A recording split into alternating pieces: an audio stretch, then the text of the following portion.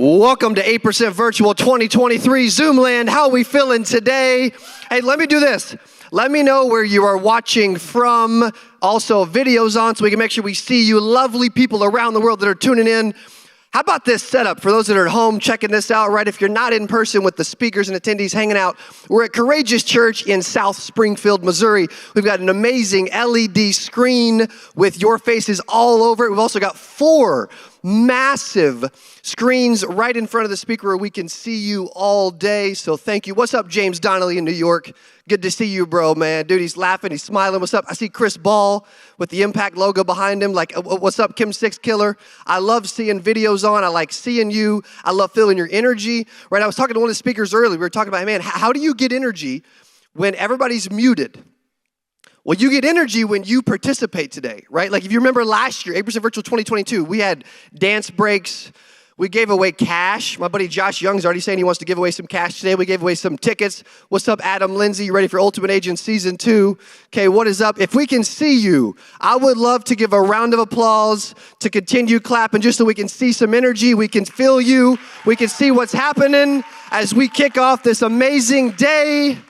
What is up, Zoom? Appreciate y'all doing that. Okay, I would love to know also where you're watching. I see Albuquerque, New Mexico, Canada, Vancouver Island. I love it. Okay, also, team, if there's a way for me to see the chat in some way, that'd be cool. Montreal, Canada, Wyoming, Iowa, NOLA, Tampa, Orlando, Indiana, Florida, Chicago, OKC, New York, LA, Houston, Iowa, India. I've also heard that we have agents jumping on because I got some DMs this morning from Greece, Spain, Philippines, Canada, London, China, Australia, South Africa, and India. Give those a hand for being around the world and tuning in and being a part of 8% Virtual 2023. What's up, Michael? What's up, Ann? What's up, Leslie? What's up, Don? What's up, Richard? What's up, Jonathan? What's up, Brooke? I see y'all. Okay, thank you for being here. Here's what today is all about. Today's about breaking free. Like if you think about where you're currently at, whether it's bad habits, whether it's bad relationships, whether it's a current situation, a past, whatever it is, whether it's a poor mindset, right? Whatever it is. Today we have 13 millionaire speakers who are going to be pouring into you. They have all flown from all over the country. They have came here to South Springfield, Missouri, like the best place on the planet, to pour into you all over the world today. So I appreciate you being on. Our speakers are going to deliver. That I can promise you. Okay, Marissa Malazzo, what is up? I see you. Okay, they are going to be pouring into you today. Trey Honeycutt is going to deliver. Joshua Youngs is going to deliver. Edward Pritchett is going to deliver. Roger Short, Letitia Jackson, Jennifer Lawrence, my father Brian Askins, Lauren Askins, right? Landon McCarter, they are all going to pour into you today to help you break free in 2023. I don't know about you, man, but it's time to break free. Does anybody in Zoomland feel like, dude, you feel like, man, that you are so close to breaking free and doing something big? By show of hands from around the world, talk to me. Who feels like, man, I'm so close to doing something big, right? I feel like that every single day. I wake up, and if you ever took a DISC or personality assessment, I wake up and I'm like frustrated. I'm a high D, I'm a high I. I feel like I've never accomplished anything in my life. And I feel like I can do much bigger things. And then I go to my wife, she's like, hey, why don't you just shut up and like slow down and realize what we're doing, right? And my pastor, Tyler and Renee are in the house here at Courageous Church in South Springfield, Missouri. They're hanging out, they're watching this morning, okay, which is awesome. They were allowing us to use this amazing facility. And he was talking about this Wednesday night, how God is a blessing. And man, we have been so blessed. My wife continues to bless me. She continues to like keep me in a good attitude when I get frustrated or when I get negative. Like none of you ever get negative, right? Like never, right? Never happens. Man, dude, I get negative too much. But today's about breaking free and doing something big. Okay, so thank you for being on. Again, videos on. I love when videos are on. I love being able to see you. There's something about like seeing someone through a Zoom, right? With your face on, with your smile. Give me your best smile. Who's got the best smile? Let's turn around and look at all these screens, man. Who's got the best smile? Give me the biggest smile. Who's got the biggest smile? Okay, let's see. Who's got the biggest smile? D-Money down here's got a good smile going on, okay? Who else we got? There we go. Okay, I love the smile up here. Mike Kaka in the Impact Legacy Group office, man, a big old smile with his hands up. Dude, I love it, man. Energy matters, does it not? Thank you for tuning in. Also, we're going to be giving away, again, tickets, cash, money. Your energy on Zoom matters. We got a ton of surprises for you throughout the day. I was speaking, I'm going to share a quick story on how important energy is, man. Like I was speaking at in Chattanooga, Tennessee at an event. Actually, you know what? I'm saying I was speaking. I spoke later. I wasn't speaking yet. I had friends that were speaking, and I went to an event in Chattanooga, Tennessee. And I showed up, and I paid for the ticket, and I sat front row just to support my buddies, and I was not speaking.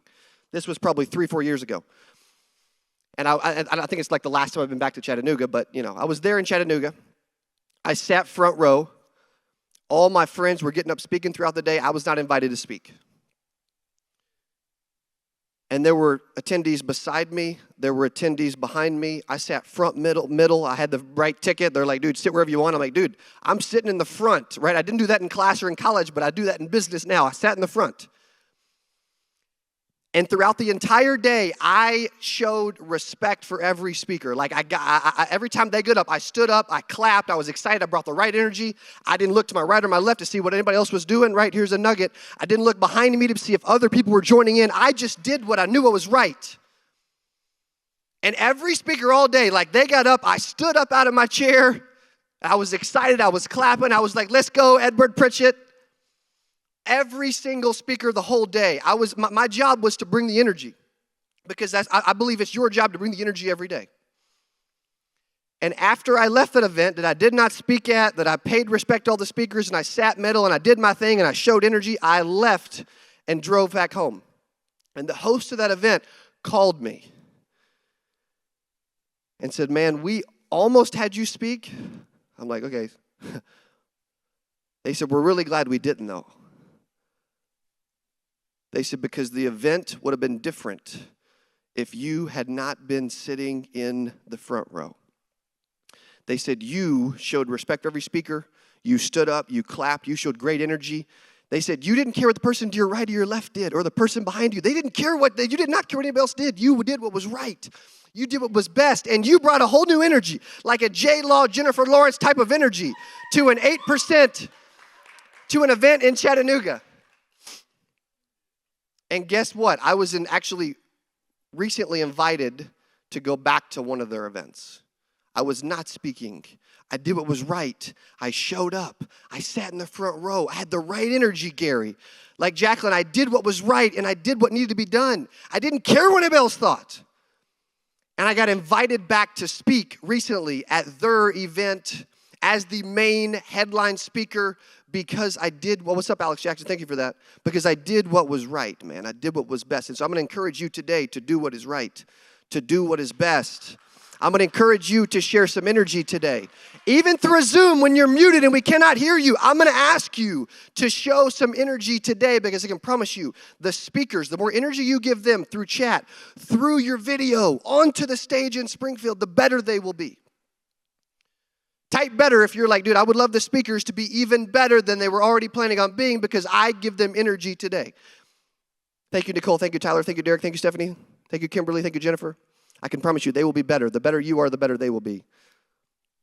We'll have some energy. We'll smile. We may even dance a little bit. J-Law and Letitia, you never know, man. Okay, let's light it up today. Let's have a blast. We did 8% virtual in 2022. We did it in 2020, 2021, 2022. Now 2023, this is our fourth one. We had 1,765 agents log on throughout the entire day last year. We expect to beat those numbers this year as people log in and out throughout the day, which is awesome. We had about 300 register literally in the hour right before the event dropped.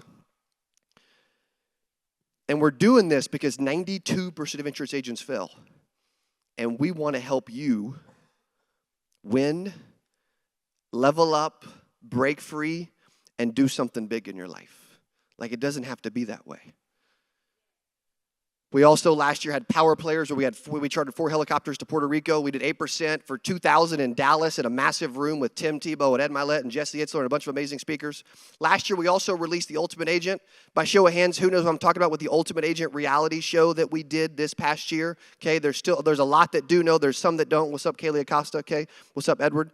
So what we did is, like, how many real estate shows, like, type the name of a real estate show in chat that you've seen on Netflix or Hulu or all these other places, man, like, right, like Flip or Flop, you know, like $1 Million Listing this, Beach Mansions, Buy This House, like all this stuff. There's a bajillion real estate shows.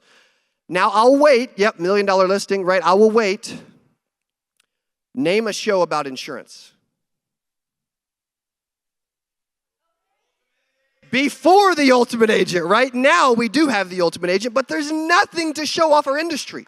Like there are more millionaires in insurance and financial services than any other industry on the planet, but nobody talks about it. You don't, like all the agents that are here, millennials, whatever, you don't walk in to a career day, walk past a booth and say, I have to sell insurance, man. Like I just have to do it.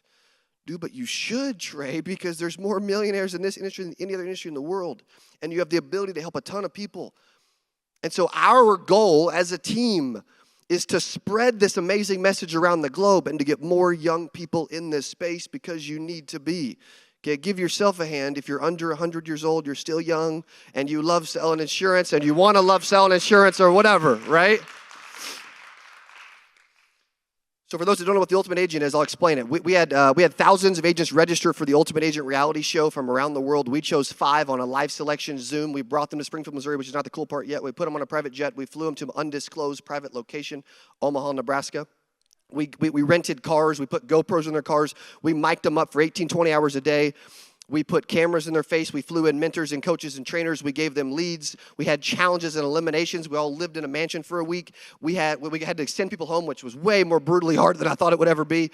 And then at the end of 6 days, we sent them home, but we crowned one winner of The Ultimate Agent, and they won $121,000 in cash and prizes.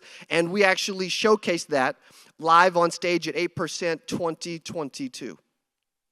And we are doing The Ultimate Agent again this year. We're recording it in a couple weeks again, Ultimate Agent Season 2. That's one of the shows we're going to be doing. We also did the Ultimate Agent Tour. Who's out there and you actually came to one of our Ultimate Agent Tour cities? We did 5 cities in 5 days on a private jet with 30 people. We went to Orlando, Charlotte, Atlanta, Chicago, and Dallas in 5 days, right? You were in Dallas. Okay, I love it, Laura. Thank you for chiming in, okay?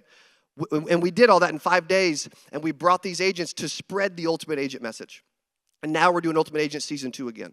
Okay, we got a bunch of new stuff we're doing this year. Again, UAC again, Season 2. We created I was told that there were agencies in different parts of the world that were playing our content, but they were translating it for their agents.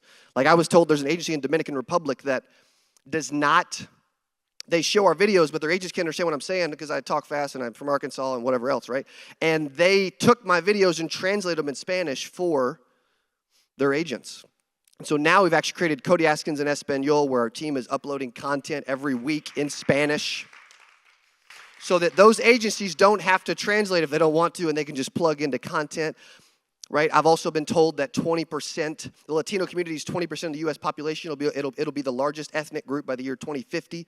And I don't believe anybody's helping the Latin community. I don't know that I'm the right person to do it, but we believe we should try because nobody else is. I am going to commit to figuring out once Lauren learns Spanish, I'll learn it right after, okay? So she's first, right?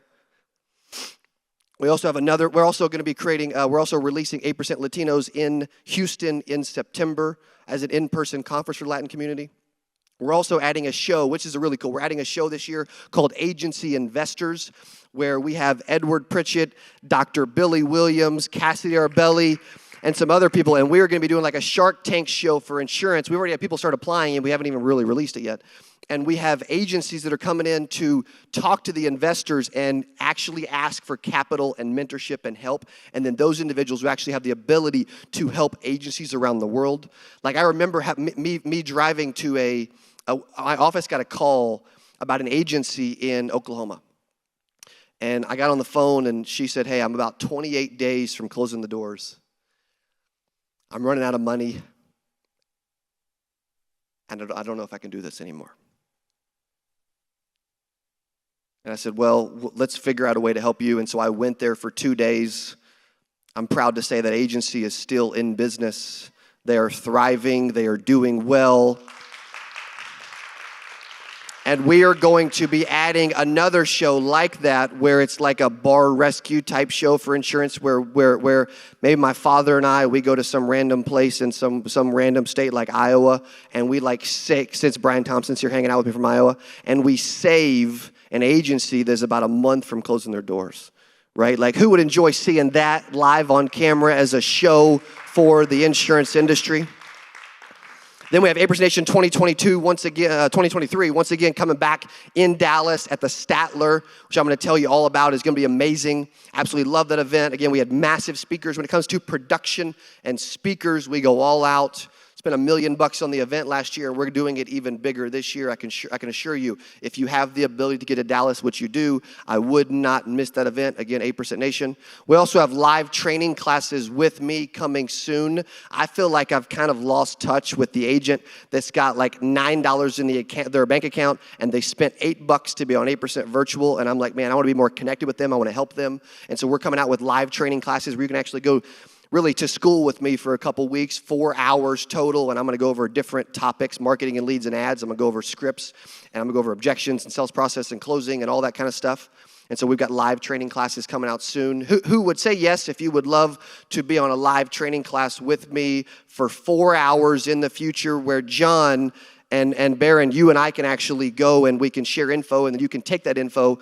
Right, maybe I'll bring my buddy Trey Honeycutt on, and we'll like share some of the stuff that we've been able to accomplish that have worked in agencies that can work in your agency, right? So that'll be coming here shortly, right? And now we're back. This was all stuff we did the last year, stuff we're going to be doing. And now we're back for 8% Virtual 2023 break fee. Our team was trying to figure out why like break free. What should the concept be? And we thought about how most agents, Amy, they're struggling to get out of their own way. They've got all these bad habits. They're sleeping in, they're eating poorly, they're drinking Mountain Dew, Dustin, and they're not working out, and they've got bad relationships, and they've got all these bad like things that have happened in their past or current situations that they need to break free of. And so this is to help you break free of whatever you want to break free of. But for you to actually break free from whatever you want to break free of and have an amazing 2023, you've got to actually know what you want to break free of. And so my challenge to you right now is think about it. Let's stop. Let's pause. As I'm talking 1,000,000 miles an hour. If you had to pick one thing that you could totally change about you and everything you're doing this year, and you could break free of one thing, maybe it's a habit. Maybe it's a relationship. Maybe it's your current situation. Maybe it's your past. Maybe it's your attitude. I don't know what it is, but I think it's time to break free of that. So what do you want to break free of? Throw it in chat. Our speakers are watching so that we can make sure we cover that today and help you with that today. Speaking of breaking free of bad attitudes, there's a story by Steve Harvey that I love. I actually recently found it literally this week and loved it so much, I'm going to share it right now. Back when he was 21, he joined Amway. And his sponsor, by the name of John Walker, called him one morning at 5:30 in the morning. And Steve answered the phone. Hello? Steve, this is John Walker, buddy. It's going to be an amazing day. You're going to have a phenomenal day. Okay, John. It's going to be an amazing day. We're going to do big stuff today. Click, he hangs up. Steve's like, what is wrong with this cat, man? What, it's 5:30 in the morning. Day 2, calls him again. Ring, ring, ring. Hello? Steve, this is John Walker, man. We're going to have a phenomenal day. We're going to do big stuff. It's going to be amazing today. John, it's 5:30. You're going to be amazing today, buddy. Click, hangs up. Day 3, ring, ring, ring, ring. Hello? Steve, this is John Walker, buddy. It's going to be an amazing day. You're going to be phenomenal. We're going to have an amazing day. Click, hangs up. This goes on, keeps getting calls 2 and 3 weeks in. He finally starts getting frustrated. Why in the world is this cat calling me at 5:30 in the morning every single day? He's getting frustrated as he keeps calling, and it keeps happening. This goes on for 37 days in a row. Ring, ring, ring. Hello. Hey, this is John Walker, buddy. It's going to be an amazing day. You're going to be phenomenal. It's going to be awesome. He's like, I know who it is. Day 38. Ring, ring, ring. Hello. 5:30 in the morning, 38 days in a row. Steve, this is John Walker. Different tone. He says, Steve, why do you always answer the phone like that? He said, because, dude, I'm unemployed, and, it's 5:30 in the morning. I don't have to be anywhere. I'm laid off. He says, yeah, but, man, you have such a bad attitude. He's like, I don't have a bad attitude. It's early. He's like, man, I'm so disappointed in you. He said, you have so much potential to do something big, and you're completely wasting it. Have a great day, and he hangs up. Steve says, man, that cut deep. Like he's trying to do something with me. He's trying to prove something to me. He's trying to get something to happen. He says, all I could do was think about this all day, the rest of the day, like what in the world? Why is he doing this? Why is he saying this to me? Why is he doing this 38 days in a row?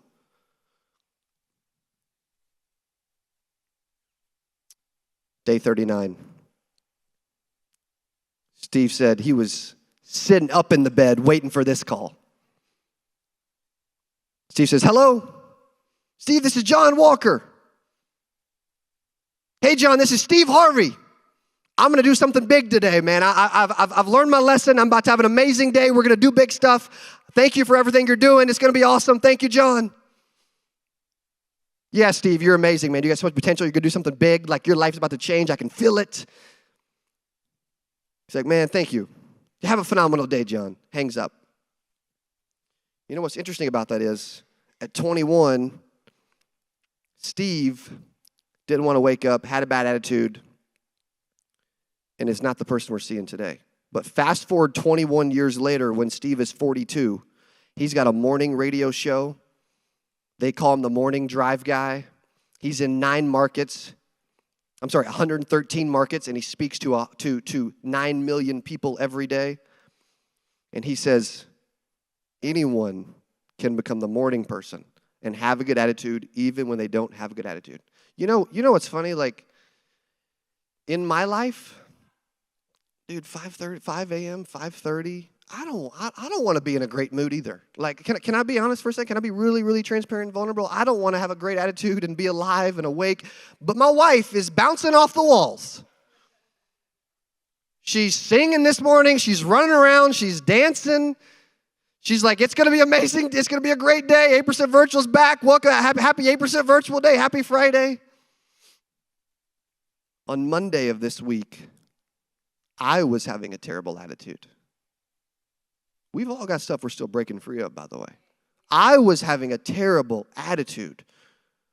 There was some stuff happened throughout the day that I'm not going to go into that affected me more than it should have, if I'm being honest. And my wife came in and stopped me and said, stop talking for a second. She said, take a look around. Look at what we're doing. Look at how blessed we are. Look at what we're accomplishing. Look at where we were and where we are now. Look at the amount of people we're going to help on Friday. And she set me straight. It cut deep.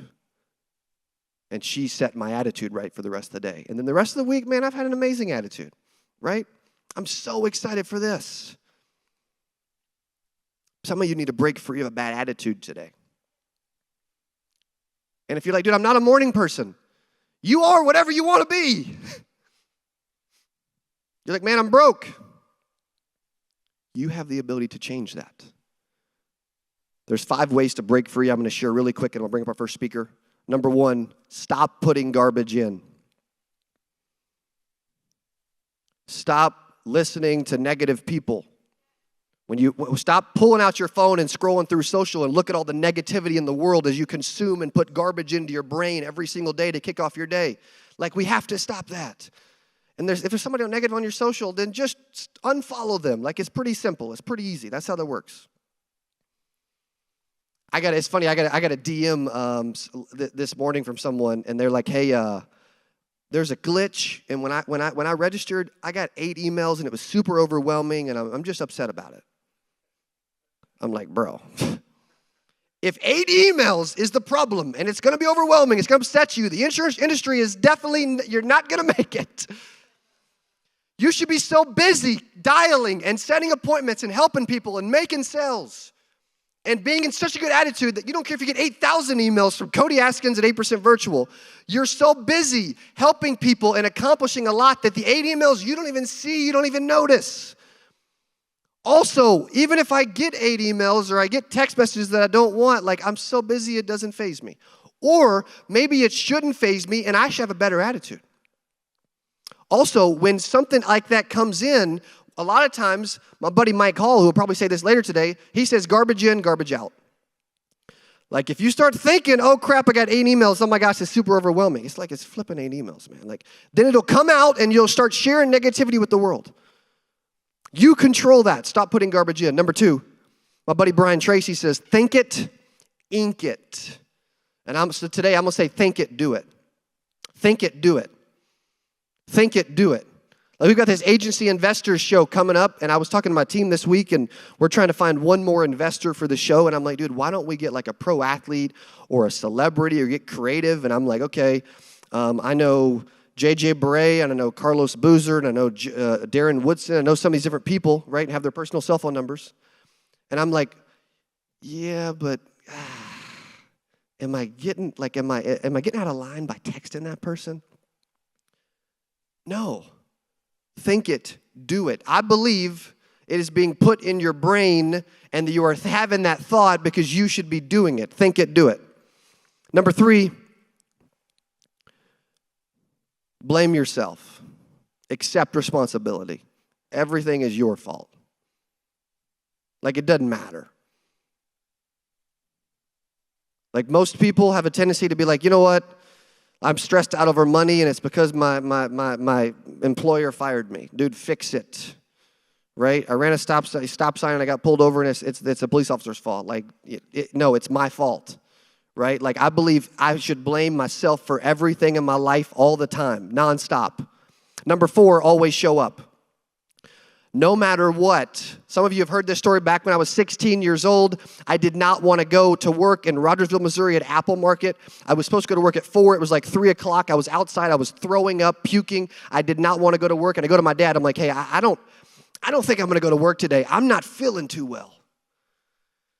And he said something I still think about literally every day when I do not want to get up and do something, Josh. I said,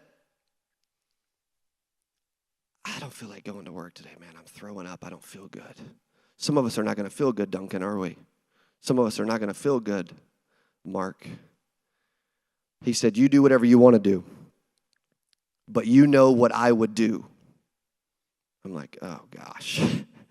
So I'm not saying this is acceptable in 2023, but I went to work to Apple Market, and I worked my 6 hours part-time from 4 to 10, and I felt terrible, probably threw up in the break room, probably threw up in the bathroom, but I showed up. Step 1 of success in life is showing up. When you don't feel like showing up, you show up anyway. When you're sick, you show up. When you don't want to dial, you show up. When you don't want to door knock, you show up. When you don't want to make calls, you do it anyway. When you don't want to help people today, when you don't want somebody calling you at 5:30, you answer anyway. When you don't want to get up and you say you're a morning person, you become a morning person. When you tell someone you're going to go to the gym and you've got a trainer and they're expecting you to be there, you show up anyway. That's the best way to train yourself to break free is to stop allowing mediocrity. I remember back in 2015, I was upset with myself. I would say, man, it's Sunday night. I'm going to go to the gym on Monday. Like I'm going to start doing this now. And then Monday would come and I wouldn't do it. I was lying to myself. I was procrastinating. I was being a hypocrite and I was not doing what needed to be done. Do what needs to be done. Show up. Number 5. Get the answer and pick up the pace. A lot of us move way too slow. I was in Houston with, we just landed. I was supposed to go speak to American National, to 800 of their agents and advisors in Galveston, Texas. Devin and I get to Houston. We get off the plane, and we go to get our bags because we had to plane side check them valet because the plane was tiny from Springfield, Missouri, which is pretty normal. And we go get the bags, and there's only one bag left. And I've got my bag. Devin does not have his, and there's one bag left. The bag was not his. And he's like, that's not my bag. I'm like, well, where is it? He's like, I don't know. That ain't it.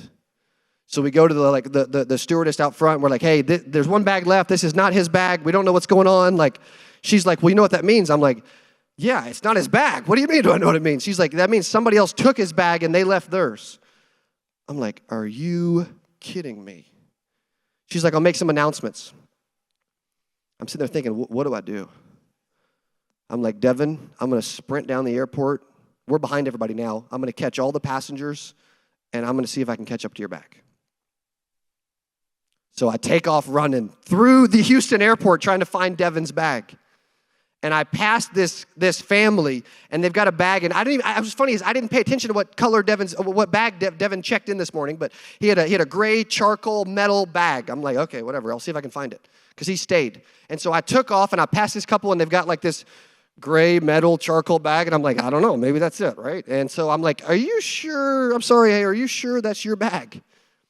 They're like, well, we think it's our bag. I'm like, well, can we be certain maybe that like this is your bag? Can we open it? Is that okay? Like, can you do that? Can you make sure? Sure. Unzips the top, opens it. Oh, that's not my bag.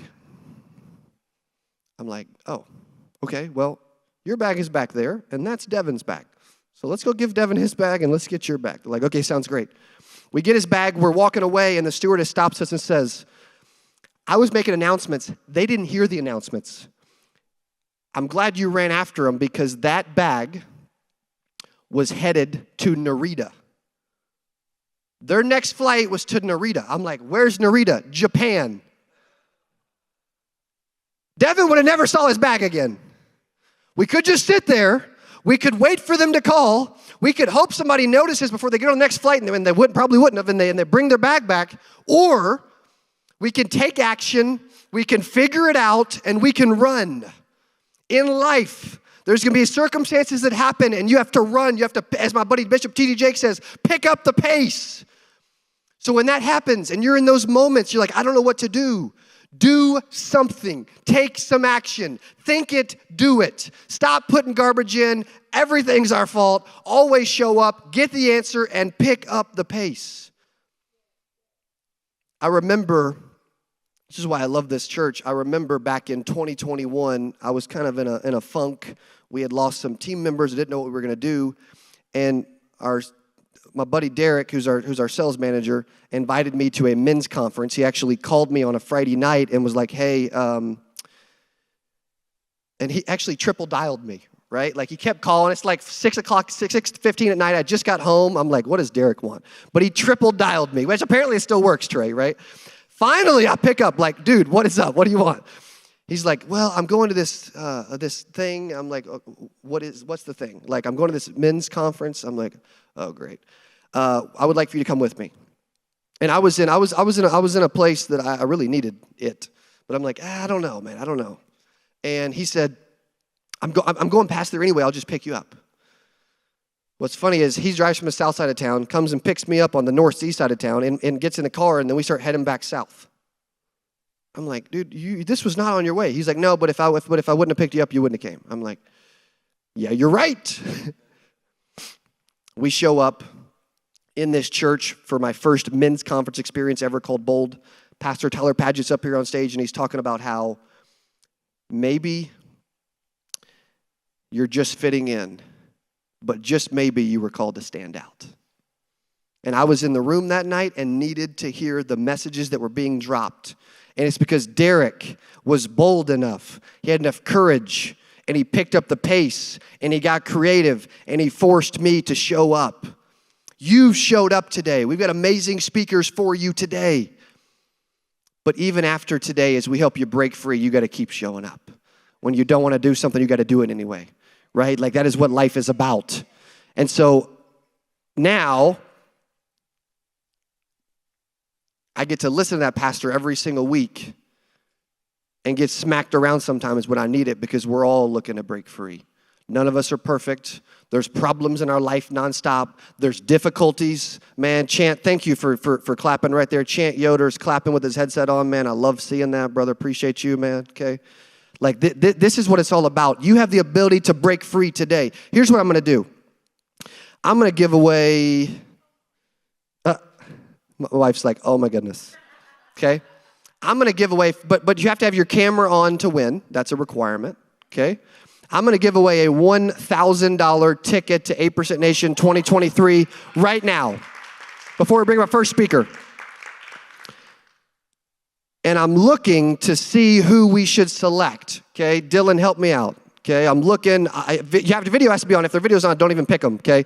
Let's see who's got energy. Let's see who's serious about today. Let's see who's been active in the chat because my team's been watching. Let's see who really wants this, who believes in this, who you believe will show up, who's showing up today. Who do you got, Dylan? Who you seeing, man? Who you thinking? Okay. Derek is showing up, but he don't even need the ticket, okay, because he works for me, okay? He'll be there too, okay? Dylan, who you got? I see Kristen, I see John, I see Carnell, I see Ken, I see Rosie, I see Jordan, I see Kaylee, I see Flora, I see a bunch of people in chat, man, okay? Where's that?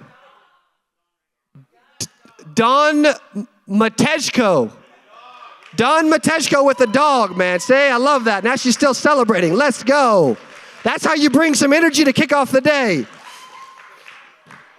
Don Matejko, please email events@CodyAskins.com and we will get you your premier ticket, or my team will make sure they follow up. Events@Cody Askins. You have just won a premier ticket to a $1,000 ticket to 8% Nation 2023 in Dallas, July 19th through the 22nd of this year. Amazing job, Don. Dylan, what kind of dog was that? What did it look like? A border collie? Something like that?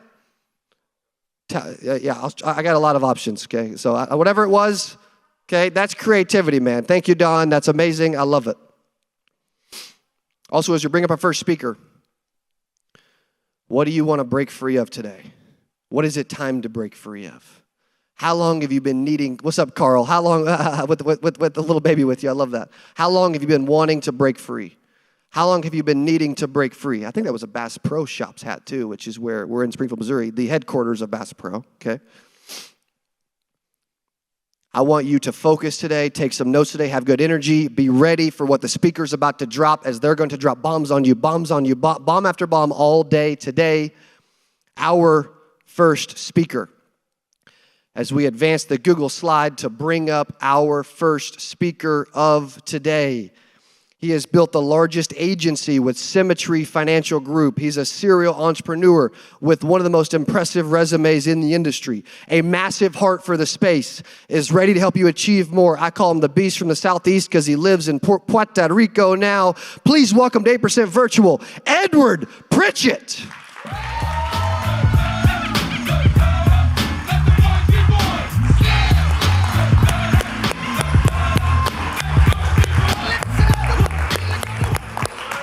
Good morning, good morning, good morning. It is so good to see all these faces. I love seeing the cameras on. It's one of the things, we all do Zoom meetings now, and I have this bad habit of whenever I'm hosting a meeting and I see a lot of blank screens, I just start dropping people out of the meeting, like, if you're not gonna be here, don't be here, go do what you gotta do. But good to see you all, glad you have your cameras on, and you're here, you're listening, you're plugging in, because you may have heard the topic that we're going to talk about, that break free, 2023, the year to break free. But every single one of us has wanted to break free from something at some point in time or another. We've all wanted to find freedom. Like, that's what breaking free means. It means I'm bound, I'm chained, I'm held captive by something, and I'm trying to find freedom. But the question is how? How do you do that? When you think of being free, what does that mean for you? What does your freedom look like? A lot of us, in the insurance industry, when we think about freedom, the first one that pops up in our mind is financial freedom, right? It's how am I going to make more income, more commission, make more sales so that I can grow things, right? But when you're thinking about financial freedom, I want to ask you this. What is your definition of financial freedom?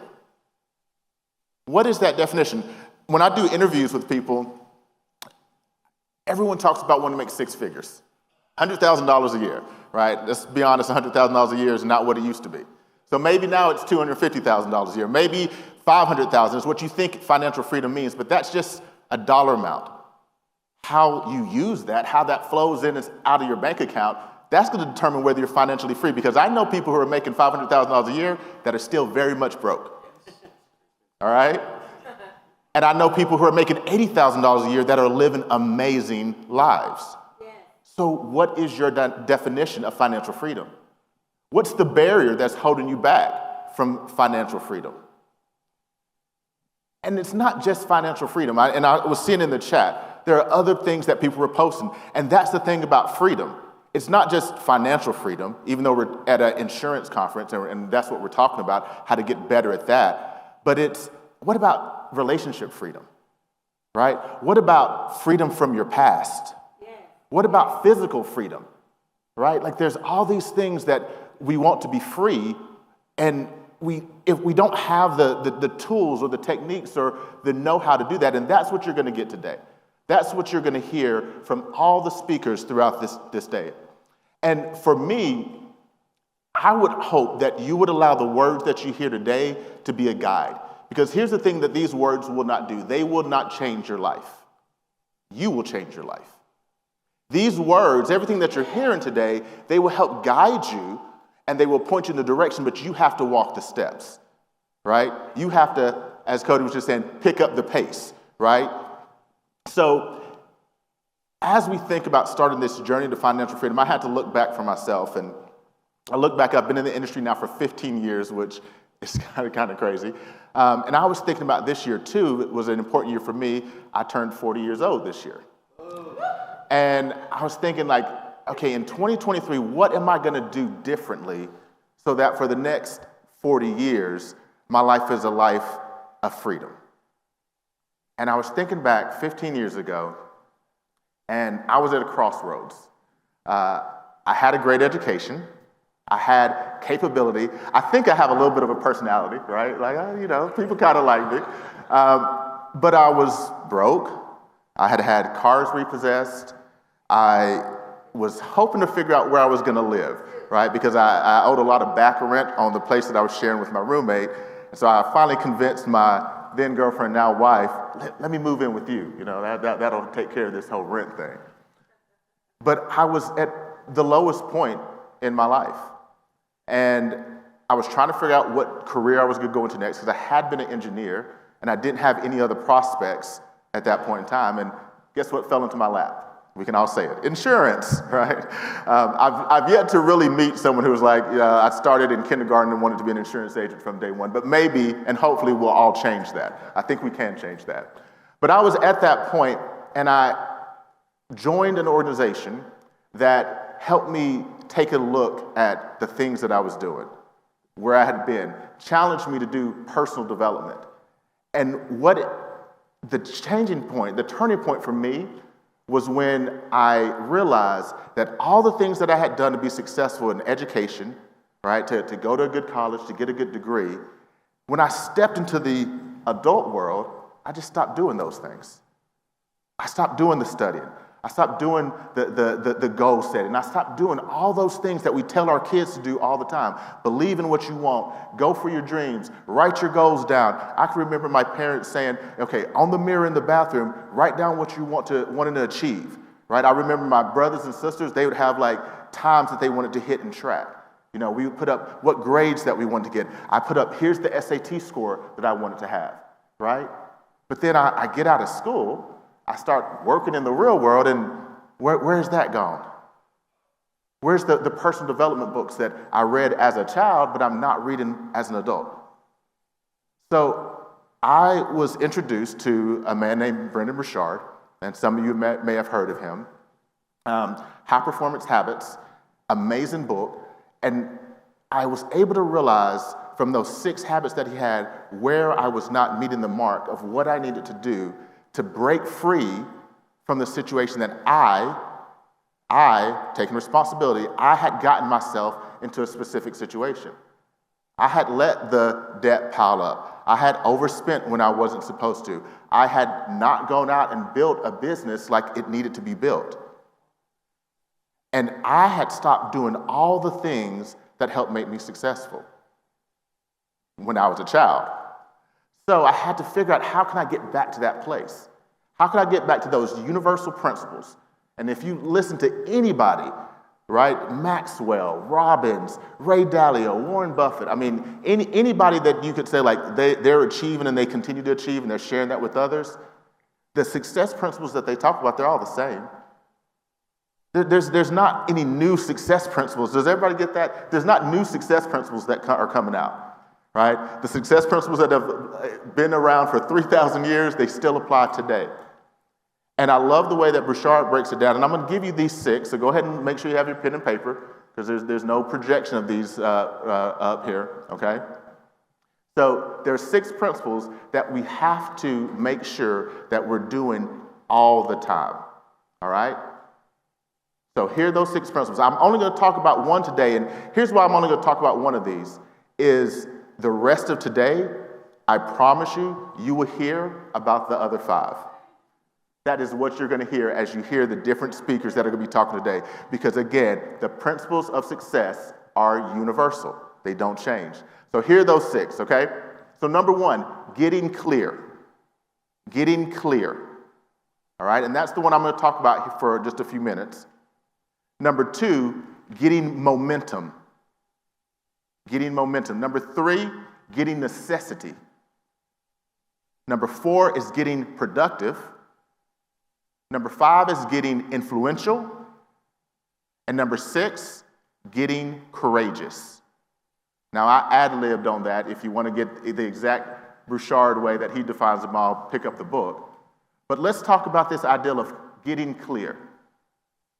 Getting clear. And I'll start by, let me illustrate what getting clear is with a quick story.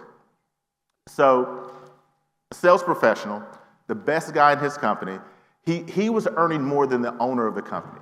That's how good he was in sales. And he had been doing this for almost 20 years. And he was invited into a big symposium to talk to all of the sales agents, the managers, and he's sitting down with them, and he's like, I'm not going to go into a lot today.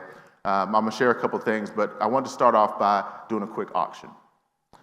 He pulls out an envelope. It says, in this envelope, on a sheet of paper, I've wrote down the one secret to my success for the last 20 years. And I'll give it to the person who bids the highest for it. And so, of course, all the sales guys, you know how everyone's looking for the silver bullet, right? Right? They're looking for the magic recipe. So the bidding just goes off, 50, 100, 500, 1,000, 2,500, 5,000. Guy stands up, $10,000. Nobody else outbid him. The salesman handed it to the guy. He was like, well, do you want to open it up and share it with everybody? No, I'm not sharing this with everybody. This is mine. I paid $10,000 for it, right? He gets home, opens up the envelope, and what do you think was written on that piece of paper? It said, the secret to success, ... to ask. To ask. And this is the ideal of clarity. A lot of you have all the tools. You have the mentorship. You have the products. You have everything you need. You have Google, everybody, right? Like, you Google it, like it's out there. But if you don't ask, you will not get clarity on what you need to do next. Clarity is the biggest key, like of all the habits. This is why Bouchard starts off with it first. If I'm not clear about, there's 4 areas that I'll go into. If I'm not clear, I'm not going to get anywhere. If I don't know where I'm going, how am I going to get there? And it starts with asking yourself. Self is the first place I got to get clear. What do you want? When we're talking about financial freedom, what does financial freedom actually mean to you if you're saying, I want to be financially free? Write it down. Put it on paper. Look at it on a regular basis. Again, a lot of you are saying, well, I've heard this before. Yes, the principles of success are universal. All right? Now you have to do it. You have to get clear about what are you doing socially? What's the social impact that you're looking to make? Every one of us has a social impact. It's our families. It's the communities that we live in. Are you clear about the social impact that you're having, that you're doing on a regular basis, what you're curating for that?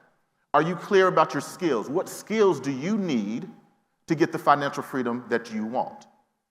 What are those skills? Write those skills down. Make a list of the skills. If it's learning Spanish, okay, so Spanish is on the list. But guess what? There's probably other things on the list. Now I have to prioritize that list.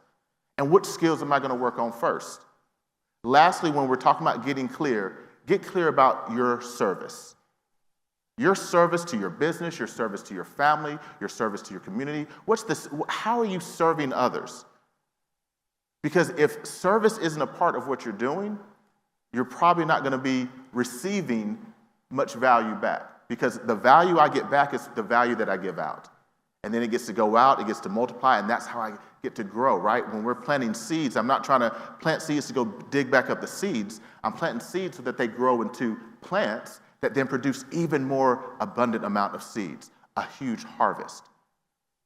So if you're not clear about why you're on this virtual conference today, take a minute as you go throughout the rest of the day and figure out, like, what am I looking for? What do I need to hear today?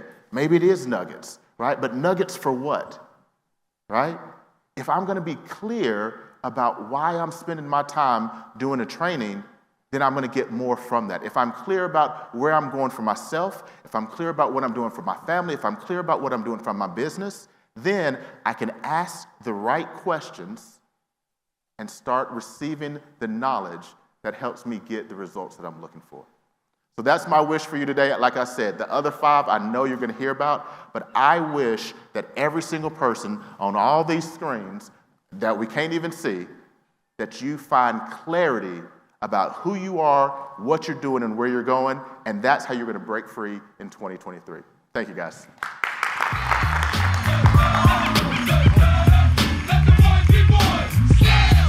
Thank you, Edward Pritchett. Give it up. He can see you on Zoom as you're clapping from around the world, giving you some clarity today. I'm sitting there wondering, like, man, what's in the envelope? Is also on Zoom, help me out in chat. Is it envelope or envelope? And either way you type it, we're not going to know what you mean, okay? But envelope. Dylan, is it envelope or envelope, man? I don't know. Envelope. Okay, good. Okay, when you're from Missouri and Arkansas, it's envelope, right? If you're from LA, it's envelope, probably. Okay, whatever it is, right? Dude, thank you, Edward Pritchett. I was so curious. I'm like, man, what is in there? Right? Like somebody paid $10,000 to find out what was in the envelope. Like, what is in it, man? $10,000 to ask, right? To ask. I don't think you're going to get it if you don't ask, right? Like, I don't think you'll get a yes unless you ask. I don't think Letitia Jackson will mentor you for a year unless you ask, right? I don't think Steve and Amy will let you come hang out with them in Kansas City unless you ask, right? I don't think Wayne Daniel will spend some time with you and help you if you don't ask, right? Like, I think that's a good point because you're not going to get the sell if you don't ask, right? Like, there's all these pieces to this if we will just ask. That gives me a lot of clarity. Does that give you some clarity today? Thank you, Edward Pritchett. Phenomenal job. Our next speaker sets me straight on a daily basis.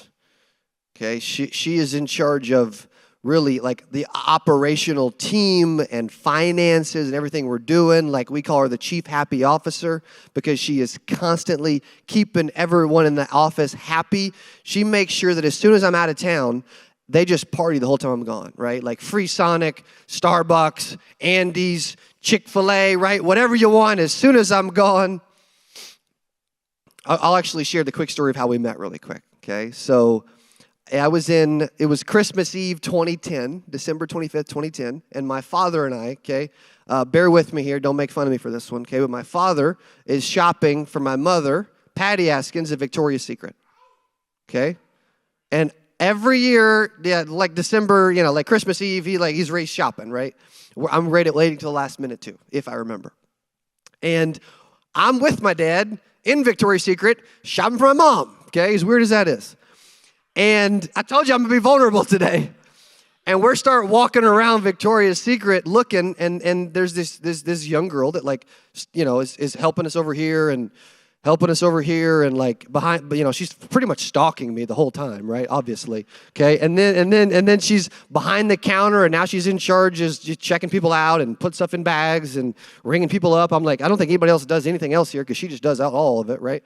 And she'll probably give you a different version when she gets up here, but you heard mine first, okay? And we leave, and my dad's like, which, with dads, it's like, hey, that she's like, man, that girl was into you. And I'm like, you know what, Dylan, maybe he's right. Maybe she was into me. Derek, maybe she was into me. And I'm like, a lot of times I'm like, I don't know if he's like, if he's been out of the game for a while, so maybe his radar's off. I don't know, right? We'll see. And I'm like, in this case, Chris, I am finding out, right? I am going, Teresa.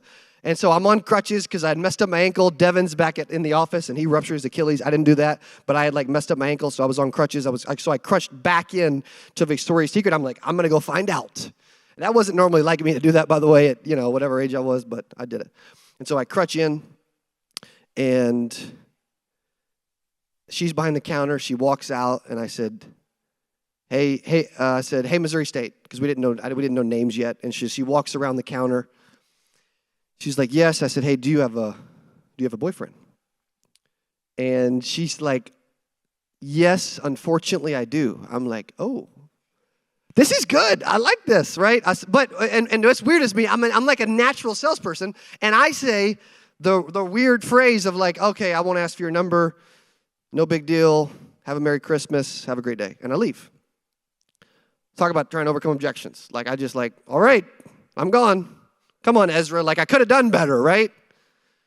And I leave, and we leave, and I kept thinking about this girl. And what's funny is later on that day, I go to my dad. I'm like, man, like something about that chick, man. Like, if I got to go back in there or something. Like, if I can have her, I'll stop dating forever. Like, it was something like we had just met. It was like day one, Patrice. I'm like, but sometimes right? And what's funny is like 9 or 10 o'clock at night that night, I get a message in Facebook Messenger, and you can still see it today. It was December 24th, 2010, and it says, hey, BBC, looks like Missouri State found you.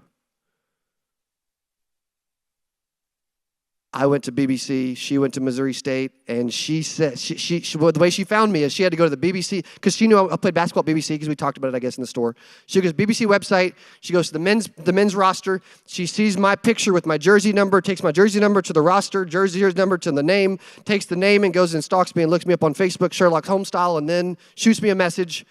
And we've been dating and married ever since. This past Christmas Eve was 12 years. We've been married 9.5 years. She keeps me at place. She's amazing. She takes care of the team. She's extremely happy all the time. Please help me welcome to 8% Virtual, my wife, Lauren Askins. Clap along if you feel like a room without a roof. Clap along if you feel like happy. Hello, everyone. Happy 8% Virtual Day. I am Lauren Askins. I get to be married to him. I take that really, it just means the world to me to be the one that gets to wake up to him every day. So, with that being said, no more tears. I just love him to death. I'm really proud of what we're doing and where we're going and all the people that believe in 8%'s mission. It means the world to me. So, it's not something I take lightly. But I have been married for almost 10 years to Mr. 8%. And I want to teach you today some of the things that I get to see that everyone else doesn't get to see. So today you get the behind the scenes look. He talked about the ultimate agent. Yes, we are filming season 2 in a couple of weeks here in Springfield. Oops, was I supposed to say that? Oops, sorry. Cat's out of the bag. I just thought about that. Darn it. I see y'all laughing at me. At least you can laugh at me with me. Okay, so we're gonna be recording it here in a couple of weeks. Well, the first time Cody is calling me after he sent someone home and he's crying. And Mr. 8% does not cry that much or show emotion. So I am gonna keep letting out more of the secrets of the behind the scenes stuff so you guys can truly get to know us and what we're all about and why we do what we do. So stay tuned for Ultimate Agent Season 2, and here we go. Today you're going to learn even more. So the first thing that I've learned from Cody Askins is speed. If you know him, you know he runs 90 million miles an hour, and we make decisions extremely fast. There's a joke around the office that when Cody gets on a plane, you can get Wi-Fi on a plane, but he normally doesn't because he uses it as time to think. And we have a joke that you never know what note you're going to get after he gets back to cell phone service, because he has probably, I don't even know how many notes you have on your phone, 700?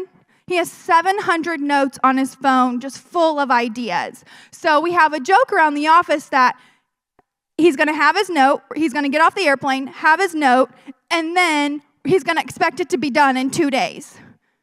And that's kind of what happens because we're blessed with a really good team. So we have our first 8%. It's planned. 9 months later, we're already doing 8% too in Dallas. So we had 8% in Nashville, and then we had 8% in Dallas. My point of all of that is stop getting caught up in the details. You're going to make mistakes in life. That's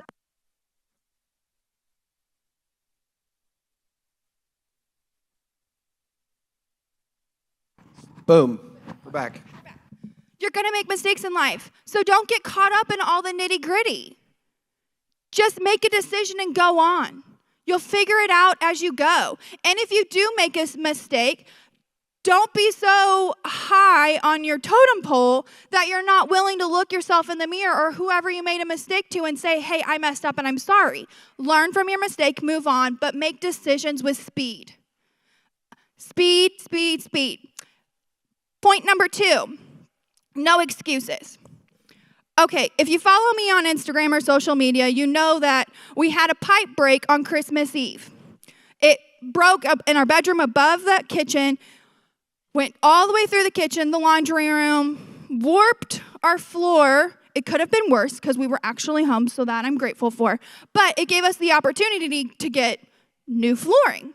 So this week we have had our house a train wreck. We've been actually living with our in-laws, Lord bless them, thank you for letting us do that, for 4 nights. We stayed there for 4 nights.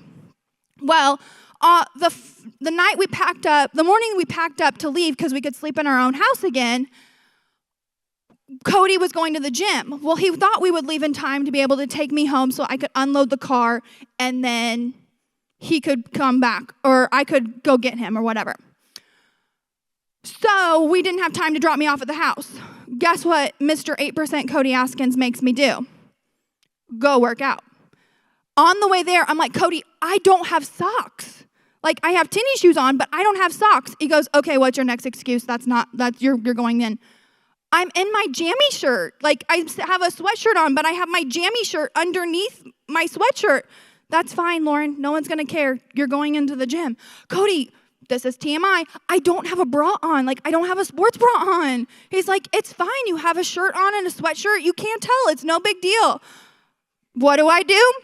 I go in the gym and I walk on the treadmill for 30 minutes because he wouldn't let me have any excuse. So, point being, don't let anything get in your way. We make up excuses in our own mind to keep us from doing what we know we need to do. Shoes, no socks, jammies, no bra, just get it done. And that's what we did. Point number 3, he's laughing because it's true. Point number 3, the ability to cut out noise. When you put yourself out there and you're so vulnerable to all of the people across the World Wide Web. That's why I love this day. This day is super special because our mission is to help every insurance agent in the world. And we have people from all across the world, which is beyond humbling. And you are going to get criticism. Not everyone is going to like everyone in life. That's part of life. It's the ability to drown out the things that don't matter and listen to what does. he talked about earlier, his story on Monday is true. He came in my office and he closed the door and he sat in my green chair and he looked at me and he's just grouchy. And I'm like, why are we grouchy? Like, you don't need to be grouchy right now. Like, stop it. But he was letting the noise get to him. So in those moments that you do have, we all have weak moments. So that moment that he does have, that he is listening to the noise, he is letting things get to him, you have to have a community around you that builds you up. So not only do you have to be able to cut the noise out, you have to have your community cut the noise out with you. You can't stay there. It's not good. So Cody put his first YouTube video out in December of what year? 2015. I mean, it's bad. If you take the time to scroll through all 9,000 videos, it's bad. But he did it. He didn't care what it looked like. He didn't care about the criticism that he was going to get. He didn't care about anything. He just did it. So I encourage you to put yourself out there because we're on a mission to help people make their lives better. The world is brutal. And it is our goal to encourage all of you to make it better. So the better you can cut that noise out and surround yourself with the right people, the farther you're going to go. He used to get made fun of for touching his belt all the time. He would touch his belt on every video, and people would make fun of him, and he just kept doing it. I mean, he didn't keep doing it. He just kept putting the content out because it's the content that matters, not what quirk or thing we do. People are looking for something. Ignore those people. They're crazy. They're crazy. It's fine. You'll find the right people to fit in your circle and to help those. So cut out the noise and the criticism and just keep going. It doesn't matter what it looks like. Cody has this rule of one take. So as I'm encouraging you to put yourself out there, you only get one take. Cody doesn't re-record something. Dylan can vouch for this. We don't re-record.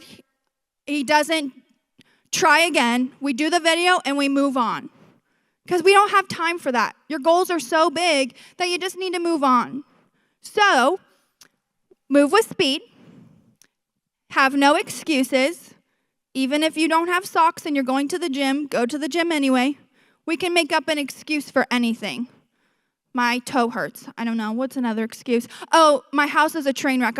Literally, our furniture is all down the hallway of our bathroom. Like, we could use that as an excuse to, oh, I need to do that. But no, we know what your priorities are. Know where you want to go, and don't let anything get in your way. And then the ability to cut out the noise. Don't let negativity get you down. Yes, you're going to have moments of weakness. I understand that. I'm not super happy all the time. I mean, 99.9% of the time I am. But I encourage you to surround yourself with people that don't keep you there. There was times in my life where I had to reach out to my pastor Renee when I knew I was in a dark place and I needed help getting out. You have to have people in your life that bring you out and don't allow you to listen to the noise. So today, I kept it short because we're probably behind on time. I try to keep us on time. I challenge you to make decisions with speed. Don't get caught in the details. Just move on. If you make a mistake, say I'm sorry and make it right. Just go. Don't allow yourself to make excuses and cut out the noise. If those 3 things I could put in a bottle and sell that my husband does phenomenal, it's that. And if you can take those 3 things and really hone in on them, you can move mountains, and I truly believe that. So thank you all for taking time on your Friday for being here. I am Lauren Askins, the wife of Cody Askins, and let's have a great rest of the day. Clap along if you feel like a room without a roof. Clap along if you feel like happiness is the truth. Boom. Give it up for Lauren Askins jumping into 8% virtual. Thank you, Barbara. Thank you, Richard. Thank you, Quincy. Thank you, Mr. Harvin. I was thinking about something when she was talking about speed, right, which is so important. We all worry about, as she's saying, like what everybody else thinks, right?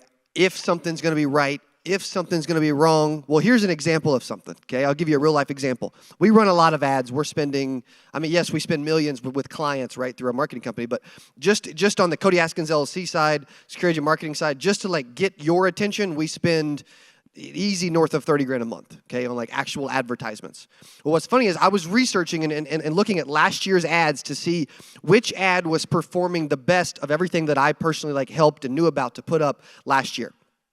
And you would think, well, like, okay, the best ad, Edward, had to be like the most graphically appealing thing and like the perfect video. And like we spent 4 days shooting this thing and we took 4 million takes and it was amazing. The most engaged ad that I put up last year was to help agencies. And it said, recruit insurance agents. And we built it in Canva. But here's what was special about it. The word recruit was spelled wrong. The word insurance was spelled wrong. And the word agents was purposely spelled wrong. All three were spelled wrong.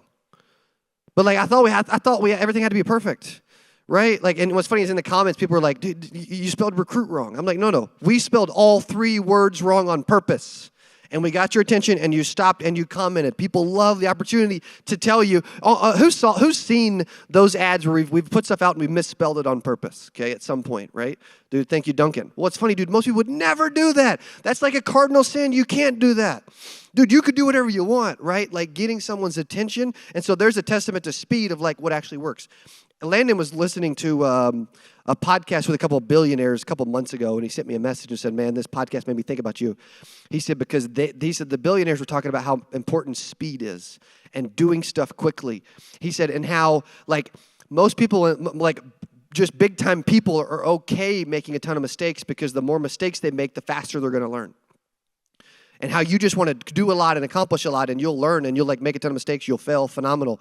But it's that speed that continues to pick it up and you continue to learn from. And so I love that my wife actually shared some of the speed thing because it's so important. Like you only get one life. You're not a cat, right? You get a chance, you get 2023 once, right? You get March 10th once. Right? And what you do matters. It's so important. And you can do way more than you think. Most people undervalue what they can accomplish in a year, but they tend to overvalue what they can do in a week, a day, or an hour, right? And so you can do a lot more. Okay, our next speaker has a massive heart, like crazy humble, also hilarious. We'll see if he proves me right or wrong when I throw him the mic in a few minutes. Man, I love getting a chance to be around him, hearing him speak. He's got such a message. He keeps things so simple. I love the way he trains, and he helps agents do something big. Type big if you're ready for our next speaker and you've loved 8% Virtual 2023 thus far as we bring out our next speaker of the day. His agency produced over $36 million in 2022. His agency has also helped millions of families. Traveling from California, please welcome to 8% Virtual, our next speaker of the day, Trey Honeycutt.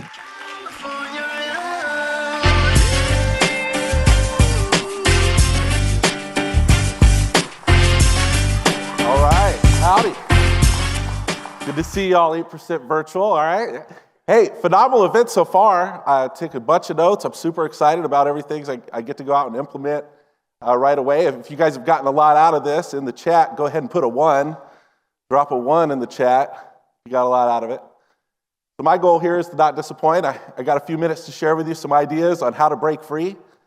In order to do that, I really have been thinking about in the past where I was and where I came from. And the last thing I want to give the impression of is I did it all by myself. I did not do it all by myself. And none of you will do it all by yourself either. I think a big mistake that people make is they think that things are happening to them. And the biggest breakthrough I ever had was the realization that things aren't happening to me, they're happening for me. I don't know how many of you have ever seen that movie Butterfly Effect, but it's this idea that if I could go back in time and I could pick one thing and change it, what would that do? And in that movie, Ashton Kutcher goes back and he picks one thing to change and he comes back to the future and realizes that all these other things are broken. So everything that's happened to you has happened for a purpose, and you're right where you're supposed to be. If you want to break through or break free, the first thing you need to understand is you can't grow from where you think you should be. You can only grow from where you actually are. And where you actually are is exactly where you're supposed to be. A mistake that I made for a long time was the grass is greener mistake. If it wasn't working, it was because of someone else. It was because of my IMO. It was because of my leads. It was because I didn't have the right phone script. I didn't have the right mentorship. That's not the way it is at all. The grass is greener where somebody's watering it. So personal responsibility. Why do self-development? Why read books? So you can get in the habit of accepting personal responsibility for where you are. And the thing I like people to understand about this business specifically is this business is art, it's not science. It's not the how-tos, it's how you do the how-tos that matter. The reality is people look at the results. They look at somebody's lifestyle. They say, oh my goodness, look at this amazing lifestyle that Edward has. And then they look at his results. They say, if I could just get those results. A thing that I like to keep people in on is you don't have control over the results. Let me set you free. Want to break free? Understand this principle. You don't have control over the results. The results come last. The results is the outcome. All you have control over is the input. A couple years ago, my son, he's at a flag football, junior high flag football game. He goes to a Christian school, there's like 10 other kids. They coerced all 10 of those kids to be on the flag football team. I'm thinking this has to be the safest thing of all time. It's flag football. How can you get hurt doing this? So the other school they're playing, it was a prison school. At least I think it was. So the kid on the other side of my son on the line, because now he's a lineman, because he can't run fast and can't throw the ball. So he's blocking. And the kid on the other side of my son, who's the blocker, is like 6'3" and has like a goatee and like a mustache, okay? My son's in 7th grade. So he goes to get the quarterback. He knocks everybody down, gets the quarterback's flag. Next play comes up. He knocks 2 of the guys down because the other 2 guys didn't want to play. gets the quarterback's flag. The next play comes. He breaks through. The only kid trying to block was my son. Proud of him. But he hit him, flips him over backwards. He lands on his wrist, and I hear, ah! And I'm like, oh, Lord. So they pull him over to the side of the field. He's holding up his wrist. It's obviously broke. The adrenaline's going, so he hasn't really realized how bad it hurts yet.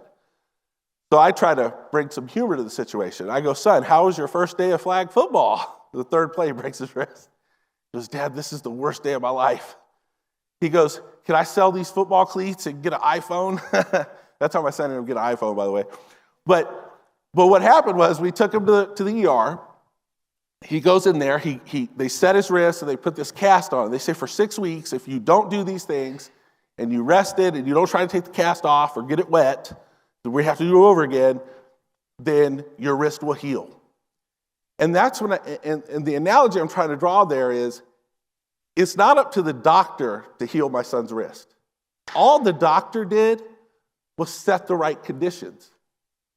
The same thing's true in this with the results. You aren't in control of the results. The only thing you can do is set the right conditions. And take your personal responsibility. The question you ask yourself is, what can I do today to get closer to where I want to go? And then make a goal of hitting those things every single day. I call that developing a power mindset. If you can figure out a few things you could do every day to get you closer to where you want to go. And one of the things, when Cody asked a question earlier about, what's holding you back, or a lot of people in the chat were saying things like, well, it's my fear of failure.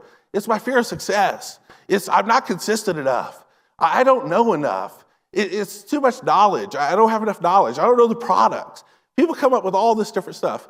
The reality is, I'm not consistent. That's my favorite one.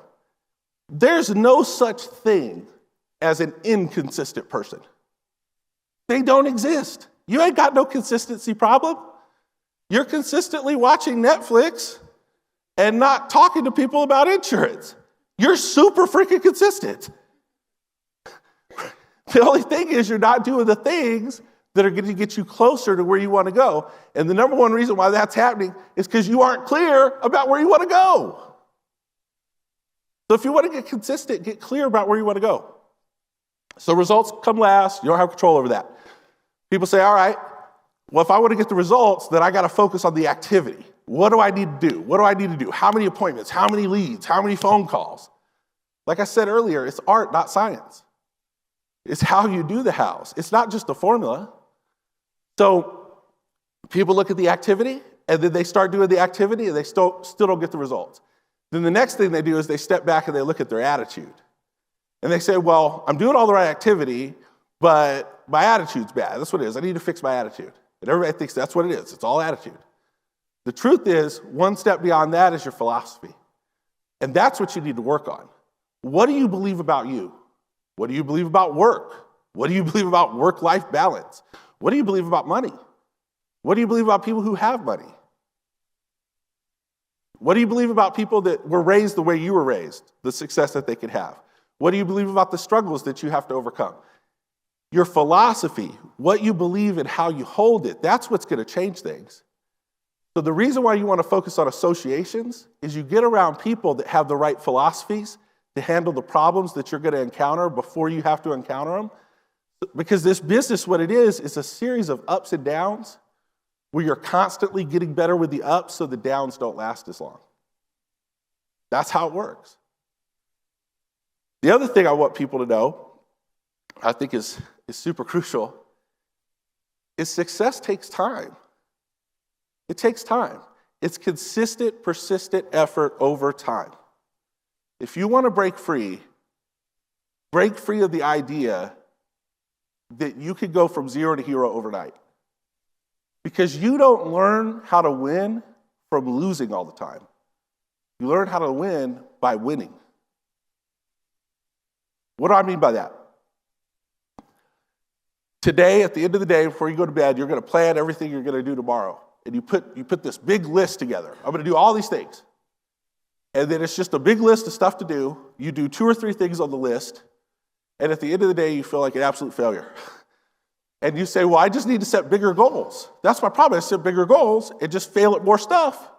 And eventually, if I lose more, I'm going to win. That's not true. When we talk about doubling your rate of failure, what we're referring to as it pertains to creating momentum is doubling your rate of failure. That allows you to not be afraid to fail so that you do the activity long enough to have success.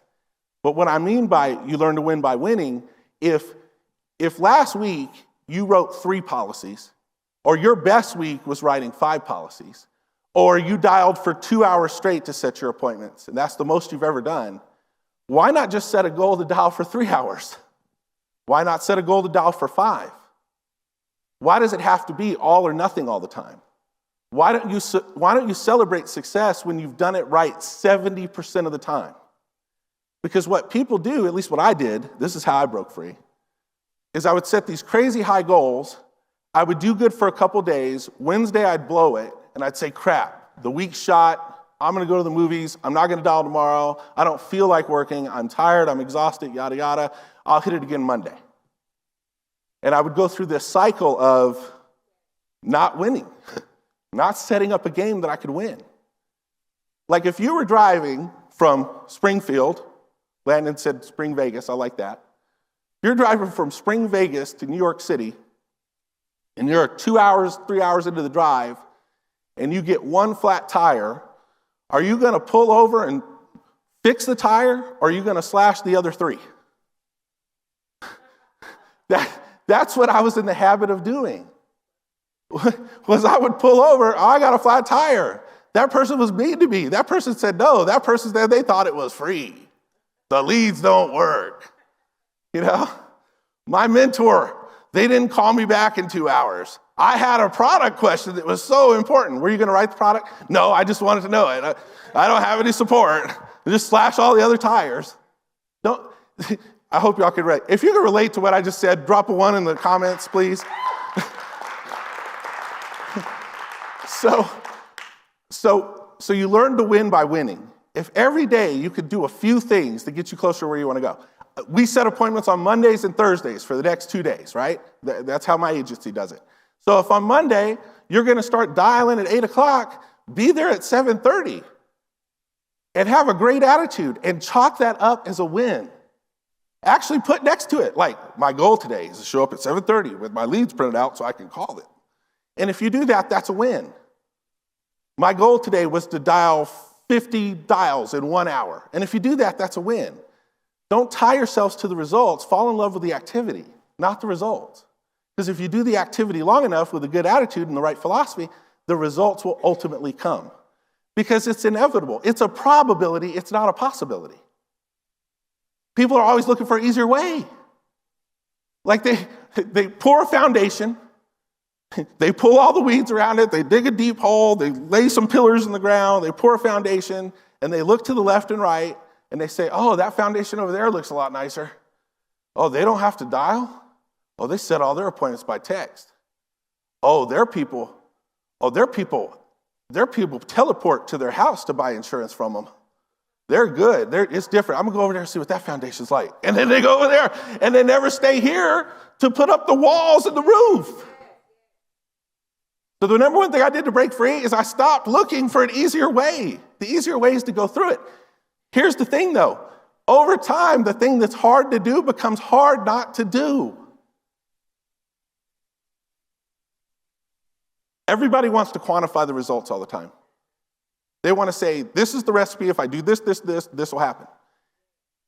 That don't work because you can't quantify momentum and getting better. So you have, thank you. Man, I am feeling good. I'm going now. You're doing, thank you. Yes. But you can't quantify momentum and getting better. And so, and that's the part that messes everybody up, right? Because they think, well, if I just had this recipe. No, the truth is, if you did it long enough, this is a really methodical process. It's like this in any business, but it's specifically like this in insurance. This is a really methodical process. Each correct step will lead to the next correct step. You go as far as you can see, and when you get there, you'll be able to see further. You don't need to see step 10 when you're on step 1. I just need to get to step 2. Thank you for that. Thank you for that. But does that make sense what I just said there? All right. Well, I appreciate you guys. I wish I could break that down into some bullet points. I had like 3 bullet points. I turned into 16 of them. But those are some of the things that I think will really help you break free. And I appreciate you guys. Thanks for having me out here. Keep fighting the good fight. I love this community. I love what y'all are doing. I love everything Cody's doing. Lots of respect for him as a businessman. And lots of respect for you guys. So thanks for having me.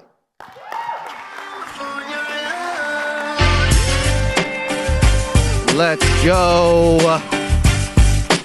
Trey Honeycutt. Give him some round of applause on Zoom from around the world. Give it up for Trey. Man, dude, phenomenal trainer, keeps it simple. Love what he does. He does incredible. Also, Brett, side note, the slides that I added a couple notes to are not showing up, okay, which is okay because I got my phone and I can remember them pretty quick, okay? There was one thing he said that I loved, which is that things are happening for me, not to me. Man, I love that. Things are happening for me, and they are, okay, which is awesome, right? Man, so good. Okay, also, team, please be watching for those that are, I want to give some other stuff away for those that are actually sharing this out on social today and tagging us in posts and stories. I wanted to shout out Christina Schmidt. Give it up for Christina Schmidt tagging us on her Instagram story. Okay, and there's been a bunch, but I'm going to shout out a few. Thank you guys for doing that. Joshua Rockwood as well. Thank you, Josh. Kyle Licklider. Okay, those are a few that are sharing this out on social and stories and tagging us. If you're like, some of you, who would agree you should probably, yes, you should sell insurance first, but you should also at some point be sharing your journey and your story more on social. Can we agree with that some, okay? So I'm giving you an easy way to do that today. Also, the people in your world will wondering, what in the world are you on where they're giving stuff away and you got people speaking, you got a bunch of screens and you're occasionally dancing and yelling like, what the heck are you on? And then it will give you a chance to talk to them about either selling insurance or buying insurance or whatever, okay? So there you go. There's your free social media idea for the day. I also want, before we go for our next speaker, who is also extremely impressive and phenomenal, I want to do another giveaway, okay? I want to Venmo. Should I Venmo or should I do it? Should I do cash? I mean, it's not going to be as much or valuable as a ticket. I can promise you that because it's like, you know, you get it once, you can't use it for the rest of your life. We also talked about time. I'll do this. I'll give away a $5,000 coaching session for free. Okay, and I'm going to do that right now. Okay, Rosie got pretty excited. Okay, Ken got pretty excited. Richard got pretty excited. Okay, let's see who's excited as we are. Dylan, help me out again. Okay, actually, you know what? Jennifer Lawrence, you're picking this one, okay? Help me find the one person that stands out, that's been active in chat. They've had great energy. They've been tagging on social. They love being here. They love what they got going on. Okay, let's see who we got. There's so many, man. Look at the videos pop on when we talk about this, Dylan. Like, your video should be on the whole time, right? But then the videos start popping on. Let's see who we got. Who you thinking? You thinking Stephanie over here? Okay, is that Brexel? Is that what it is? Stephanie Brexel for the win. We give it up for Stephanie in chat. Way to go, Stephanie. Okay, team. Lindsay and Cassidy are here in the back. They're definitely keeping track of stuff, because when I say stuff, if somebody don't jot it down or remember, I can promise you I will not, okay? But Stephanie Brexel, I will remember you. I have a coaching session with Stephanie for whenever our schedules allow. We'll make sure we get that in the next couple weeks. Type, dude, I mean, shoot, type, I like the one. Just type one, okay? For if you're like, hey, congrats, Stephanie. Where did you come up with that, man? Like the one. So, like, I've had people type like, hey, welcome to the 8% virtual, please say, you know what I mean? Like, and he's like, one, dude. I love that. Like, look at chat lighten up, man. It's so simple. You learn something every day, man. Give it up for Trey for the one, okay? For the one, man, for being the one, okay? Way to go, Stephanie Brexel, man. I appreciate y'all's energy, okay? Y'all have been amazing. Y'all have been an amazing audience today. Y'all have been super engaged, right? It's not easy being in South Africa, watching on Zoom, and not being in Missouri, but we are doing our best to make this an incredible experience for you. So give yourselves a hand for showing up, staying here with good energy, pouring into these speakers, and letting them know how they're doing throughout the day. Our next speaker is crazy impressive, was a former firefighter in Baltimore, Maryland, and now an extremely successful life insurance agent who went from zero to over $30,000 in his first 4 months. Please welcome to 8% Virtual, Mike Hall. Appreciate you, brother. What's up, 8% Nation? Hey, can y'all hear me? Okay, there we go. What's up, 8% Virtual? Who is ready to break free today? Come on, let me see your energy on the screens. If you're having a good time, who's ready to break free? My name is Michael Hall, and I've got the pleasure of spending a couple of minutes with you today. And what I'm going to share with you are 3 keys that have and continue to help me break free in my life. But before I do that, I just want to pause for a second. I want to pause, and I want to give a huge shout out to Cody and Lauren Askins for having the vision to put this community together and helping all of us elevate our business to the next level. Yes, absolutely. So thank you to both of them. Now, here's what I want you guys to hear before we get into anything. This is so incredible, being on this platform where technology can bring us all together from all around the world. So here's what I want to do real quick. If you're plugging in from outside of the United States of America, let me see some energy. Put your hands up. If you're outside of the United States, let me see where you're plugging in from. Drop it in the chat what country you're plugging in from. Okay, now, next question. If this is your very first 8% event ever, let me see your hands. Come on, okay, congratulations. Hey, me too, we've got something in common there. All right, one last question. If this is your first insurance event ever, whether it's virtual or in person, let me see some energy. Let me see your hands. Okay, great, look at that, that's incredible. Yeah, give yourself a hand. And thank you for committing to yourself to elevate your business today, because as you see, you're going to see a stage of incredible speakers that are really just going to pour into you today. Now, let me start from early on. So when I was 18 years old, I found myself in high school getting ready to graduate. And my best friend, he was in the Marine Corps ROTC, the junior ROTC. He had the goal, he wanted to go to the Citadel and become a fighter pilot and join the Marines. Me, I thought the people that did that were a little nuts. I thought maybe they had lost their mind, right? I just couldn't understand why someone would voluntarily want to go do that. We had a bet. I know, right? I don't even remember what it was about. You would think that I would remember that. And I was so sure that I was right that if I was right, he was supposed to leave the next morning to go to boot camp. If I was right, we were going to stay back and just kind of do our thing. And I remember sitting there in the moment, and nobody expected me to do this, right? So at the end of the story, I was wrong. I lost the bet, and I'm sitting here thinking to myself, he didn't expect me to do it. My dad grew up being a pastor. I grew up as the oldest of 5 children. I'm the pastor's son. And one of the things that he constantly told me growing up was that somebody could take everything from you, but the one thing they can't take is your word. If you lose your word, you don't have anything left. And nobody expected me to do what I said, even the person that I had the bet with. But I'm sitting there in this moment and I'm thinking about this, and I'm thinking, do I want to start my adult life out on a lie? Can I live with myself if that's the decision that I make? For me, I couldn't do that. So I decided to make that decision. I was full of fear. It was the most terrifying thing I'd ever done. But more terrifying than that was who was I going to become if I lived my life on a lie? Well, here's what happened. First thing, I want you to notice this. It started because I made a decision.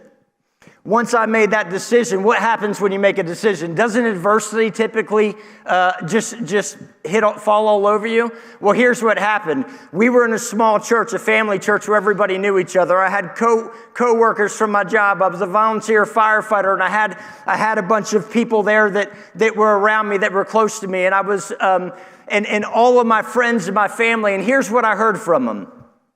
I heard, Mike, I get it, man. You want to do what you say, I get it, but do you think you can really make it? Dude, the Marines are tough. You could go to war one day. Like, this isn't a joke. Like, and so I went on, and it ended up being one of the best decisions of my life. Later on, I ended up going to Iraq with the Marines. I came home in 2005. By 2009, I had some lung issues, and I found myself losing my job in the fire department. I barely got out of high school, didn't spend any time in college, ran from college because I don't know if any of y'all can relate to this or not, but when I was in high school, I didn't have any direction in my life. I was a people pleaser, and growing up so badly, I just wanted to be liked. I just wanted to fit in. I wanted to find a group that I belonged with. Don't we all just have a flashing light on our forehead that says, make me feel special today? Make me feel important today? And so fast forward, I get out of the fire department, and I don't know what I'm going to do with my life. I mean, I joke about this, right? But my resume said that I could kill people and break things, and I don't think employers like to see that. And so I stumble into the insurance industry, and I make a decision that because I see something, I see an industry where I can go and apply myself, and if I'm willing to outwork everybody else, then I have a shot, and I can control my destiny. I can control what happens to me and my family. So I make the decision to start my insurance business. And what happens? The same people that know me and love me. And here's the thing. They've all got great intentions. They're trying to help me. But I get into the insurance industry, and here's what I hear. Mike, when are you going to stop playing businessman? Mike, when are you going to get a real job? See, they were caring for me. They meant well. Their intentions were good. But you know what they didn't do? They didn't stretch me. They didn't challenge me. They didn't encourage me to become the best version of myself. So if you're taking notes today, the first key is, and you just heard Lauren say this, you got to block out the noise. Right? The noise, you got to block out the noise. Sometimes our family and our friends, they mean well, they've got great intentions, but if they're not lifting you and pushing you and stretching you, you got to block out the noise, because if they're not paying your bills, you got to make the decision, and you've got to live with the consequences of it. See, when I made that decision to join the Marines, I had to live with the consequences of my actions, whatever happened. But I promise you, I wouldn't be where I am today if I didn't make that decision back then that day. Okay. Next key that I want to give you, if you're taking notes, is that you gotta cut out the negative self-talk. Have you ever, when you say something, you speak out your mouth, and then you hear it with your inner ear, and it goes into your subconscious, and you speak it into reality. You speak it into truth. Hey, let me ask you a question. Do you remember the first time that you recorded yourself and you heard it play back? And you're like, bro, that ain't me. Is that really me? Trey, do I sound like that? Like, right? So why is that? It's because you're hearing yourself with your outer ear for the first time, right? So words matter. I don't know who the knucklehead was that came up with the saying, sticks and stones may break my bones, but words will never hurt me, because they didn't understand people, and they didn't understand communication, and they didn't understand relationships. Words are powerful both in a negative way and a positive way. So instead of speaking negative words, speak positive affirmations and do it out loud with emotion like you mean it. Do it with conviction like you actually expect it to happen. The next thing is that you need to visualize what you want your life to look like. You need to visualize it. Can you smell the smells? Can you see it? Can you feel the breeze on your face? Can you see what you're fighting for? So you got to have a reason that you're doing this business. And when I got into the business originally, it was because I needed money. But eventually it kind of transformed over time, and it transformed to me. You know, I've got 3 beautiful girls, McKenna, Cheyenne, and Reagan.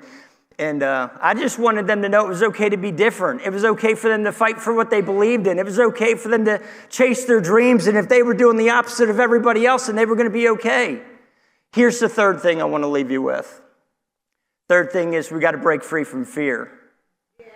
We got to break free from fear. Whether it's fear of failure or fear of success, they're both going to be crippling us. Let me promise you, if fear paralyzes you, the one thing that you want to keep from happening is going to happen. You're going to solidify your failure, and you're not going to make it if you let fear stop you. But instead of being fearful, I want to encourage you to be courageous.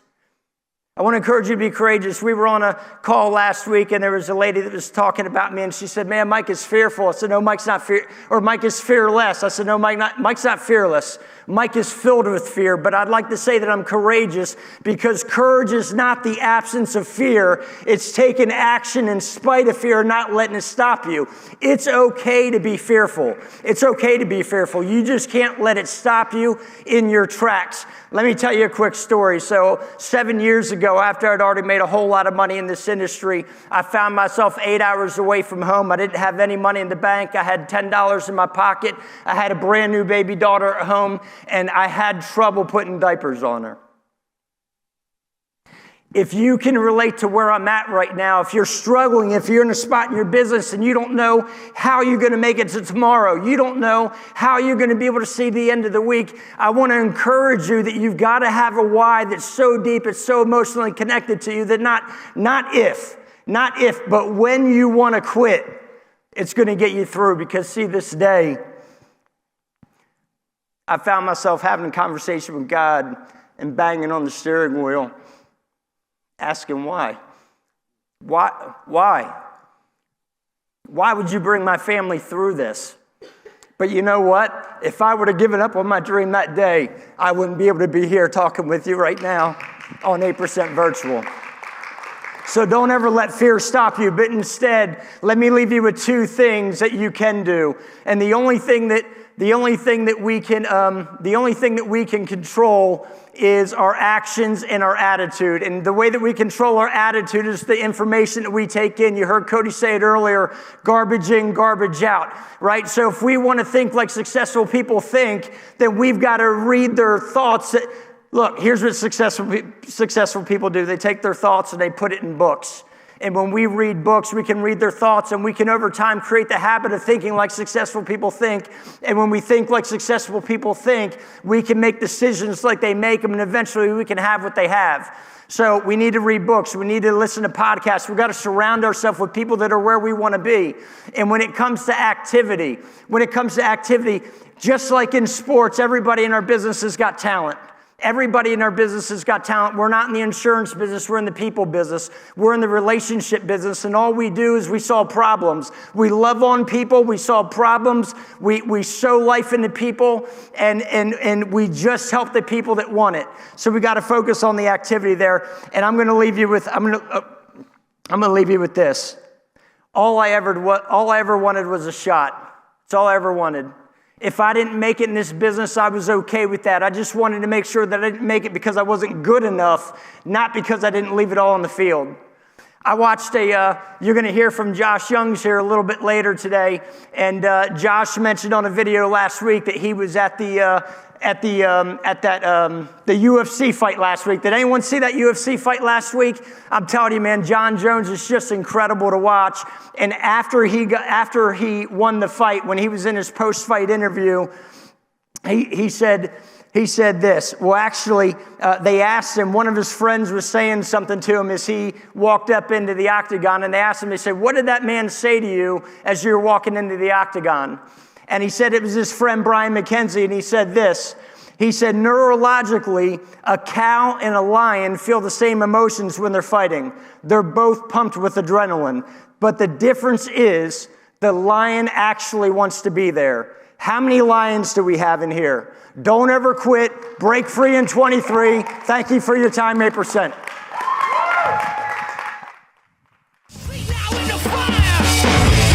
Here we go. Give it up for Mike Hall.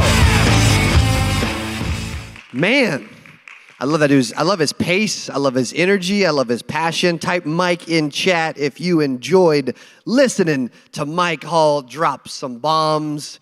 Dude, thank you, brother. Amazing. I love his, if you think about it, I love his servant mentality, right? I love that he's extremely vulnerable with where he's at, where he's been through, his past, his current situation, right? I love that. Our next speaker, I've been friends with for 22 years. I have a ton of respect for this dude. He's incredibly loyal. He will do anything. He's director of recruiting and in charge of that for Impact Legacy Group.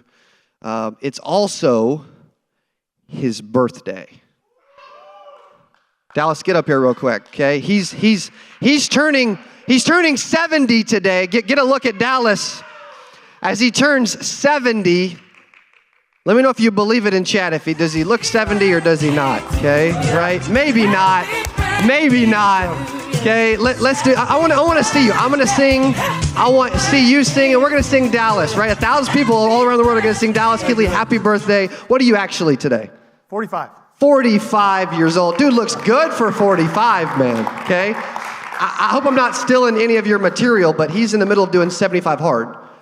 And that's for 75 days. There's a ton of stuff, and it ends next Friday. He's got 1 week left, which is freaking incredible. Okay, so for 45, wish Dallas happy birthday. I'm actually not going to sing because you guys don't want to hear that, okay? But just type happy, Dallas, thank you. Type happy birthday in chat to DK Dallas Keithley, 45 years old today. Dude, thank you for being here. Love your brother. 8% virtual, your next speaker, Dallas Keithley. Thank you very much. Thank you. That's awesome. Thank you, guys. Yeah. Actually, I'm only 25. I've just been in insurance for a couple years, right? So it's done it. But no, 75 hard ends next Saturday. Let me tell you, Andy's ice cream better be stocked up because we're going to hit it, right? It's going to be steaks, ice cream, all that stuff. No, but thank you guys very much. I was thinking this morning, talking about with my wife about Cody and Lauren. We've known them 20-some years now. I remember when Cody met Lauren, he told me the story. He comes home and he said, I met a girl, she's the one. And I said, how long have you known her? He said, about 18 minutes. And I said, well, that's longer than you've been with anybody else. So let's do this. No, I'm kidding. But they are very special to us. And to show you guys how special they are. My girls, I've got 2 teenage girls, Shelby and Celine. They're amazing. They are we ain't doing paternity tests because I'm afraid of what would come back. They are just amazing kids. I just realized how that made my wife sound. I didn't mean it that way, but they are amazing girls. But here a while back, they were going through some stuff, right, as teenage girls do. And you think you're ready for teenage girls, and then life says you are not ready. But they were going through some stuff. And Lauren came over. They said, hey, are your girls home? I said, yeah. And I'm like, I don't know why. And then all of a sudden, her assistant said, hey, I need your address. And I'm like, well, that's weird, but that's fine. So I get home, and they've got 2 bouquets of flowers sitting there, right? And 2 days later, Cody comes up to me, and he says, hey, how are your girls? Now, here's the deal. I don't know if you know this about Cody and Lauren, but they are busy. They are traveling. They're always on the road, always doing something. But when someone stops what they are doing long enough to think about how are your girls doing and come up and ask and take action, That means something to me. So thank you guys. I appreciate you guys. They're amazing people. What I want to talk to you guys about today is how's your reception? How's your reception? I grew up as a kid of the 80s, 90s. Y'all already know the math, right? But I grew up in the 80s and 90s, and we had a television, and we had a remote control. It was named Dallas because it was one of those that had the pliers on the broken off knob, right? And you had to go up and clunk, clunk, clunk, clunk, and you would get it to one channel, and then you would fine tune the other channel to get it in. Remember that? And you would sometimes actually have to hold on to the hanger because there was something in you that would help you pick up better channels and stuff like that. So I remember my dad saying, hey, Dallas, if the news is on, it's 10 o'clock, go up there, change the channel, hold on to the antenna, all that stuff. And here's the deal. If the president came on, we had 4 channels. And as Jeff Foxworthy said, if the president was on, you were screwed because he was on every channel. There was no cartoons that morning. There was nothing else but the president sitting there speaking. But I remember sitting there talking to my wife the other day, and my daughter was complaining, and she was talking about how she didn't have anything to do. And I said, sweetie, we now have Amazon Prime, Netflix, DirecTV, HBO, Disney Channel. Like, you have more streaming services than we had channels back in the day. And I did that dad thing where I'm like, look, you either find something to do or I'm going to give you something to do. And but one of the things that I'm sitting there watching, and she found a movie to watch, and I'm sitting there and it just hit me. I'm like, the reception is perfect on everything. Everything gets picked up. Everything gets picked up, and you can watch it with no problem. You can watch movies from the 80s. It's harder to not find a movie now than it is back in the day to find a movie, right? But as I'm sitting here today, I'm watching all of these great speakers. I'm watching Mike Hall up here. Man, Mike, point me towards which wall you want me to go through, and I'm in, brother. Let's go. That was amazing. Like, I would run through a wall for that dude. I listened to Cody talk when he first got up here about garbage in, garbage out, and I'm hearing him, and he sat up there and he said, listen, some of you all don't like to get out of bed. Some of y'all don't like to be at work early. Some of y'all don't like to get up and work. Some of y'all work from home because it's convenient and it's cheap. Some of y'all work from home because you don't want anybody to answer to. Some of you guys, though, here's the thing. He said some things that were a little bit difficult to hear. Mike said some things that were a little bit difficult to hear. I know Joshua Youngs. He's going to say some things could be a little bit difficult to hear. How is your reception when you hear those things? How is your reception when you hear something negative or you hear something positive? Because here's the deal. The choice is yours. The choice of how you receive something is completely up to you. Now, I'm going to give you a couple things and help you with your reception. I stole this from my good buddy Tony Merwin. Tony Merwin talks about your cup. When you come up to a table, when you come up to a place where you are going to receive some instruction, sometimes instruction is given to you whether you want it or not. Other times you pull up to the table. You come there willingly. Like today, you have turned on your camera and you've pulled up to the table. But what's important is, how is your cup at the moment that you pull up to receive instruction? My good buddy Tony Merwin talks about that. And he says, if your cup is already full, you're not going to be able to receive anything else. If your cup is already full, and here's the problem. A lot of times, our cup is full of negativity. It's full of arrogance. It's full of piety. And so when somebody comes up and says, hey, I realize what you're doing, but you could be doing it better. I see what you're doing, but you could be doing it better. There's no room to take that in. There's no room to fill that cup up because you're already so full of yourself you can't hardly handle it, right? Some of you guys, as we've already heard, need to get some garbage out. Some of you guys need to empty that cup a little bit and allow for something to be put in there. There is millions and millions and millions of dollars speaking on this stage today in a business that you are in, right? Now, I want to give you a test here real quick. Here's how to determine what kind of person you are and how willing you are to let people fill your cup. Today, you're going to hear from people like a Joshua Youngs, like a Letitia Jackson, like a Mike Hall, like a Brian Askins. And you're going to hear things like, and I don't know if they're going to say this or not, but I know these people, but you're probably going to hear something today like, I wrote X number of apps. I wrote policies that were over $100,000, $200,000, $300,000 in life insurance premium on an annual premium. You're going to hear from speakers that have done that today. Now, When you heard that just now, here's a test for you. Don't look at the person beside you. This is like the biggest Brady Bunch theme song I've ever seen, right? But don't point to the person beside you. For those of you that are under 45, ask your neighbor, who's the Brady Bunch? But don't look to the person beside you, but look inside yourself and ask yourself, when I heard that, what did I say? Because there's two choices. You either said to yourself, that's not possible. He must have cheated. I remember the first time I ever wrote an application. It was on a gentleman named Jeff. I went to church with him. He was a lifelong friend. I wrote a Mutual of Omaha priority indexed or priority universal life. Remember those, Brian? Right? They crashed like crazy because they were based on interest rates. But I wrote one on Jeff. Jeff and I aren't talking anymore today, but that's all right. No, I'm just kidding. I wrote one on Jeff. I came back and we had the big board there at Mutual of Omaha. Remember that, Cody? We had that great big board. You would go up and you would write your thing down. And a guy come up to me and he said, "Is Jeff your brother?" I'm like, "What?"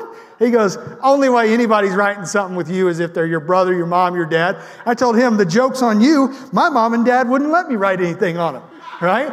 So, but listen, there's two types of people in this world. When they see something good or they hear something good, they say, "That's not possible. You can't do that.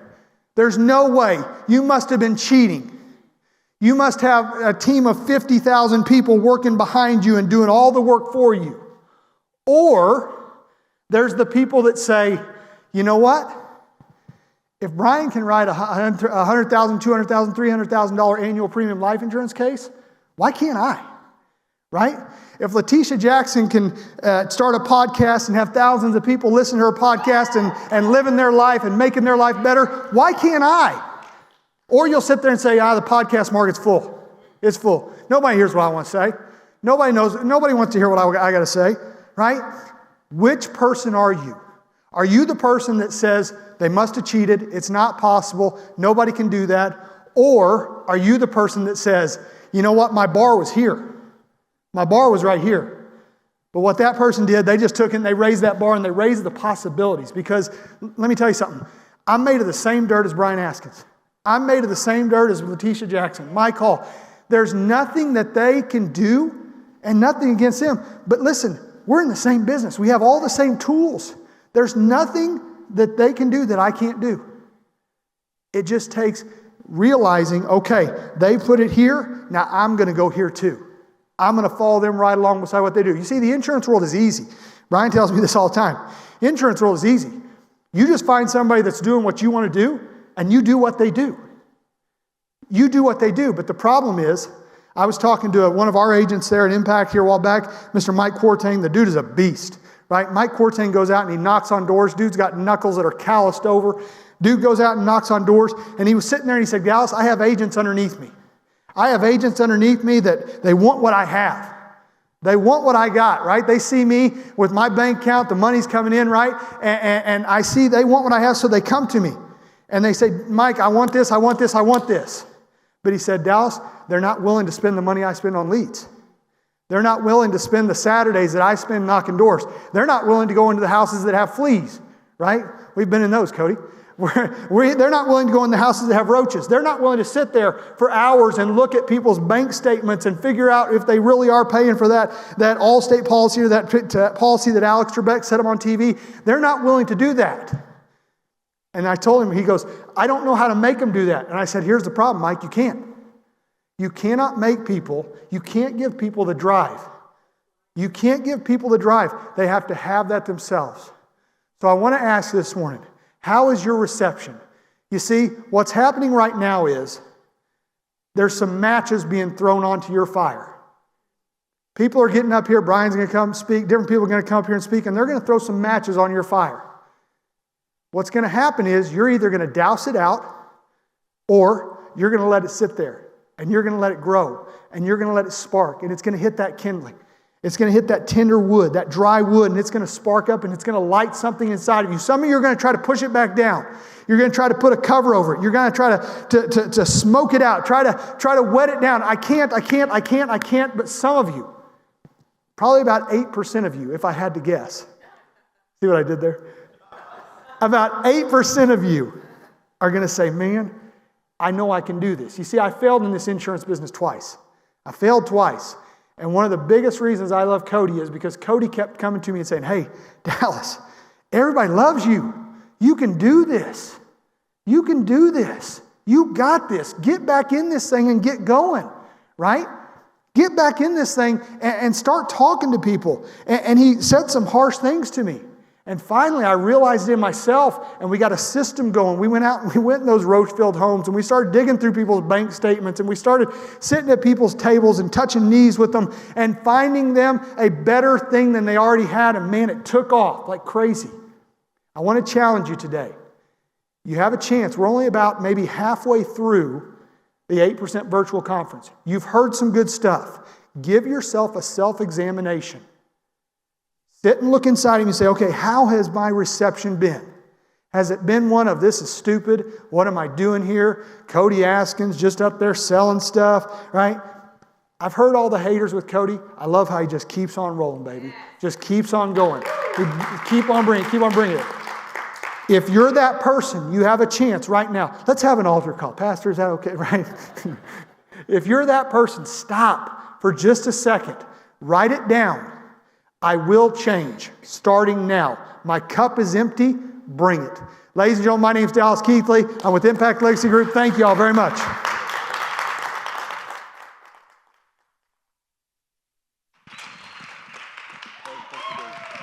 Thank you, Dallas Keithley. Let's give it up for DK on his 45th birthday or 70th, whatever it is, man. Helping us out and sharing today. Dude, I appreciate you.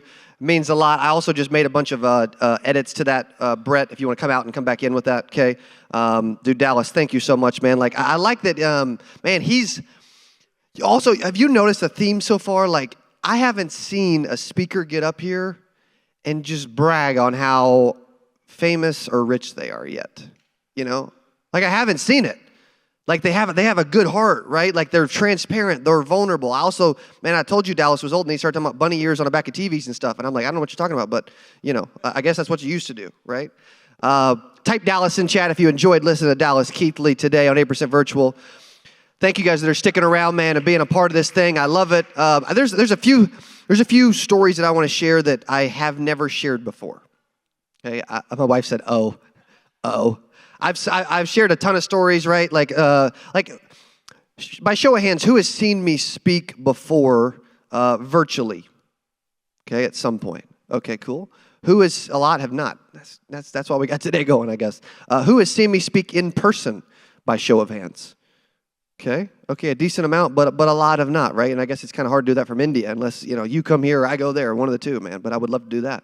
I do have a gentleman trying to get me to come to, there's actually a pastor that's trying to get me to go to Africa to be a part of like some, he wants to put together an event and like, you know, speak and inspire. And then there's another gentleman that's wanting to put together an event with like Tony Robbins and some other people in Dubai. And I'm like, I would definitely come to that, right? I'm like, I'm in, right? That'd be awesome. I was thinking about this week. Actually, I was sitting at our Wednesday night service here at Courageous. I was thinking about, like, what are some of the things that are vulnerable that I don't like to share? Maybe I've never shared, but that I really need to share to connect with our audience today. And as I look back on, like, I made six figures my very first year at 20 years old. For those who don't know my story, like, my father's been in the business 33 years. I got started in the insurance business at 19 as an intern, 20 as a full-time agent. I went to my first recruiting meeting, and the manager said, okay, 10 of you stand up. And we stood up, and he said, now take a look around. And then he said, maybe one of you will make it. I'm like, dude, this is a really phenomenal, positive way to start this whole deal as I'm, like, deciding to jump into space, you know?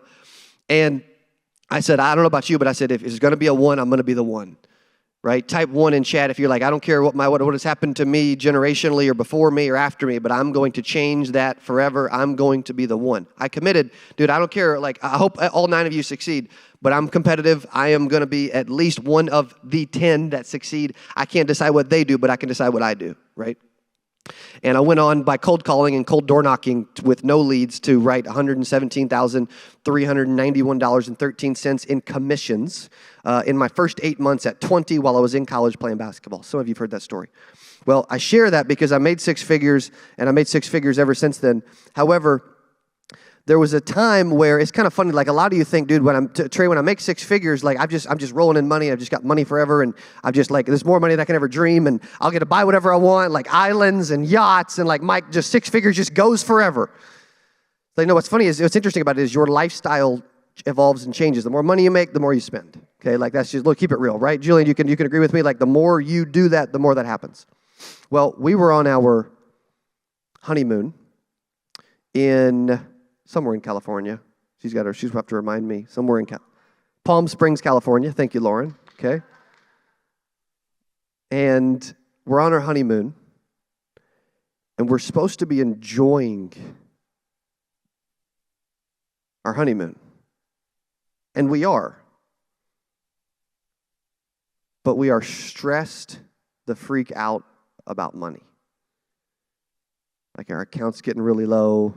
We're adding new bills. We're getting married. Like some of you can relate to this, right? And it's our honeymoon.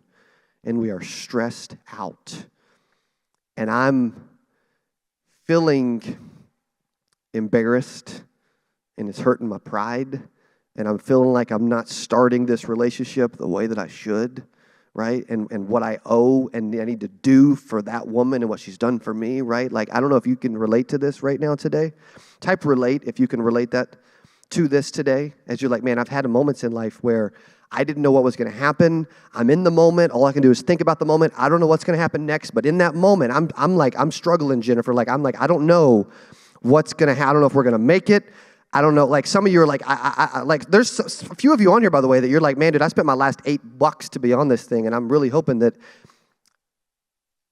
Cody Askins can change my life today. But guess what? As Trey said, like, we're going to give you all we got, but you've got to be the one to decide and do that, right? And so whatever you've been through, right, wherever you're at, whatever your current situation is, man, like, we can all relate to that.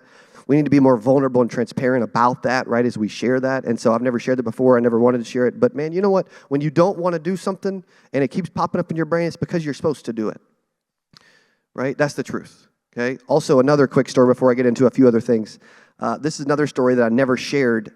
Who's ever felt like you over-leveraged yourself financially and you tried to look more rich than you really were, right? You're broke, right? Like Ed Milet talks about the Velcroed Mercedes, right? Okay, well, I'm 19. I'm an intern. I'm not making six figures yet. I'm making like $7.25 an hour, right? And I'm selling a little bit part-time on the side, a little bit. And I'm a car guy, right? Type car in chat if you like, you like cars, okay? And I see this Maserati on eBay, Josh. My dad's already laughing. For $20,000. Yeah, run. That was a red flag, okay? Right? Morgan's like, should have, like, come on. I'm 19. I go to my dad. I'm like, yeah, I want this thing, man. Like, this thing is bad, right? He's like, well, I would not. But he's always allowed me to make a lot of my own decisions while he also gives advice. And so against my parents' will and against, the local mechanics' will, when he's like, hey, dude, this is an expensive car. Anything goes wrong, and there goes tens of thousands of dollars. I'm like, it's fine. I'll figure it out. No big deal, right? We've all been there. I go purchase, and what's funny is the guy that lived in Boca Raton, Florida, I'm not going to mention his name or his company name because I remember all that, by the way, which is like 13 years ago. And he convinced me to buy the car off of eBay. And so I make the transaction outside of eBay. I've shared this story like one time ever before on camera. And I decide to buy the car off of eBay. He convinces me. Well, then I'm supposed to get the car in like a week or two as it's being shipped from Boca Raton, Florida, and a month goes by, I don't have the car. 5 or 6, 7 weeks goes by, I don't have the car. 8 weeks, 2 months later, it finally arrives. And what's cool about the story is it arrived in the parking lot right behind the grocery store I started working at. Okay? And I'm seeing it come off, and the guy's telling me on the phone how beautiful it is and how fast it is, and like, how much it's just going to be amazing. And the delivery driver backs it off of the ramp and hands me the keys, and I get in it. And I jump in, and I'm super excited. Number one, it smells terrible. Number two, there's everything that's black. There's tar everywhere. And if you touch it, you got black on your hands. Like legit black tar all over your hands. I get to the red light like a half a mile down the road. Clutch blows. I don't even make it home. Long story short, Dallas, who's an amazing friend, we trailer it up to the Maserati dealership in St. Louis, Missouri, 3.5 hours from here. And they're like, hey, you've got a blown clutch. It's $10,000 to fix the clutch. I'm like, what? Which I was told that previously, but I just didn't listen, right? And I wanted to look rich, right? I wanted to be the person that looked bigger than I really was, right? And I wanted to flaunt the zero money I had, whatever the reason that is. And I go back on eBay. I'm like, I'm just going to get rid of the car. Like, my parents are like, you're getting rid of the car now? I'm like, okay, I'm getting rid of the car. And I post it, and I list every defect I could find. I was like, this person scammed me, but I'm going to be extremely honest, beyond transparent.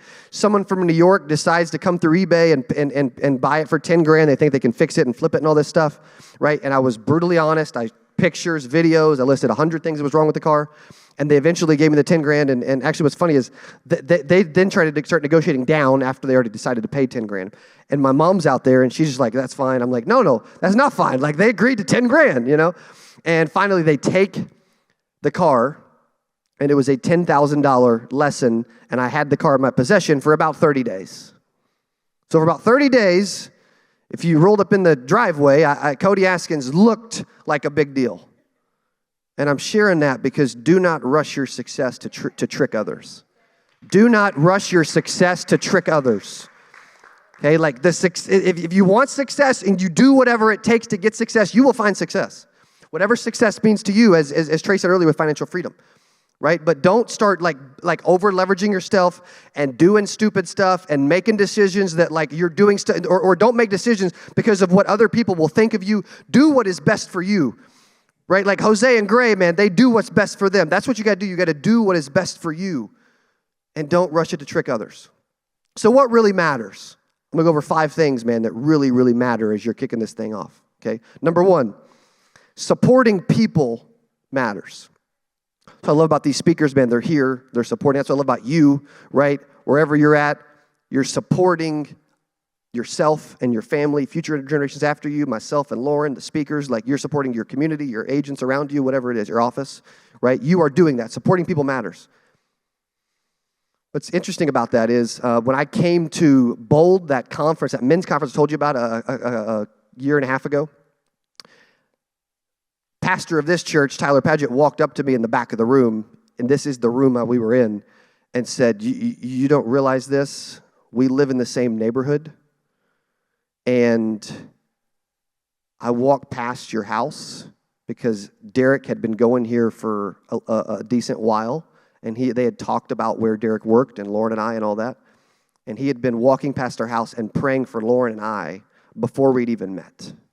Like, supporting people matters, right? Dallas talked about how, like, you know, his girls were going through something, and we decided to send him flowers. It wasn't a we, it was Lauren. Now, I checked on his girls, but Lauren really took care of all those details, right? Supporting people matters. Number 2, you matter. It doesn't matter. I mean, I don't care what you think you're currently going through, or how bad you currently are, or how terrible you are at insurance, or how low of confidence you have, or how much money is in your bank account, or how much your family is defining you and telling you who and what and when you are, right? I've had people in the past that have told Lauren and I, like literally 10, 11, 12 years ago, dude, why doesn't Cody get a real job? You don't have health insurance. You don't have 401k. If he doesn't sell anything, you don't make any money. Why doesn't Cody go get a real job? Who's happy that Cody didn't go get a real job today? Because we wouldn't be doing this, right? We wouldn't be sharing this message around the world and trying to help agents become a part of the 8%, right? This 8% movement that is happening around the world. When you got 400 agents in Greece, they're supposedly watching this, right? This stuff would not be happening if it wasn't for us persisting and pushing through our dream and our vision, right? You matter. The battleground is in your head. That's where it lives. It's here.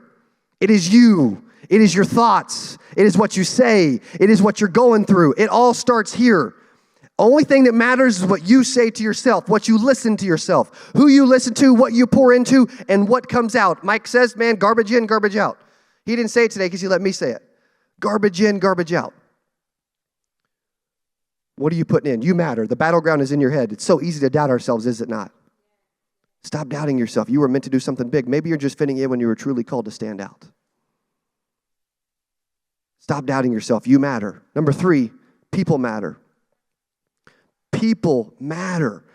That's what I love about these speakers is they have incredible hearts. And they want to support people. And they want to give their best. They are preparing for an entire like hours and weeks and months, and they're checking notes and they're thinking about all this stuff, and they're like, man, what should I share? Like they're over analyzing this because they want the message to come out right. Because there's going to be one nugget from one speaker, from one message today in a 1-minute cycle that's going to translate to you. You're going to pick it up, you're going to take it, and you're going to use it, and it's going to impact the rest of your career because of one thing that one person may say. Well, Letitia Jackson gets up here later. There's going to be one thing that she says that impacts you and that you use and that helps you in 2023. There's going to be one, at least. People matter. People in your life matter. People you're seeing matter. People talk to you. That you're talking to every single day, those insurance people that you're talking to, right? Those prospects, dude, they matter. You know why I say that I had someone that they said they were thinking about buying insurance, they passed away, and they didn't have life insurance trade because I didn't close them, and they were thinking about it. So guess what I do when someone says, hey, buddy, I want to think about it, call me back. I wish I could. I've loved spending time with you, Trey, but we have a no callback policy I have a no callback policy.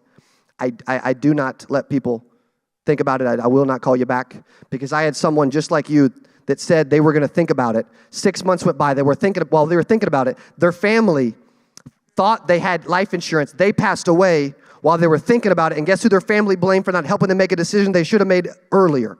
Me. And I'm never letting that happen again. So today you are doing what is right. I don't care what we got to work out, what the budget looks like, how I can help you, but I'm not going through that again because it's my responsibility to do what is right for your family. So why don't you just get started today? And guess what? Most of the time they do.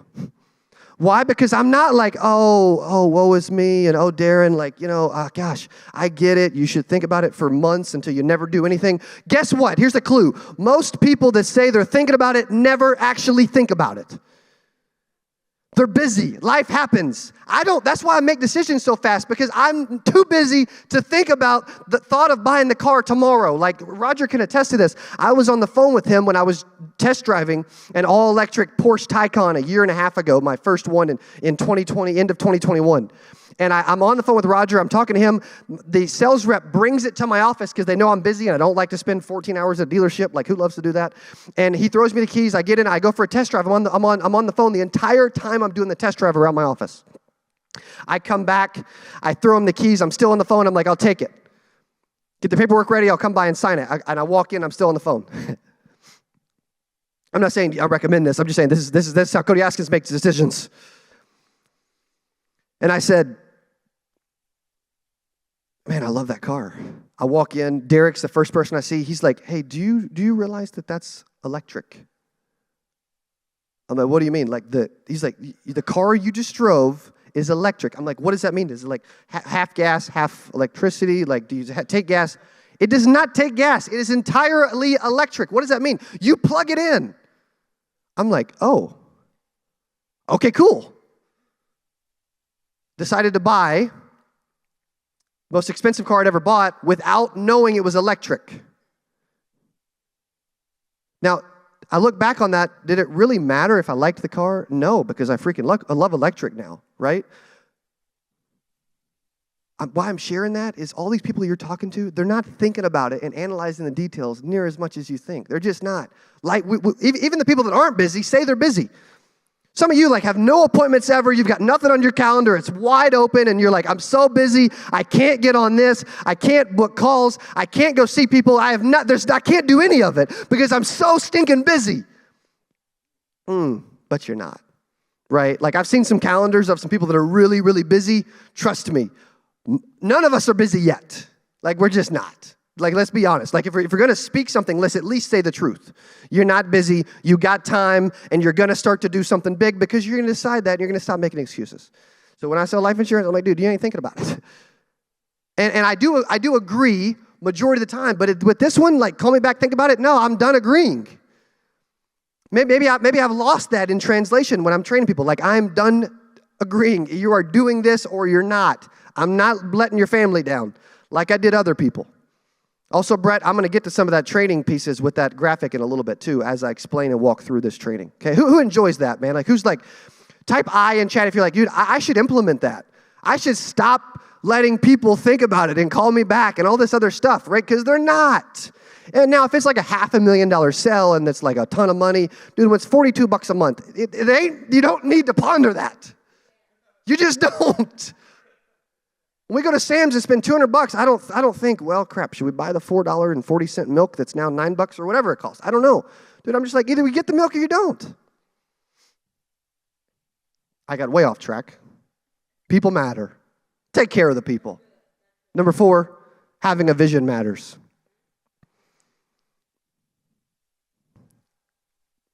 It was shared in this church a few weeks ago, Habakkuk 2:2.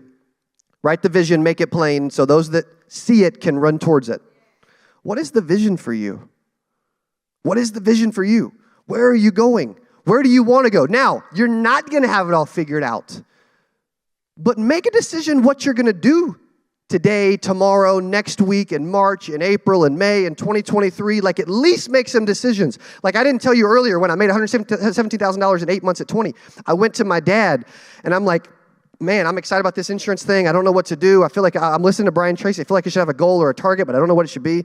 He says, you will make $100,000 your first year. He's pouring that into me.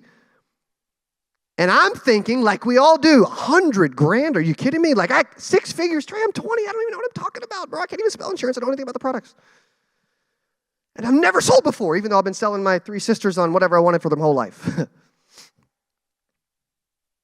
He put that in me, or I wouldn't have decided and wrote down, I will earn $100,000 in whatever year it was, a long time ago, and he signed it, I signed it, and we dated it, and I hung it up in the wall of my cubicle, and then every day I looked at that, and I said, here's what I'm going to do.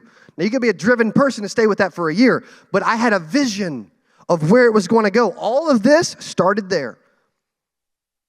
It started through them. Having a vision matters.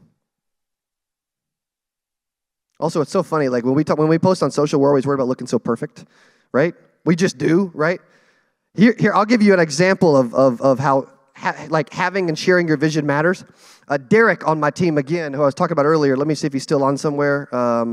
He probably is, I just can't see him. I'm looking at a bazillion video screens, and I love you all. It's good to see you. You look amazing.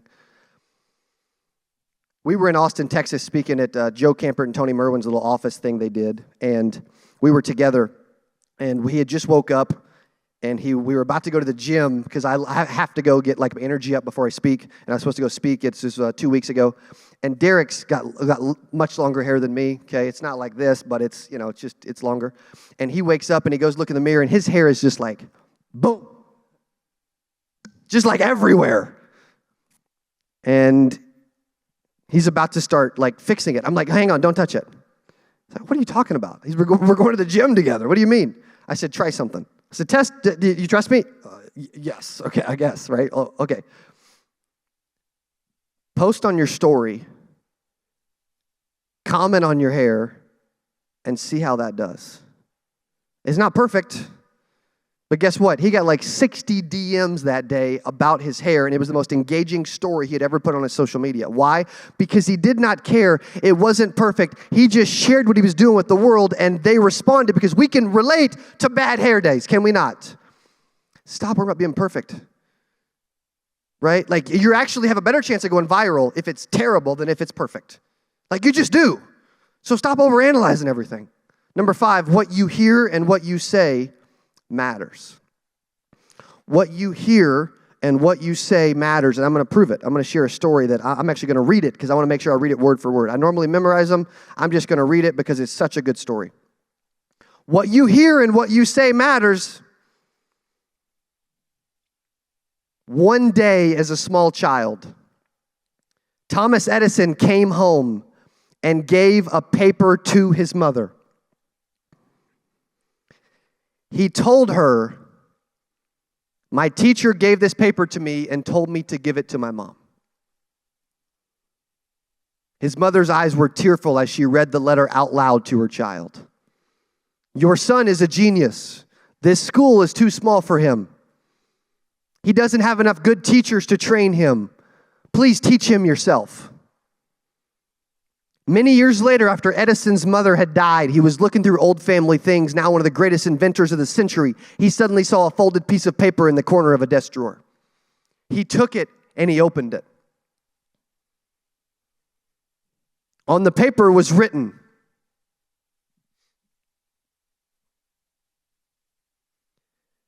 "Your son is mentally deficient. We won't let him come to school anymore. He is expelled."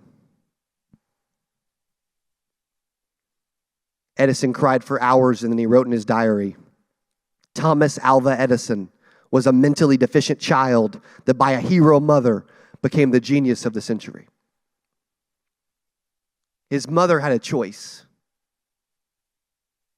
She could take what the teachers had wrote and read it.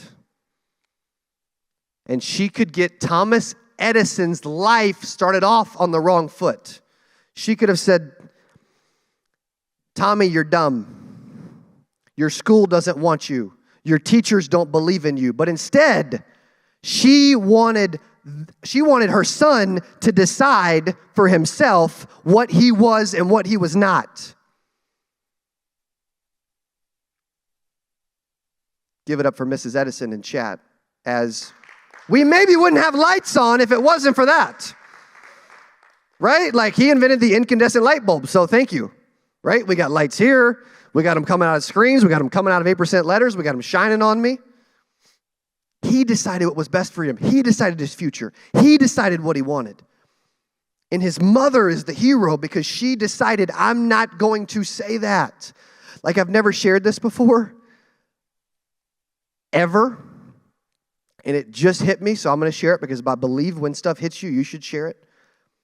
I was running at my dad when I was 3 years old. Nobody knows this. And we were in the living room. We were playing, wrestling around. I was running at my father. He could see through my left eyeball. And he knew something was wrong.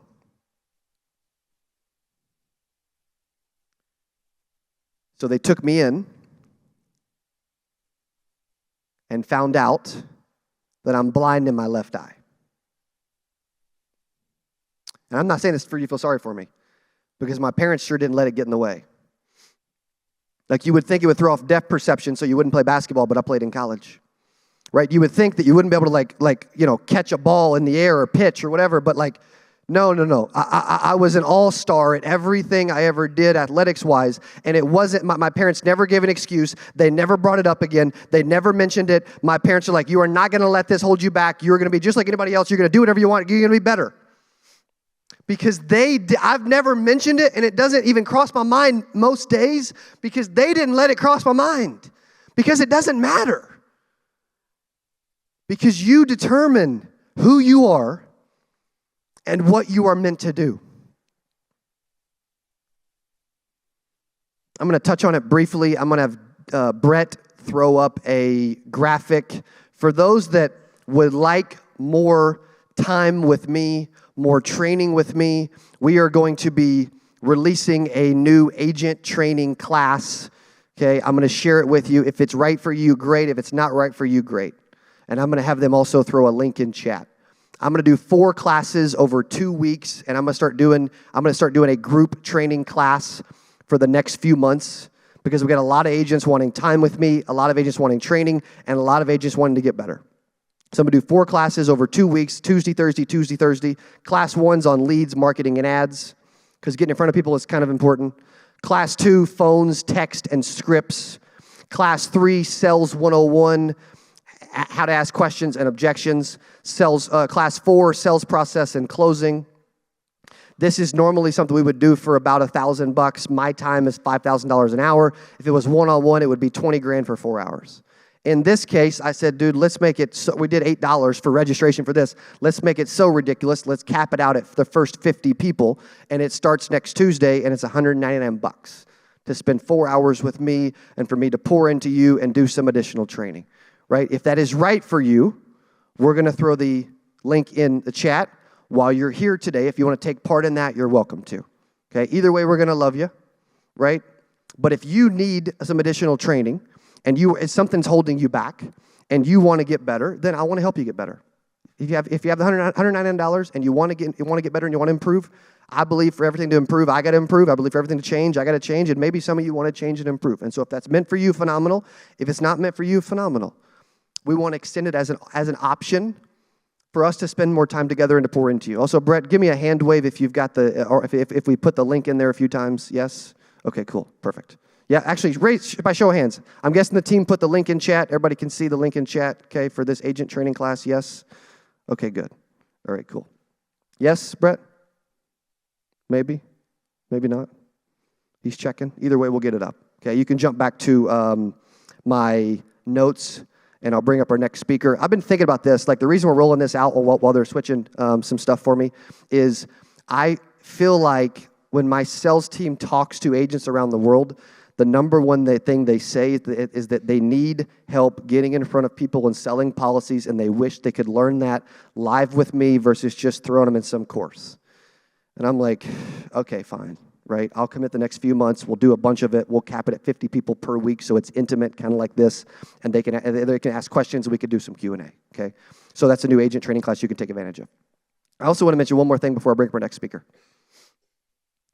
There's something that T.D. Jakes says a lot that I love. I want you to think about your current situation, the problems that you're going through, right? The things that are holding you back in your life right now, whatever those may be. Maybe it's low on funds, right? Maybe a death in the family, right? Maybe someone in the family's got something health-wise recently, right? Maybe you just got fired from your job. Maybe maybe your upline has supposedly never helped you, even though you didn't blame yourself. I don't know what it is. Whatever it is for you. If there's ever been a time, previously or now, where you felt like the problems are stacking up against you, and they are hurting you, thank you, Jamal. And they are holding you back, whatever those problems are, that you are in those moments and you're like, I don't know if I can get through these. I don't know if I can make it through it. I'm thinking about tapping out. I've thought about quitting. And Wayne, I don't know if I can get through this right now because this problem is so big.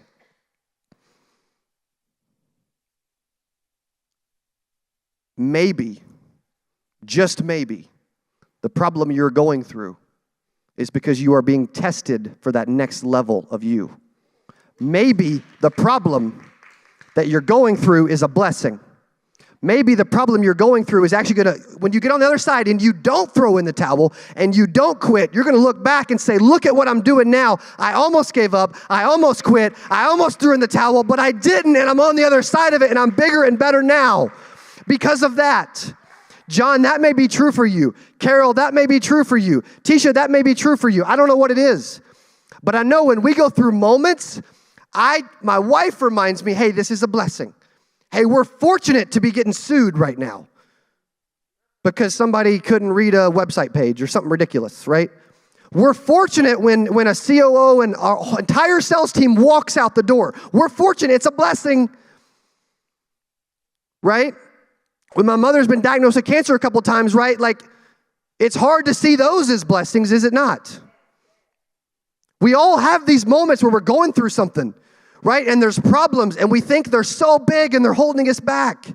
Maybe, just maybe, you are being tested so that when you get through that, you look back on the other side. When you're on stage one day at 8% virtual, and trust me, we still have problems too, and you can say, here's what I did, here's how I did it, here's what I learned, and man, am I glad I went through it because it made me stronger, it made me tougher, gave me better skin, and I pushed through that thing. And maybe, just maybe, as you start to have problems in your life, previous or future, maybe, just maybe, it was a blessing. Maybe, just maybe, you are being tested for a reason. Maybe, just maybe, you're going to get through that, Joseph, and look back and say, wow, I am so glad that I was tested because I'm better now. Brett, if you can jump to our next slides. And put a 1 in chat if you are loving 8% virtual 2023 today. If you've enjoyed my talk for the last 30 minutes. Our next speaker. Man, I love this, by the way. I wish this could go on for like 72 hours. By show of hands, who would not even go to sleep? You would stay on for a week. You're like, I don't care. I'm going to give my $8 worth, even though I got it earlier. I'm going to get it for 80 days, whatever. I wish this was like a permanent Zoom, Alex Jackson. Like we just went on forever. Our next speaker is the man that taught me everything I know.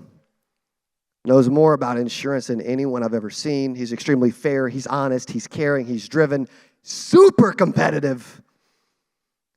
He's written a ton of Medicare, helped a ton of Medicare agents. He's always good for at least another $500,000 to $1 million in life insurance a year just from referrals. Probably like a couple dozen cases, which is crazy. He started out running a debit route. I may be still in some of his story, but he started out running a debit route back in 1990. What that means is a debit route, back with Reliable Life back in the day, was when you went and you knocked on doors to make sales, and then you actually had to go back to the house every month and collect the premium. There was no bank draft. It was physically collecting money every month, which sounds terrible. While doing that, he wrote 465 life insurance cases his very first year, which is insane. He's the CEO of Impact Legacy Group, my father, my best friend. Ladies and gentlemen, please help me welcome to 8% Virtual, Brian Askins. How bad do you want it? How bad do you need it? Are you eating, sleeping, dreaming with that one thing on your mind? How bad do you want Hey, it's a pleasure being here, and to say I'm proud of Cody and Lauren be an understatement. Those two have just done amazing things, and it's absolutely just amazing what they've done. So I want to talk about, my slides aren't up yet, Cody. Okay. So I want to talk about, real quick, everybody get a piece of paper out for me real fast, and write down 3 letters. At the top of your page, to the top left corner, write down W. In the middle of your page, write down I. And the bottom left corner, write down N. And we're going to walk through how to win. Now, let me ask you, we all want to win, right? Everybody wants to win, but few ever pay the price to win. Few ever win at a high level. There's very few, and there's a reason. And I'm going to kind of give you three reasons why that is. I'm going to give you 3 key takeaways for Break Free in 2023. The W. This is the one that's most passionate about me, is I'm never the most talented person in the room. But W stands for work ethic. If you don't have a work ethic, your chance of excelling is really limited. You can have an extremely busy day. And I want to ask, real quick before we get started, I want everybody, even on the Zoom, everybody to put, from a scale from 1 to 10, what you think your work ethic is. Write down what you think your work ethic is, 10 being you're an extremely hard worker, 1 being you're very, very, very lazy. Okay? So write this down. Now, I want to walk through something here, and I want y'all to tell me if you see this. So we can have an extremely busy day without having any RGA. Somebody tell me what RGA stands for. Revenue generating activities. If you don't have revenue generating activities on a daily basis, your chance of success is very, very, very slim. Now, it's easy to have an extremely busy day but be completely unproductive. That's the easiest thing in the world to do is waste time and spend money, right? Okay, we're going to talk about both of those. But let's talk about a schedule fast. So I started out, my first 7 years, I worked from my home, okay? Had a little office at home, and the first 7 years I worked from home. It was easy for me to get up in the morning, and, my wife would fix breakfast. She loves to cook, an amazing, amazing cook. She'd fix breakfast, and I'd take this kids to school. They wouldn't have to ride the hot school bus. And then I'd run by the mailbox, and I'd grab the mail. Then I'd go back home, I'd check the mail, and then all of a sudden my wife said, hey, come here. Look what Oprah's giving away today. Look what Oprah's giving away. Or whatever the show was watching. So I'd go in there, and I'd watch that for a second, and all of a sudden and I had a buddy who owned a sporting goods store, and I'd run by him to visit there for a couple minutes, and then I'd go and have a 90-minute to 2-hour lunch with somebody, that was not even business related, just have a lunch. And then all of a sudden you go in the afternoon and you may try to make a sale. You may try to go run an appointment. But then all of a sudden it's time to pick the kids up so they don't have to ride the hot school bus home. And nothing wrong with anything I'm telling you. You may have went and got your oil changed. You may have went and got your hair cut. You may have done all these things. And at 4 o'clock you go pick the kids up from school. You go home and you are just dead tired. You're exhausted. because you've been running all day long. Now, I don't know if anybody else relates to that, but one of the easiest things to do is to waste a day. And if there's a difference between being busy all day and having a productive day. Very, very busy. And a lot of you, and you know, I talk to people all the time, and they say, well, why am I not successful? You know, you lie to yourself. You lie to your spouse. Your spouse thinks that you're gone all day long. She feels sorry for you when you get home, or he feels sorry for you when you get home, because they think you're just busy all day long, and you've done nothing.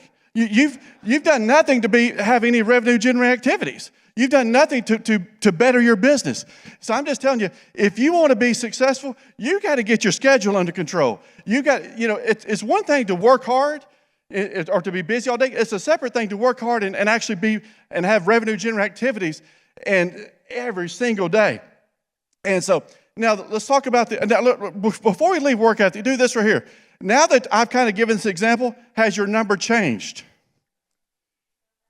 Has your number changed? And be honest with yourself. You're not going to show this number to me. You know, I don't need to see that number. That number is irrelevant to me. You know, I know what my number is on the work ethic. I know what mine is. And mine doesn't, you know, I know that when I get to now, you know, I don't care if you work from home as an agent or you're an employee of a company or whatever it may be. It's easy to waste a day. It's easy to be unproductive. But I don't care if you set your mindset to be productive every single day, you're going to see a difference in your life. Now, the next one is investing in yourself. So we're going to do I as investing. Investing in yourself, investing in your business. I already said this already. The easiest thing in the world to do is spend money, right? Cody, is it easy to spend money? Yeah, Cody knows it's easy to spend money. But just think about the money you've spent, and I'm going to use the word wasted. Just think about if you could have used that money for more productive things. So just think about every penny you spend, is it spent wisely? Okay? Now, don't spend, you know, say you make a big sale, and I had a really good buddy, and this is back in Arkansas, and I hope he's not watching right now. And I had a real good buddy that he just came to work with me, and I was the district sales manager with Mutual of Omaha at the time, and he came to me and he wrote a group. It was a nursing home, a big group. Life insurance, I made over $18,000 his very first sale. He gets paid this money. He goes out and spends $18,000. Like the next week after he gets it, spends the entire thing. I mean, they started remodeling their home. We got a new vehicle. I mean, everything you could dream of. The entire $18,000 was gone the week he got it. Now, so I'm just telling you this: don't spend every dime that you make. Invest them back in your business. If you want to excel in this business, now anybody that knows me knows I invest a ton of money in our business. I invested in my entire life savings when I started Secure Insurance Group back in 2014, February 2014. Invested my entire life savings. You know, I was all in. I couldn't have been any more in. I was all in. But let me tell you something. Invest in your time. Invest in the time that you know that in the knowledge of your products. Invest time and knowledge. You know, I've seen agents. We get in front of clients and how did I not make that sale? You couldn't answer the client's questions. You couldn't even walk through the brochure. You had no idea what you were even trying to sell. You know, instead of playing, you know, video games and all that, invest in your time in your products and understand what the more knowledge you have about this, you're going to have confidence in front of that client. Invest in the knowledge of your sales tools. You know, we got sales tools, but a lot of times we don't even know how to use them. You know, we get in front of a client, we can't even log in. You know, make sure that stuff's done before you get to the client. Make sure you know how to get in front of make sure you know how to log in. Make sure you understand those tools, the resources, how to use all those things. You know, knowledge in your sales tools. Every tool that you have, should have a cross-selling intent. You should never walk into a home and you're selling one product. To me, that's just crazy. Now, I'm not saying some of you probably do it, but I mean, you should have a cross-selling intent with everything. Invest in your meals. And you're like, what are you talking about? Every time you go to lunch, take a potential referral partner with you. Take a potential referral partner with you. Make that time worth that time. I cannot tell you how many times I've taken potential referral partners to lunch with me. And, you know, Take those. And the last one on invest is invest in assistance. And people say, well, I'm kind of capped. I've got 500 clients on Medicare and I'm capped. What are you talking about? Get an assistant. Have that. Let me ask you, I'm going to ask you a silly question. Okay, this is a silly question. Okay, you've got a lot of service work to do. Okay, and in Medicare, if you got a book of 500 Medicare clients, 1,000, 2,000, whatever that number is, there's a lot of service work, right? They're wanting to know, can I go see this doctor? Is this dentist in network? Can I go, what about, hey, am I on the right plan? And it's constant. It's constantly. What if you had an assistant that just took care of all of that, and all of your time was spent on revenue-generating activities in front of clients? All of your time was spent in front of clients, and you never had to do another service work, period. What type of business could you build if you did it that way? And let me ask you a question. Say you pay this assistant $15, $20 an hour, whatever that number is. Depends on what part of the country you're in. Whatever that number is. That salary for a week is really just a sale or two. Is that, now, I'm just trying to make common sense of people who don't do that. That if you want to, people ask me, well, how did you run an agency and get 2,000 Medicare clients? It's the assistants. It's the assistants that did that. So now let's go ahead and go to the next one here. N stands for networking. Networking. Okay? So, and y'all have heard me say this 1,000 times. Networking is all about referral groups. It's about partners. And you say, well, I don't know how to network. What are you talking about? You don't know how to network. It passes by you every day. You just got to open your eyes. But networking, referral groups, partners. You can have PNC agents. Let me ask you this. If you sell life, health, Medicare, annuities, whatever you sell, do you know a PNC agent? Who do you have your home and auto or your PNC with?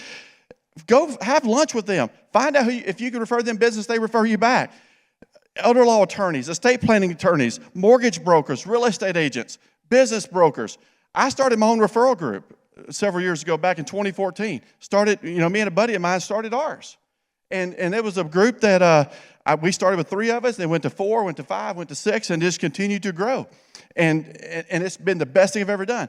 But there's so many, even before I started a referral group, I was finding network. There's so many network opportunities that present themselves to us daily. We simply just got to open our eyes. That's all we have to do is just simply open our eyes. Think about your client base.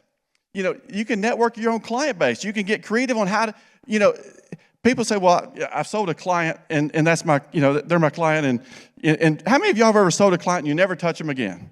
You never speak to them again. You don't do annual reviews. You don't do any type of events. You don't do new product announcements. You don't do anything. You have no way of touching them. What connection do you have? All I'm telling you is this business ain't hard if you work hard and you get creative. If you're creative in ways to get in front of people, do annual reviews, do events, have new product announcements. Just get in those things to where you can get in front of people. Now, I'm going to ask you another really silly question. How many hours a day do each of us have? Does anybody have any different? Trey's, yours 24? Mine's 24. We're all the same, right? 24 hours. And every day. It's just how we manage our time that makes a difference. You want to look at somebody successful versus somebody unsuccessful? You show me their calendar of how they manage their time, and that right there is right there. That's the difference right there. That's a huge difference right there. We just need to manage our time better and have more desire to succeed to give our family the absolute best. I'm going to tell you something I've said this 1,000 times.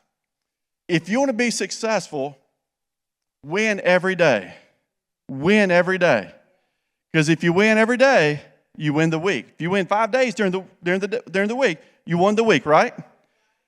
And then if you win every week, you win the month, right? And then if you win every month, you win the quarter, right? If you win every quarter, you win the year, right? If you win every year, now you've got a successful career. It's all about, and one thing about, with the work ethic, that is one that we can determine that. That's something that we can determine. There are some people that aren't real talented, but they give an enormous amount of effort that's the reason they're successful. I mean, you look at some of the people, I won't name them, but I know some people that are killing it. And I look at them like, they're killing it on work ethic. That's how they're succeeding. You think about the I for investing, okay? And investing in your business. What if you took a percentage of everything, every penny you earned, and you put it back in your business? And investing too, something else that, invest in the relationships that you have. Relationships of your office staff, relationships of your partners, relationship of your agents, relationship with your spouse, relationships with your children, your grandchildren, your mom, your family. Do we invest in those relationships enough, or are there improvements that can be made there?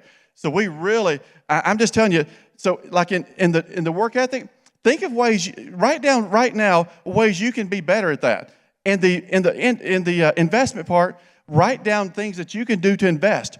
And the networking, and maybe in the investment part, hey, I've got to have a better relationship with my wife. I got to invest in that relationship more.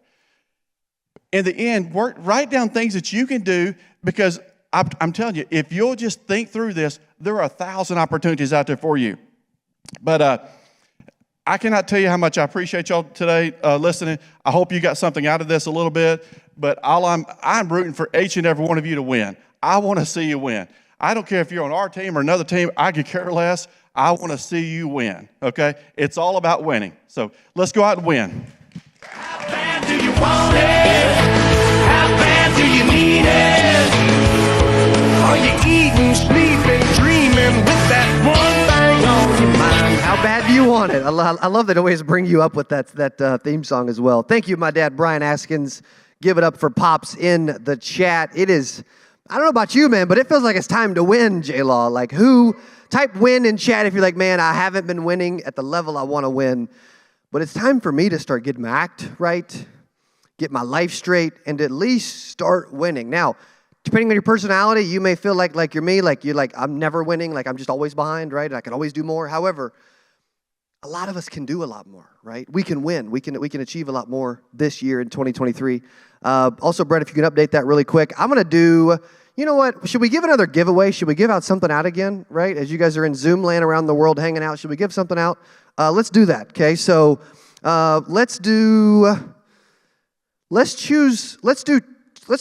should we do one or two? I don't know. Let me know in chat. Should we do one giveaway, two giveaways? Okay. I think I'm even hearing you through Zoom say two, and you're muted. I think I'm still hearing it. Okay. We'll do two. They're all they're helping you out in here. All the speakers and attendees are hanging out. Let's do two. So let's choose one from Zoom. Okay. And let's choose one person that tagged us on social. So if my team can check and find someone on social that tagged on, or I can just look either way, Facebook or Instagram. Let's give away one for that, and one. Let's have Darren Stubbs choose the person off Zoom that has the most energy. And the both giveaways are going to be. We're going to give you $108 to both separately, and we'll send it through Venmo or Cash App or wherever you got to send it to. Okay, so I want to give you your $8 back, and I want to give you an extra $100. Okay, so $108 twice. Let's choose one on Zoom and then one on social. Also, you could look on social and choose somebody if you want, or you already have a name? Okay, great. Who's this down here? I think that's Chant Yoder. Chant Yoder in front of like a blue shelf, right? He's holding ones and twos up. I love it. He's excited. Okay, he's got a headset on. Let's go, Chant Yoder.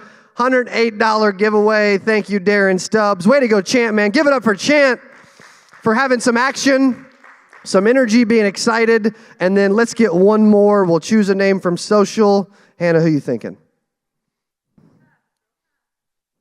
We actually started to get a lot of individuals tag us on stories and posts, so thank you. Okay, appreciate you for doing that. She did. Kristen Herp. We are looking at her right now. She tagged us on social.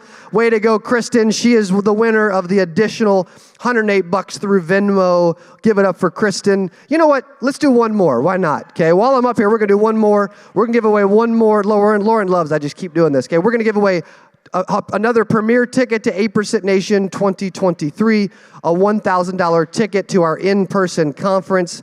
And let's have... Josh, let's have you pick one more person on Zoom. You love their energy, their video's on, they've been active, they've been here, they've been in chat, they're hanging out. Oh, I actually love that, by the way. That's awesome. Who you got? Who you thinking? John McDonald. John McDonald's like back there on a green screen beach, jumping on the sand. Give it up for John McDonald winning a premier ticket to 8% Nation 2023. Congratulations to you. Okay. Jumping on the beach, man. I appreciate y'all's energy. Y'all are amazing. I love it. That's what it's all about. As he keeps jumping, looks like he's jumping on a treadmill on the beach or something, or like not a treadmill, but a trampoline. It's been a minute since I've been on a trampoline. Okay, I was on a treadmill this morning though, so that's good way to go, John McDonald. Our next speaker. Type next if you're ready for our next speaker and you're loving and enjoying today. Our next speaker is the co-author of The Joys of Living Great. She co-hosts her own podcast and broadcast in a bunch of different countries. She's known by her clients as the healthcare lady. Listen to this. She grew her agency from 0 to 6 figures in only 4 years. She's a powerhouse speaker, tons of passion, tons of energy. Please welcome to 8% Virtual, Letitia Jackson.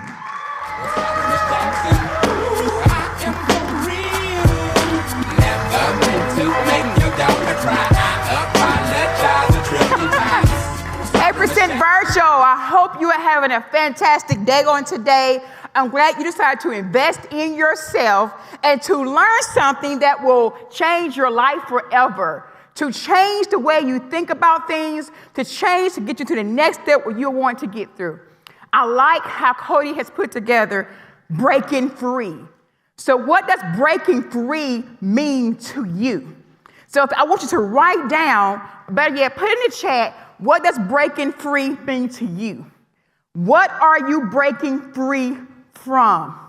I see freedom on the say. I see freedom. Okay? So let me ask you a question. Breaking free means to me is I'm breaking free from my being broke of my finances. I'm breaking free from how I feel about myself, of low self-esteem. I'm breaking free of my surroundings that does not look like me, does not talk like me, does not sound like me. I'm breaking free of financial burdens. I'm breaking free of being broken of what people have told me about myself. I'm breaking free of being sick and tired of being sick and tired. So what are you breaking free from on today? It takes a lot to break free, but if you put forth the effort, you can do all things to break free from. So if you would stand on your feet and say, I'm breaking free on today, and put your hands together. I'm breaking free. I'm breaking free. I am breaking free. And so I like to start out with affirmations because affirmations give you what you need to put the energy in the atmosphere. Whatever you think and say is what you become. So I want you to repeat after me, okay? I am here on purpose. For a purpose. With a purpose. I am the head and not the tail. And I can do all things through Christ who strengthens me. Now, do you believe it on today? Put your hands together if you truly believe that on today. You may be at home or in your car or in your office, and people may say, what is this lady doing on stage? You are breaking free on today because it does not matter what people think or say. You're doing what you have to do to break free on today. So affirmations are important. I speak those things every day into my life.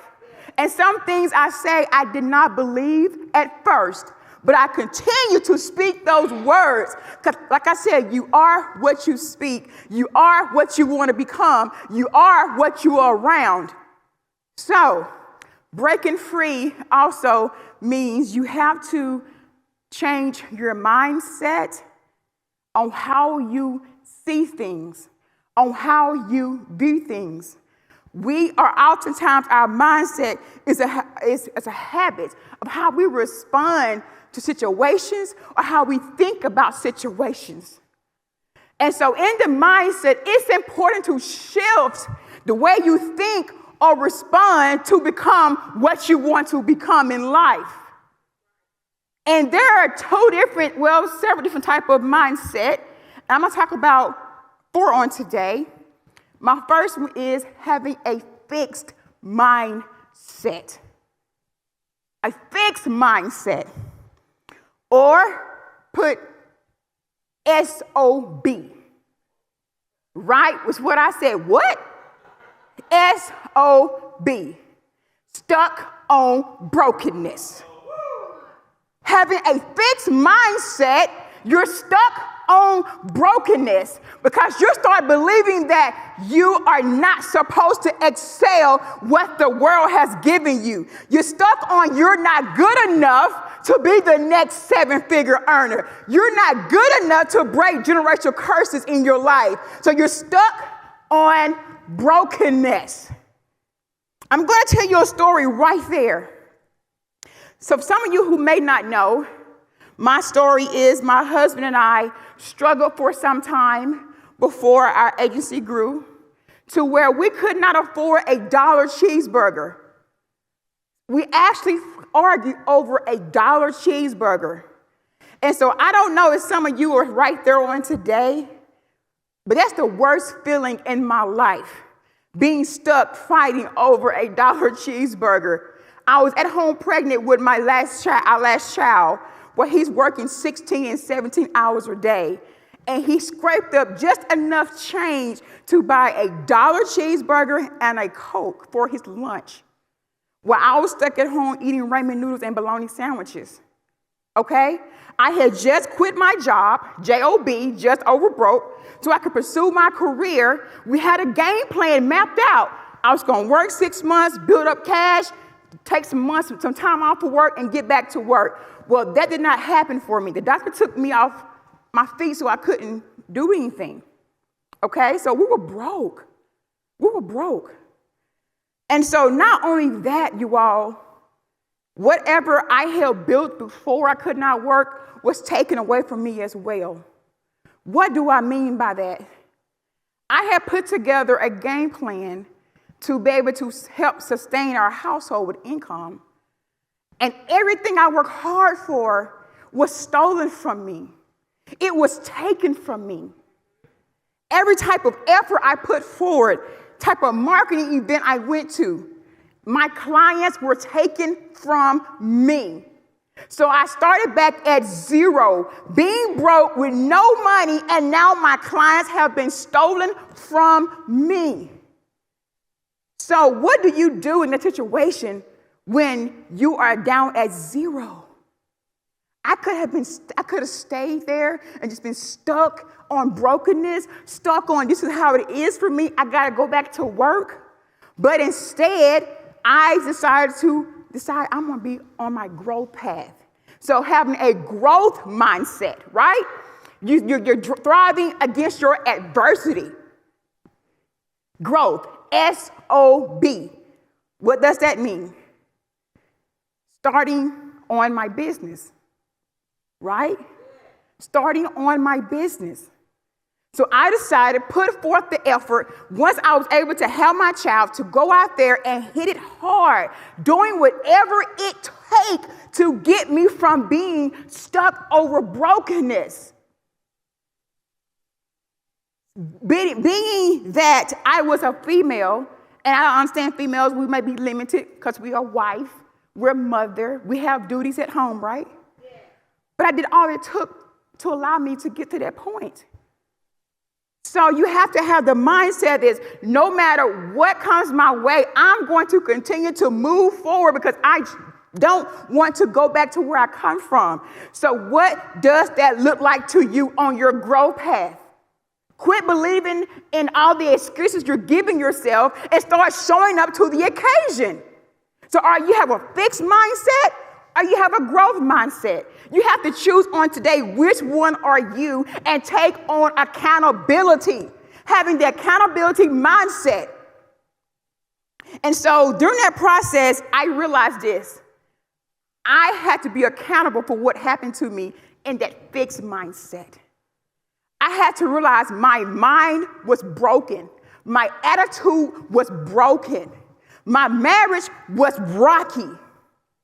I was not happy with myself. I created surroundings that people did not want to be around me because I was stuck on brokenness. Right? But now that you want to move forward and you want to grow, what does accountability look like to you? Are you going to do what it takes to get to the next level? Are you going to call your leads over and over and over again? Are you going to door knock until you get a yes? What are you going to do to grow to the next level? Taking on accountability. Taking on doing what it takes. I know I keep saying it over and over and over, but I want you to get it. Yes, you're going to hear strategies on how to sell, how to hit 6 figures, how to hit 7 figures, but you have to have the right type of mindset and attitude to be able to retain the information that you're receiving on today. You can get so much information, but without having the right mindset, it does not matter. Right? So, lastly, having a fearless mindset. We heard it today over and over again. Fearless mindset, being fearless. So, to me, what that meant to me was I will no longer accept what I used to believe. I will no longer accept me fearing of failure. I will no longer accept of seeing what fear of success looks like. I'm going to just face adversity and move forward. Most people fail today because they fear of the unknown. Cody Askins did not know how big the 8% was going to turn out, but he moved quickly. He moved swiftly. He didn't have a what if don't work attitude, right? So it's important for you to understand that what we're saying on today, on this stage, matters. So pick out what people are saying and learn how it can affect you, not just in your business, but in your everyday life. Because you all are leaders here, right? Had I not known that by me breaking barriers, by me changing my mindset, would I be standing on stage today talking to you about changing your mindset? By me changing my mindset, yes, I went from making $0 to our agency producing millions in commissions, right? Being broke to millions. Being broke to millions. And I'm not bragging about it. I'm saying you determine your outcome. You determine your outcome. So if you would, in the chat again, tell me today, what are you breaking free from? What does that look like to you? Is it financial freedom? Is it hard times? Is it you want a better relationship with your family, with your friends, with your coworkers? What are you breaking free from on today? And take on the responsibility because you owe it to yourself. Remember, you are here on purpose, for a purpose, with purpose. What does that mean to you? Being here on purpose meaning that God made me who I am for a reason. And then understanding what that purpose is and show up to the occasion. No matter who's for you and who's not for you, so what? One thing I learned is this right here is that when you know your purpose, it doesn't matter who likes it and who do not like it. You're walking in your calling. You're doing exactly what you're supposed to be doing. So I could have been stuck on betrayal. I could have been stuck on blaming others for what happened to me. But I decided to take on accountability. And you know what? I realized it was my fault. Okay? So quit blaming others for where you are and say, it's my fault. I take on responsibility on today. I'm going to move forward on today. No matter what it looks like, I'm going to continue to move forward. I'm going to move the mountains out of my way. I'm going to step over the rivers. I'm going to do whatever it takes to get to where I want to be. So I hope this has been helpful for you on today. If I could get some ones in the chat, please. Thank you so much. Thank you, Joshua, John, Laura. I see how Cody can do all this. Right? And I want to say that you all have been great on today. And thank you so much. This is my time. Y'all have a good day. Boom. Give it up for Letitia Jackson. Never meant to make your daughter cry. I Miss Jackson. Man, she always delivers. Give it up for Zoom. Actually, you know what? Let's do this. Let's change it up, man. We got several speakers left. I want to see you stand up with me. Let's stretch a little bit. Let's stand and give Letitia Jackson not only a standing ovation, but let's clap around the Zoom room and let's move around a little bit. Okay? So also, like, one of the big reasons I want to make sure we're doing this is you're sitting down, you're watching Zoom, right? Your energy matters. We still got a few more hours to go. I want to make sure you absolutely have the best energy possible. I want to make sure we have the best energy in the room possible. And we always need to stretch, do we not, right? Some of us are getting old. We need to stretch, man. Like, I found out I had a bulging disc in my lower back last year, right before 8% Nation 2022. I found out the week before the conference. And I couldn't sit up out of bed. Dylan, we were on the way to Mexico to speak at an event. Dylan had to actually help me up off the ground in the Springfield airport. I was hurting. I was trying to do yoga and stretch while I was in Mexico. I couldn't move, right? And so if you've noticed, I've started to take my health much more seriously this year, okay? Like, not only am I still going to a trainer, but I'm doing 100 push-ups a day, eating 150 grams of protein today, trying to stretch more, and getting 10,000 steps in a day, which is why I'm wearing a Fitbit. And right now, I'm at 8,960 steps at 12:22 already. When I have events and we have conferences, I always get a ton of steps in, right? Before we bring up our next speaker, what has stood out today? What's been resounding? What have you noticed? What have you heard? Not only what have you heard from the speakers, but what have you actually heard from what you heard from them? What have you heard, right? What has hit deep? What are you going to remember? Walter Bernew, what are we going to implement because of today, man? Good to see you, brother, okay? I love seeing a bunch of fresh faces and some new faces. I love that.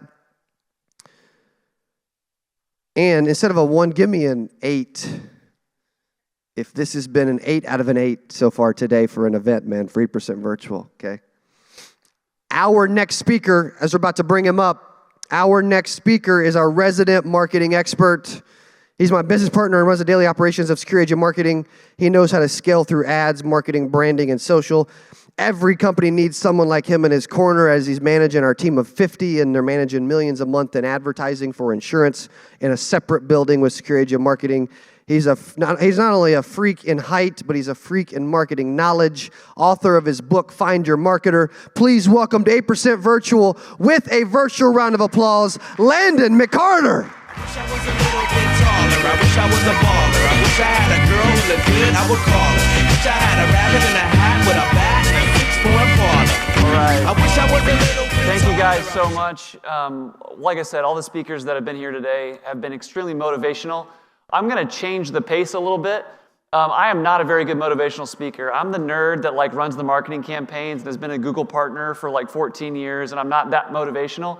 But I do come from a very long line of teachers. My dad was a teacher for 30 years. In fact, I'm actually running for school board in Springfield, Missouri, and that vote is April 4th. And I just have a heart for teaching. So what I want to do is teach you guys. This is not going to be a motivational talk. What I want to do is give you guys a formula to break free. I want to start this off with your marketing, right? I want to start this off with a quick story. Before I met Cody, I had a conversation with a big life insurance guy that was bragging about how big he was and how many agents he had. And he was talking to me about creating his marketing plan and blah, blah, blah, blah, blah. And so I sat down with him. We were at this hotel lobby. And he said, he goes, Landon, if you can just help me with this marketing thing, we can just scale this thing to 1 million, blah, blah, blah, blah, blah. And he goes, you know what? I've learned control the lead, control the agent, which I thought was a little manipulative, but that's what he told me. And then he said, you know what, Landon, you know how to grow mushrooms, right? And I'm like, what do you mean? How do you grow mushrooms? He goes, you keep them in the dark and you feed them full of crap. And I'm like, what in the world am I doing here talking to this guy? And from that on, I was like, this whole marketing thing is really misguided sometimes. We really need to take control of our marketing. And what I really tried to, luckily that wasn't a part of our group or 8% or anything like that. That was before I met Cody. Luckily, I don't have any of those people in our network now because that was a really weird taste in my mouth for the insurance industry overall. But What I found early on was if you can control your marketing, the reason I wrote this book and put it on Amazon, Find Your Marketer, is because anybody that's a top performer in the insurance industry really understands their marketing and lead development, either is their own marketer, has their own marketing, or has their own inside track on a marketing, okay? Unfortunately, I only have 15 minutes, so I can't really talk about all the marketing stuff, but I want to talk specifically today about virtual life insurance sales, okay? The reason that I want to talk about virtual life insurance sales is because the stars have aligned, the planets have come together, and we are at a time right now that I've never seen as a digital marketer, okay? I got my degree in marketing 14 years ago. I started my first marketing agency 12 years ago. I partnered with Cody and started secure agent marketing 4 years ago. And over the last probably 2 years or so, I've been leaning really, really heavily into life insurance and advanced markets. The reason I'm leaning into life insurance and advanced markets is because the market is responding to this like I have never seen before. COVID taught the general consumers that they are now willing to make large financial decisions over the phone or over a Zoom with never actually meeting that individual ever in person. We're seeing close rates that are just as high on virtual meetings as we are in face-to-face meetings. Well, that's great if you're face-to-face, and I'm not trying to say that you shouldn't be a face-to-face agent. I'm not saying that's a bad thing. I'm just saying that we have an opportunity right now to be a virtual life insurance and advanced markets agent that you have never seen it before. I've never seen it, and even 2 years ago it wasn't working this well, okay? So I'm going to give you the formula of how this works, all right? For whatever reason, life insurance conversations, simplified issue, term, whatever it ends up being, are really easy now to get into. What we're doing is we're doing a lot of video ads because people are being educated on video, and we're doing shorts, like whether it's YouTube shorts or whether it's Instagram. We're not using Facebook anymore right now on this because Facebook is I think a low-tier platform to drive a lot of low-quality, low-intent leads that are as cheap as you can possibly get, right? So we're leaving that out. But for whatever reason, people are responding to life insurance messages on these video platforms, okay? And so what's happening is if you are able to lead with a life insurance conversation and not have commission breath and help them understand what they're trying to accomplish, understand their fact find, etc., and if for whatever reason the health underwriting issues or the budget that the prospect actually has moves you into a final expense conversation, you are ready and willing to pivot into that final expense conversation. And then if you are doing your right fact find, a good life insurance fact find should include retirement, tax-free retirement, that type of stuff. And you should be able to uncover some annuity and IUL opportunities as well, okay? So if you are doing your job, it is extremely easy to get people that want to talk about life insurance right now, better than it's ever been. And then if you're doing your right job in the fact find, you can pivot to FE or pivot to advanced markets and get into the retirement conversation. Out of every 10 life insurance conversations you have, you should be able to uncover 1 to 3 advanced markets or IULs or annuity conversations, okay? So how this works is you basically just put together a strategy. You're able to lead with life insurance. If underwriting or budget take it to a final expense, you go there, and while you're talking life insurance, you're uncovering annuities and IULs, okay? It's working extremely well. I don't know exactly why, but I will tell you that when we hit these windows, a lot of times these windows like slow down. Whenever Cody first started, when we met, I was talking to him about final expense and Facebook leads or whatever, and he ended up telling me that he was spending $250,000 a month on Facebook doing final expense. And I'm just like, what the heck are you talking about spending $250,000 a month? You're a 22-year-old kid. I'm the largest agency in Springfield. What do you mean you're spending $250,000? Well, he had found his way, because at that point, final expense was really only done via direct mail at that time, because Facebook wasn't really a paid platform. Well, he found his way into figuring out how to do final expense on Facebook leads, and then for the next 2.5 years, built a multi-million-dollar company because he was early. I'm telling you, this is the same thing, okay? This is the same thing. Nobody's doing this right now. Nobody's using life insurance video ads to drive to a high-intent landing page to then be able to get into these life insurance conversations, okay? So let me kind of give you a formula of how this works and just give you some expectations, all right? So in general, I want to explain one quick concept, and you guys put some more time on there, so I appreciate that. I want to explain one concept of why I feel qualified to educate you on this, okay? I'm not drinking any IMO's Kool-Aid. I've never sold an annuity. I don't even barely know what an annuity is. I think an IUL has something to do with retirement-free tax income or whatever. I don't know anything about that stuff. All I know is that I am the marketer that generates this, okay? And because of that, I have all these different, I work with pretty much all the big IMOs that you guys know. Like I see a lot of the groups that you guys have on your tags. I'm working with all you guys, and I'm pumping leads into your system, and you're taking our leads whether you know you are or not. Those are going into your database, okay?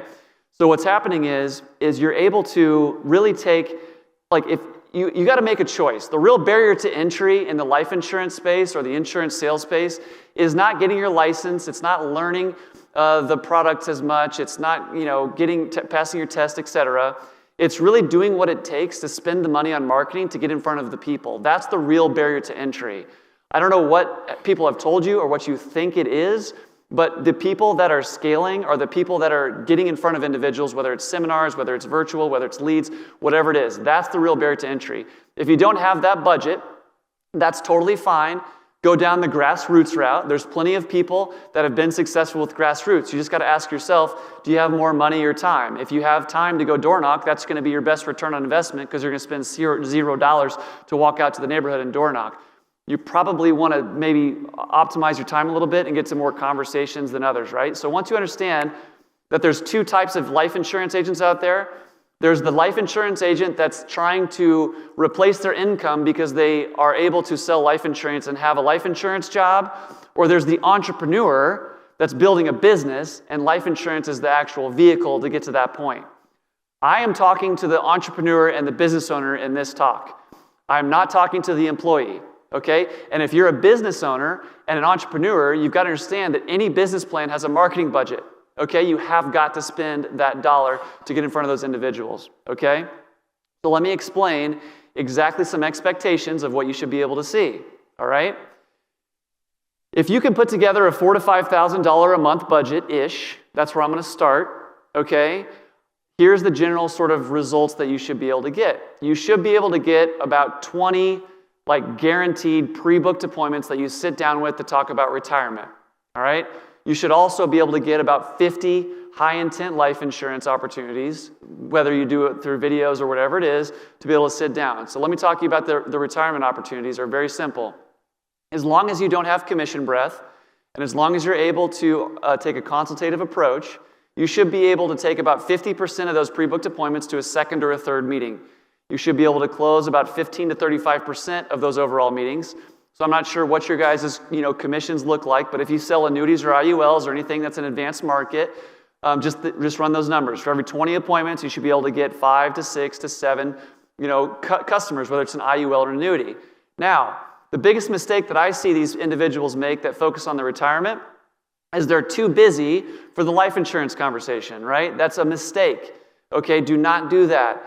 In these retirement conversations, you should be able to pick up easily low-hanging fruit of life insurance sales as well, because there's a lot of situations where you may not have enough budget to roll over in roll over in that particular retirement situation, but they might have a massive gap in their portfolio, and that might be the life insurance. So if you are too good to talk about the life insurance, then maybe you shouldn't start marketing, right? Because you're going to walk into a lot of life insurance conversations as well.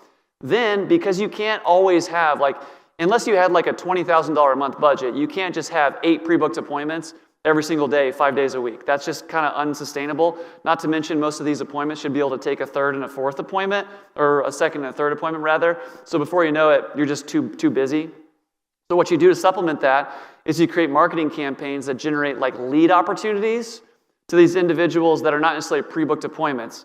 So for that $4,000 to $5,000 total budget, you should be able to get 50 lead opportunities of people that want to talk about life insurance. So you got 50 lead opportunities about life insurance, and you've got 20 pre-booked appointments, all right? Then during your pre-booked appointment breaks and all that other stuff, you're able to call and outbound your leads. And if you can have that sort of pace, you should easily be able to 4 to 6 to 10 times your investment on your marketing, okay? We got clients now that are spending $5K a month. They're 4 months in, and they've got $150,000 of commissions because they've walked into a couple annuities, a bunch of life insurance, and maybe some final expense as well. If I said $4,000 to $5,000 a month, and you guys said, holy crap, that budget's out of my realm, there's no way I can pull that off, That's okay. Not everybody has that budget. Not everybody's in the same place to be there. You guys just need to focus on grassroots efforts and maybe some Facebook leads or maybe whatever leads your IMO is telling you to do. But if you really want to get in control of your marketing budget, that's how you can actually get there. Is you can just take complete control of your marketing budget, get the pre-booked appointments, get the life insurance, etc. Okay? So Brett, would you mind throwing up the QR code while I'm talking on the rest of this? So there's going to be a QR code that's going to be on your screen. We recently did a life insurance and advanced markets training.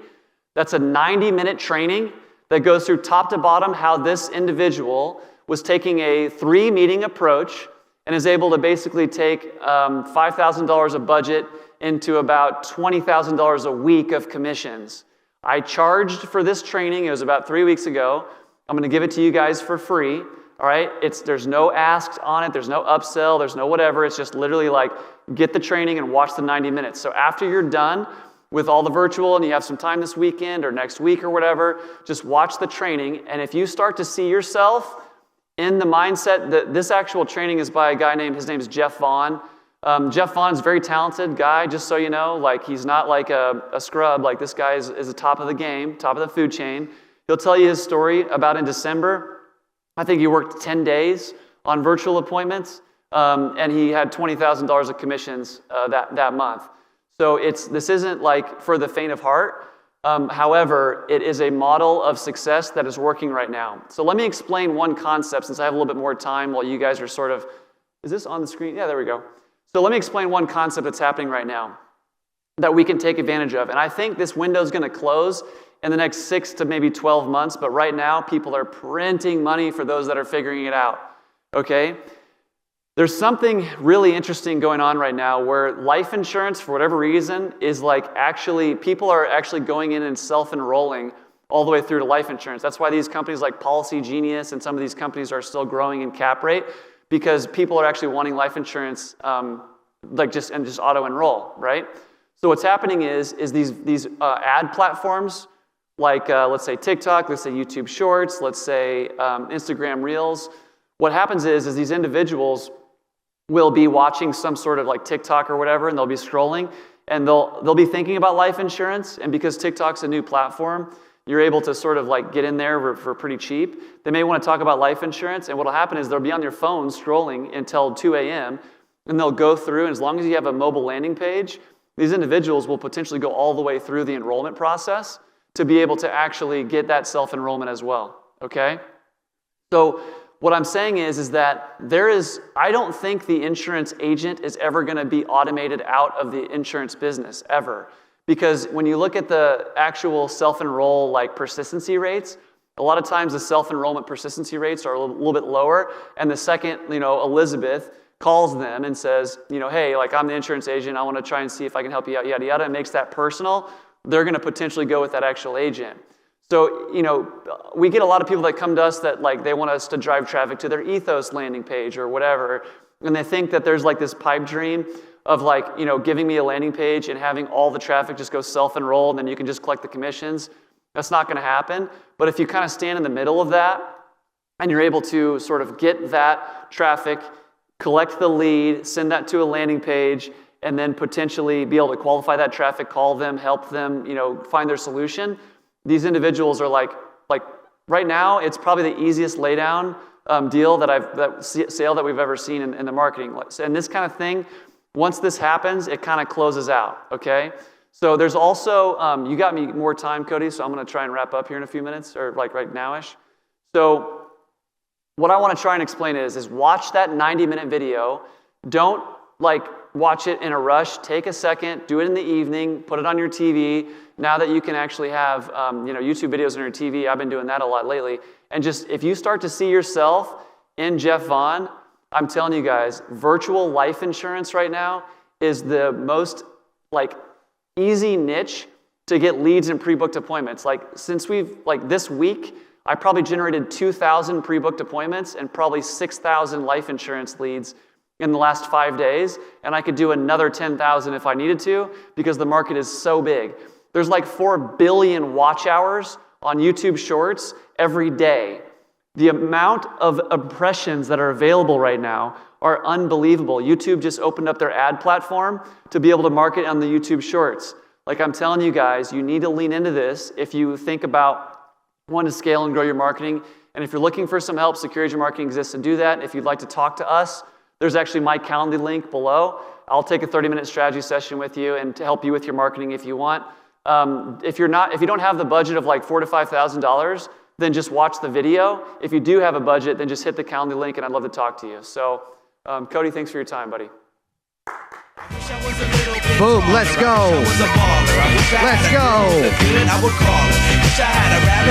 Landon McCarter, type Landon in chat if you are loving talking marketing and leads and prospecting and getting in front of people, which is such an important piece. Like I had somebody earlier text me during their team was on. I think it was gosh dang, I'm blanking names. I'm gonna pull up his name just because I feel bad. It was Gary Michaels. And he sent me a text, and he's like, hey, I got my team on. We're hanging out. What's the number one thing what advice you would give them? I'm like, set an exact number of appointments every week. You know, just be super consistent, right? Which is awesome. And it can help so much. It's so important to do. Our next speaker is really, really, really freaking good, man. Like, he is phenomenal. When he speaks, I listen, I take notes. Like, he talks about things that like can help all of us get to that next level in our business. He's been in the industry for less than 7 years. Has a total agency sales volume of over $20 million. Type 8 in chat if you're like, dude, I want 20 million in premium for my team. Okay, he speaks on having a CEO mindset as a 7-figure earner from Boise, Idaho. Please welcome back to 8% and this year's 8% Virtual, Darren Stubbs. All right, buddy, thank you. Boom. All right, everybody. Good morning, good afternoon. Oh, we gotta have a little Louis Dalsdale, and this is my favorite trumpet player, so I'll confess up front, I'm the 57-year-old band geek in the room. Been playing trumpet for 45 years, but still love it. But boy, I just want to say thank you to all the speakers. Letitia Jackson, holy moly, girl, you were pure fire. That was amazing. Brian Askins, it's kind of funny. He started talking about RGAs. I'm looking at my notes. I'm like, well, Brian already gave that part, so I'll just kind of skip that. But I got to tell you, and I appreciate the accolades, but I got to give credit where credit is due. I am here because in my agency, the PacWest Agency, we have tremendous leaders, tremendous agency owners, people that are working hard, that are sacrificing, and I'm simply a manifestation of a system-driven process. And so today I want to talk a little about, we're going to do CEO mindset today, Cody. We're going to have some more fun. But I want to talk about embracing the process and the journey and what that means for you, because everyone's going to have a journey to go through. Now, some people come here with business acumen. I mean, they've already had experience. Other people are brand new. They've never been an entrepreneur before. They're like, what's this all about? And so I want to kind of give you the good, the bad, the ugly, and then talk about making a decision. So for me, as I stand here today, 6.5 years later, and I'm with Symmetry Financial Group, my life is completely different than what it was 6.5 years ago. See, I went through the mortgage banking crash. Anybody know anyone who had to file bankruptcy in their 30s, 40s, or 50s because of the crash in the mortgage banking market? Right, I was one of those people. Single father, 4 kids, okay, now what am I gonna do? And then 2, something else that's really important is you don't know what other people you know, what is good and bad in their life. So the power of one phone call. You see, 7 years ago in January, a buddy of mine who I haven't seen in 7 years, so that we're going back 14 years now, I have not seen Tony in 7 years, called me the second week of January and said, hey, Darren, what do you know about mortgage protection insurance? I'm like, nothing. Well, there's this group in North Carolina. You should check it out. So I'll always be thankful for Tony because he changed my life, because he had the guts to pick up the phone and call me. And what if you had recruited me and you were making a 5 or 10 point spread on me? That's not a bad deal, you know. And of course, there's a mentoring and coaching process there. So I want you to think about that as you're out there recruiting and training. And the other part of it is I really want to spend a little bit of time today with newer people, brand new people, or maybe you're struggling and you're thinking, I can't make it, I'm not going to do it. I don't know if I can handle this. Because let me tell you, stress and pressure will come to you. It's going to come. Accept that process right now. Embrace and accept that you're going to be told no. You're going to have people hang up the phone on you. People you thought were going to kill it are going to quit. And then when you least expect it, the person you didn't think, because maybe you prejudged and misjudged them, yeah, that's the person that's sucking this in right now, and it's changing their life. And that's the person you have to invest in. You all see me do the deck of card analogy. 52 cards in the deck, you can shuffle it till Jesus comes back. There's only 4 aces. So you're looking for the aces and faces. To me, aces and faces. A jack, queen, and king, those are people that are humble, coachable, teachable, trainable, willing to do the work. The ace is the person that just needs to be shown what to do and they just go do it. But see, in your mind, you get to choose which one you are. Now, maybe you're a 3 or a 4. You know, I love what one of my mentors, Danny Young, says. The you are has gotten you to where you're at. If you're not happy where you're at, you need to look in the mirror. Stop, diffuse, deflect, defer, disseminating, spread disinformation like Letitia. Stop blaming everyone else for your problems. Your decisions of the past have brought you to your present. Well, congratulations to your present today because you're on 8% virtual today. You made a choice. You took action. That's a good thing. Now you have to be willing to receive. But what does it take to receive? Well, you got to be humble, coachable, teachable, trainable, and then here's the 2 hard ones. Now, it doesn't matter which group you're in, there's different IMOs and competitors, and I really love what Cody's doing, trying to elevate the whole industry. We're sitting around last night at dinner, a bunch of competitors, but we're all loving on each other, getting to learn and love and accept that our differences does not mean we're right or wrong or bad or good. We're all the same. We're all created by the same God. See, but if you choose and decide that you're willing to surrender to the process, not submit. Now, what's the difference between submission and surrender? So when you have a job, what do? You bow down and you submit. Yes, ma'am. Yes, sir. Be here at 8 o'clock tomorrow morning. Yes, ma'am. Yes, sir. Well, I'm going to go to my daughter's t-ball game. Nope, you can't have the day off. You work. Well, but it's my daughter's t-ball. I don't care. You work. Versus in this industry, whether you're an independent or you're with an IMO, which matter group it is, you get to surrender to the process. So what does that mean? Choice. You get to choose. And every talk I give, I say that Latin phrase, cogito ergo sum. I think, therefore I am. Are you going to decide? Are you going to choose? Because then I'm going to ask you. You're going to type something in the chat box at the very end. And we're going to find out who's going to decide. And then after you've chosen to surrender for the love of Jesus, can you follow some instructions? Or is your ego so big that you think that you know everything that you're not willing to listen to a 32-year-old young man who's so brilliant like Cody, or to Letitia Jackson, or Josh, or wait, Mike, Brian, all the people that are here before me that are going to come after me? You've got to be willing to follow some instruction. You've got to be a little humble and be willing to surrender. Not submit, surrender. So as you look through that process, I want you to think in your mind, clear your mind real fast. Where were you 3 to 5 years ago? What were your problems? What was keeping you up at night? What made you fight with your wife or husband or spouse? What made you yell at your kids because you were short, because you were stressed out at work?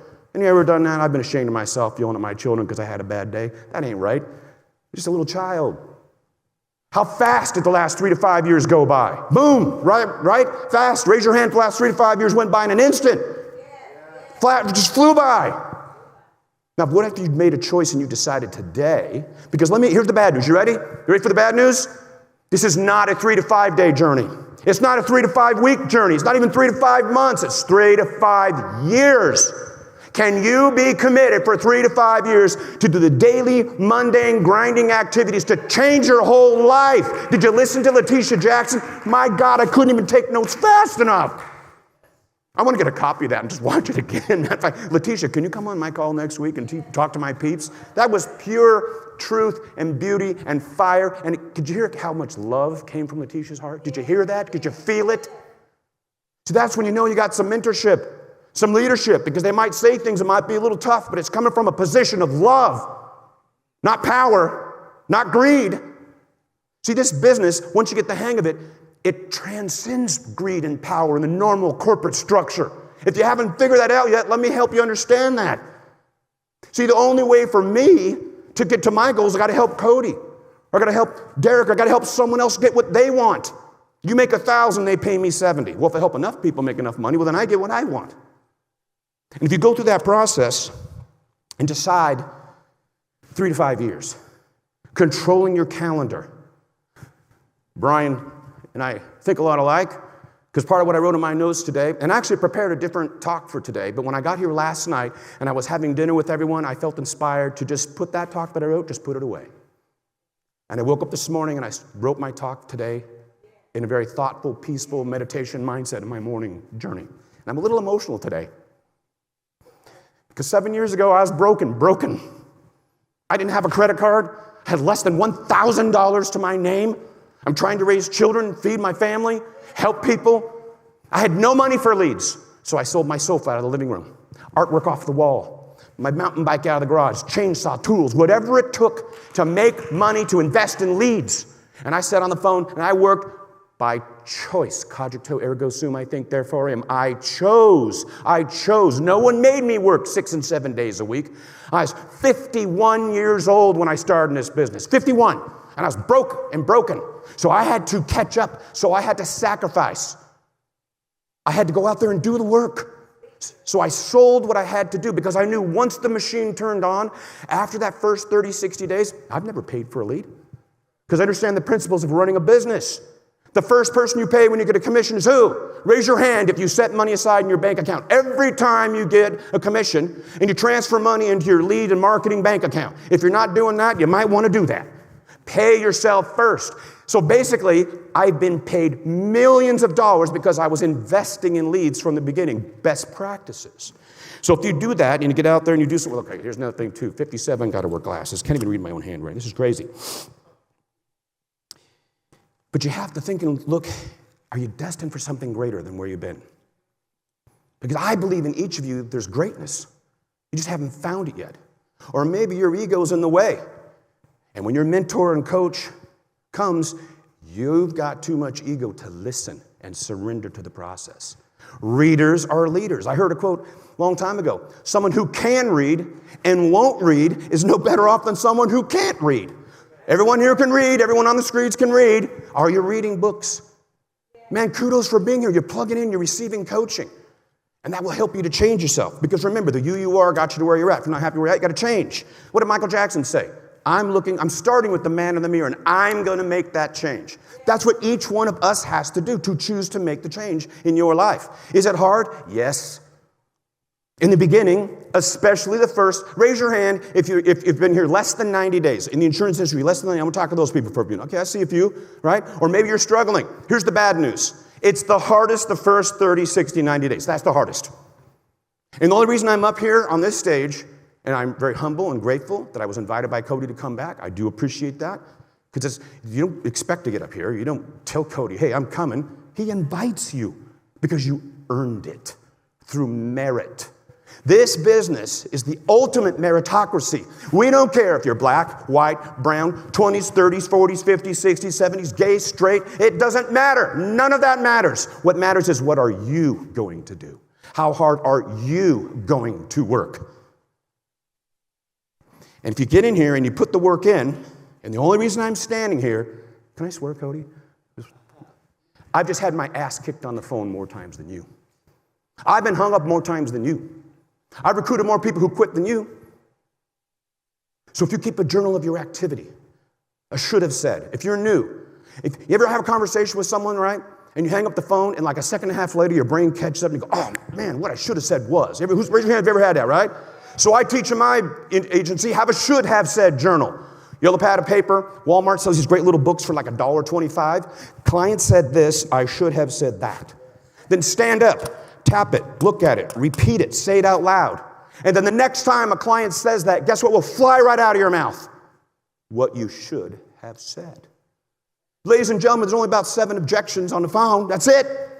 And let's say there's 4 different ways to overcome each one of those 7 objections. Someone do the math. 7 times 4 is 28. You're telling me your God-created brilliant mind cannot memorize 28 little phrases?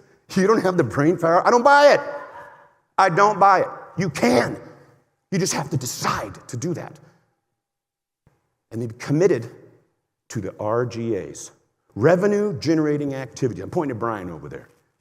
Because I see the same thing in my agency. I call them busy bees. I was busy, Josh. I downloaded an underwriting manual, and I watched 4 more hours of Cody Askins videos. And then I got some stacking trays in my office, and it's all neat and organized, and everything has a place, and it's in its place. And I was busy. Whew, I worked so hard today, Brian. Oh my gosh. You know, if you're on my team, the first thing I say is, that's great, send me your activity report. Crickets. Oh. Well, I made 54 dials. Oh, you made 54 dials in the last hour?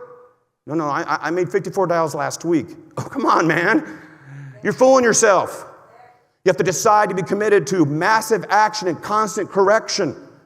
I salute you, I applaud you, because you're here getting some correction. Good for you. Give yourself a little pat on the back. I'm willing to get the information, to change, to empower myself. And if you continue to do that, your life is going to change. Now, I love Brother Steve Harvey. Who loves Brother Steve? I mean, come on, man. Brother Steve. Steve's my boy. I'm not going to spoil it for you, and I only have like 19 minutes left. I think I need to reset the clock, Cody. No, a couple minutes left. But before you go to bed tonight, promise me you're going to go to YouTube, type in Steve Harvey, Leap of Faith. Watch either the 5-minute or the 7-minute video. He's given this talk dozens and dozens of times. I'm not going to spoil it, but you need to decide to take that leap of faith. See, that's that word I'm going to come into. I think I already said that word decide a bunch, so you're going to come to here in a minute for that. And if you do that, things will change for you. Now, I started out, I'm the 57-year-old band geek. I've been playing trumpet since 7th grade. In fact, I have to fly to California next week for rehearsal. I play in a 25-piece big band jazz ensemble. And man, we're playing some killer tunes this year. But for 40-something years, every time I pull one of my horns out of the box, I start with the F scale.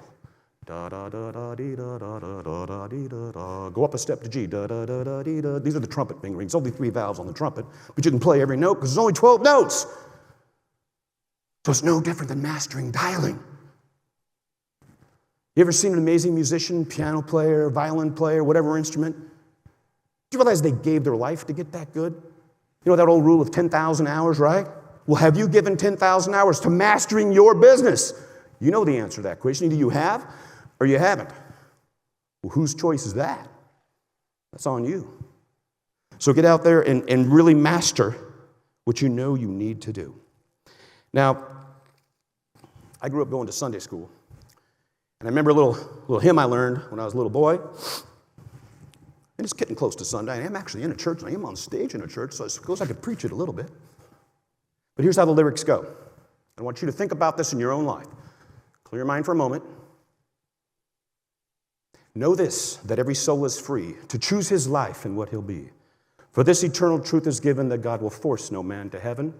He'll call, persuade, and direct a light, blessed with wisdom, love, and light. In nameless ways be good and kind, but never force the human mind. You see, your agency owner's not going to force you. Cody's not going to force you. We're not going to force you. You have to choose to do that. You get to choose that your life is free. You can be anything you want. You simply have to decide. So my hope and prayer for you today is have you decided? If you've decided that you're going to do this, no matter how much setback, no matter how much failure, no matter how many hang-ups, no matter how many no-shows, how many people quit, I've decided. I want you to type in the chat right now. I've decided to take control of my life. If you do that, we'll see you here. Thank you so much, everybody. God bless you. Have a wonderful day.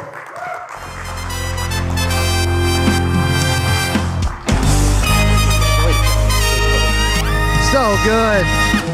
So good. Darren Stubbs, the chat is lighting up, man. They have decided. Give it up for D Stubbs again, once again. Let's see a little virtual round of applause on Zoom for Darren Stubbs. Amazing job, man. Dude, I told you, he delivers. He's decided. He's a phenomenal speaker, and he always rocks it. Here's a few things he said that I love. Where were you, and where are you now? How fast did the last 3 to 5 years go by? He also said, are you destined for something bigger than where you've been? Dude, I believe you are, right? I believe I am. The speakers and all, we agree we are, and you are as well, okay? I love that Sean Sell actually commented, which he just actually commented again. And he said, the best $8 that I've ever spent on myself. Who else agrees with that? Type yes. Type yes in chat if you're like, dude, this is the best $8 I've ever spent. And Netflix ain't $8 anymore, okay? It's like, $13.99 or $20. I don't know. It used to be like $7, $6, whatever. It ain't anymore, right? It ain't. And the material you're listening to, dude, it ain't this good, and it can't help you this much, okay? I love Matt. Thank you guys for that. Type in tons of yes. Jim, Pamela, Bobby, Grant, Randy, Laura. I've had to get good at, seeing names as they, fly by as well. Also, Melody just posted in chat that she was in pre-licensing, studying for her test. Who else does not have your license yet? You're in pre-licensing, type pre. Okay, I see the hands too. Wow, okay, several, by the way. That's awesome, man. What's up, Sherwin? What's up, John? Who else we got that's in pre-licensing? Let me show of hands again. Dwayne, Sarah, Teresa. I love it. Give them a hand for being in pre-licensing, for getting on anyway, for getting their license here very soon. Love that. There's one story I wanted to share as I kick off. I'm going to go for probably 10, 15, 20 minutes and then throw it to our next speaker. There's a story of the Spirit of St. Louis. Okay, we're in Springfield, Missouri. St. Louis isn't that far. The Spirit of St. Louis, Charles Lindbergh took the first nonstop solo flight in a very small airplane across the Atlantic Ocean from Long Island, New York to Paris, May 20th through the 21st of 1927. He was only going like 133 miles an hour. It took him like 31, 32, 33 hours, like a long time. And he went from New York to Paris, first ever nonstop solo flight. And he does this, which you got to admit, take a ton of courage, right? And he flies all the way across. He lands in Paris, and he gets out, and he's getting celebrated. He wins 25 grand for this contest, all this stuff. And then he takes a boat back to New York. Like he's just done one of the biggest things in the world. You'd think his confidence would be sky high. I can accomplish anything. I just flew from New York to Paris. First time ever. And he takes a boat back. You want to know why he took a boat back? Trey, he flies over and then he takes a boat back. It took a lot longer than 30 hours to take a boat back from Paris to New York. Takes a boat back. Here's the reason. He said, if I would have known that the ocean was that vast and that big, I would have never took the flight to begin with. How crazy is that? What can we learn from that? Like, right? What can we, in our own lives, what are we doing that we're like, man, if I would have known this was this hard, I would have never got licensed, right? Or maybe you're having success and you like my dad said earlier, you had $18,000 or whatever on your first sale, right? And you've already blew it. And you're like, man, if I'd have known I could spend this money this easily, I would have never got it, right? I don't know, whatever it is. But I'm telling you, you're in the right place. I said this earlier in the very beginning. There's more millionaires in this industry than any industry in the world, which means you're in the right space. You're in the right place. You're in the right industry. It's the number one industry on the planet for a reason. I was tossing around again, like, what does it mean to break free? When we're talking through this concept. And so I want you to pick some of these as I share these. Is it today that you're breaking free of a bad attitude and deciding to have a good one? Maybe that's it. Is it habits? And you're like, I need better habits. I need more of a routine. I need more of a schedule. I need to be more organized. Maybe it's habits.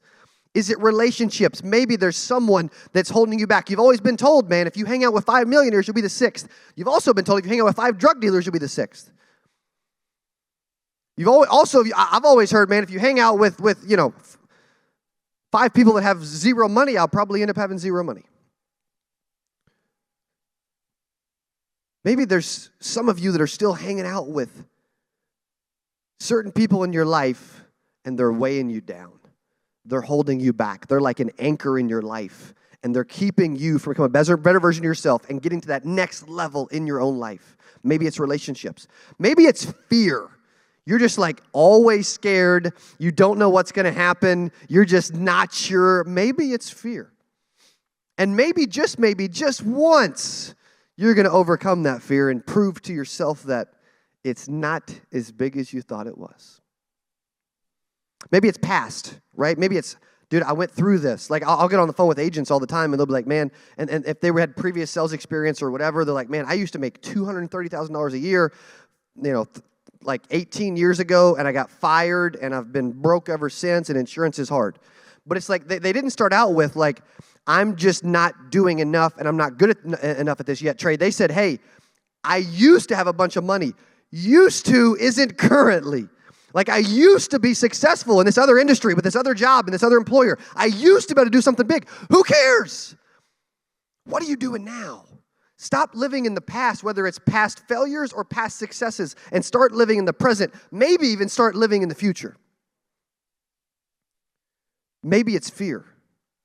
Maybe it's past. Maybe it's current. Maybe there's current situations, Sherwin, that are holding you back, Angela, from taking off and doing something, but you're just like stuck in quicksand and you can't move because you can't stop thinking about your current situation. You know, here's an interesting thing I don't normally share. My wife does not let me, she kicked me out of QuickBooks. I don't know any bank account logins, and she doesn't want me to know how much money we have in any account ever. You want to know why? That's kind of odd, right? That's kind of weird. You want to know why she does not want me to ever know how much money we have in any account ever? Because if we have a lot, I will spend it.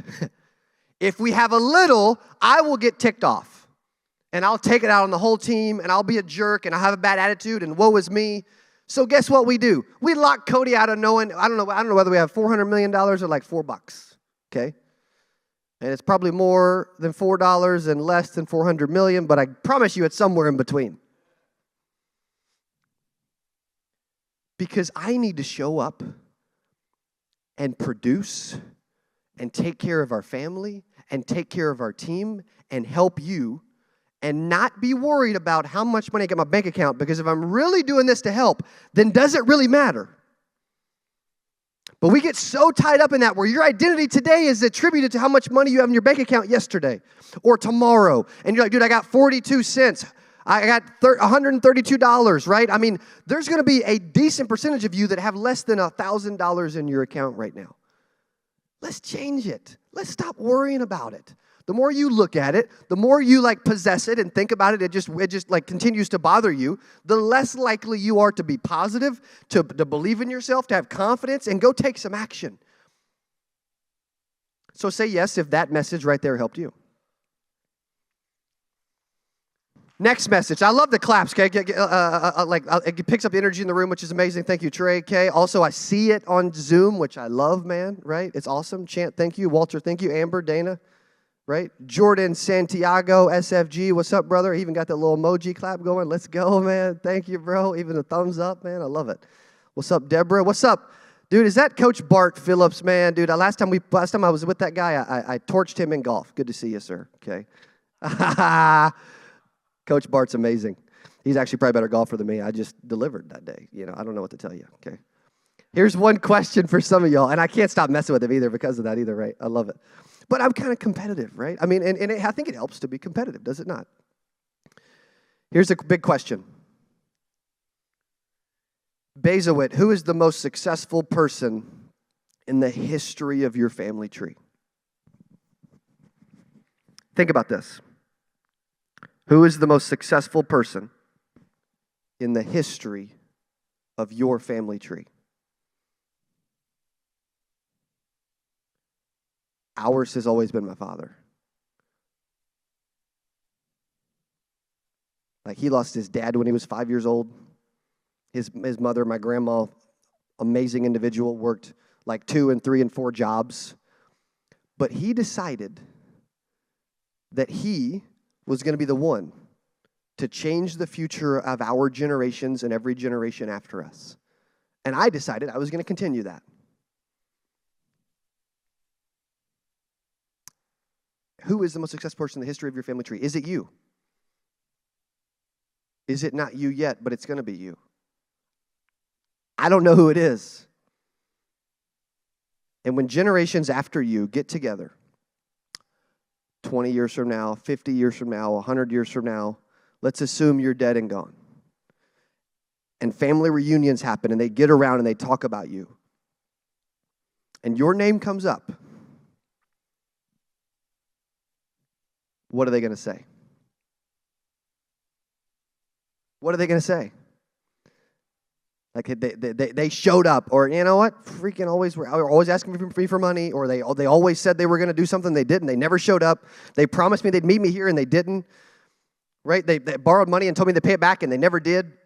They were always complaining, always whining, always blaming everybody else.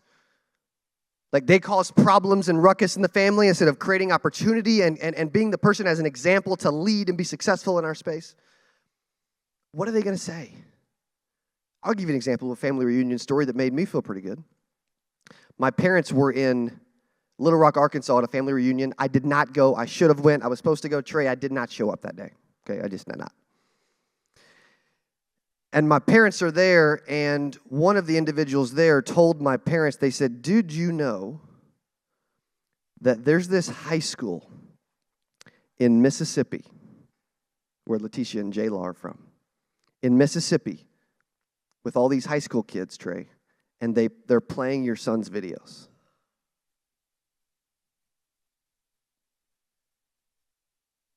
And she said, they're playing them because they're inspiring, they're motivational. He doesn't curse on video. I guess they tend to like that, right? Which is good. And my parents called me and filled me in on this. And it just broke me. I was in tears. They couldn't see it because it was over the phone, but I was in tears about the opportunity and ability to impact children around the world when that wasn't the intention of the channel. That wasn't the intention of 8%. That wasn't the intention of the movement. It was to help 16, 17, 18-year-olds. But dude, why not, right? It's an added bonus.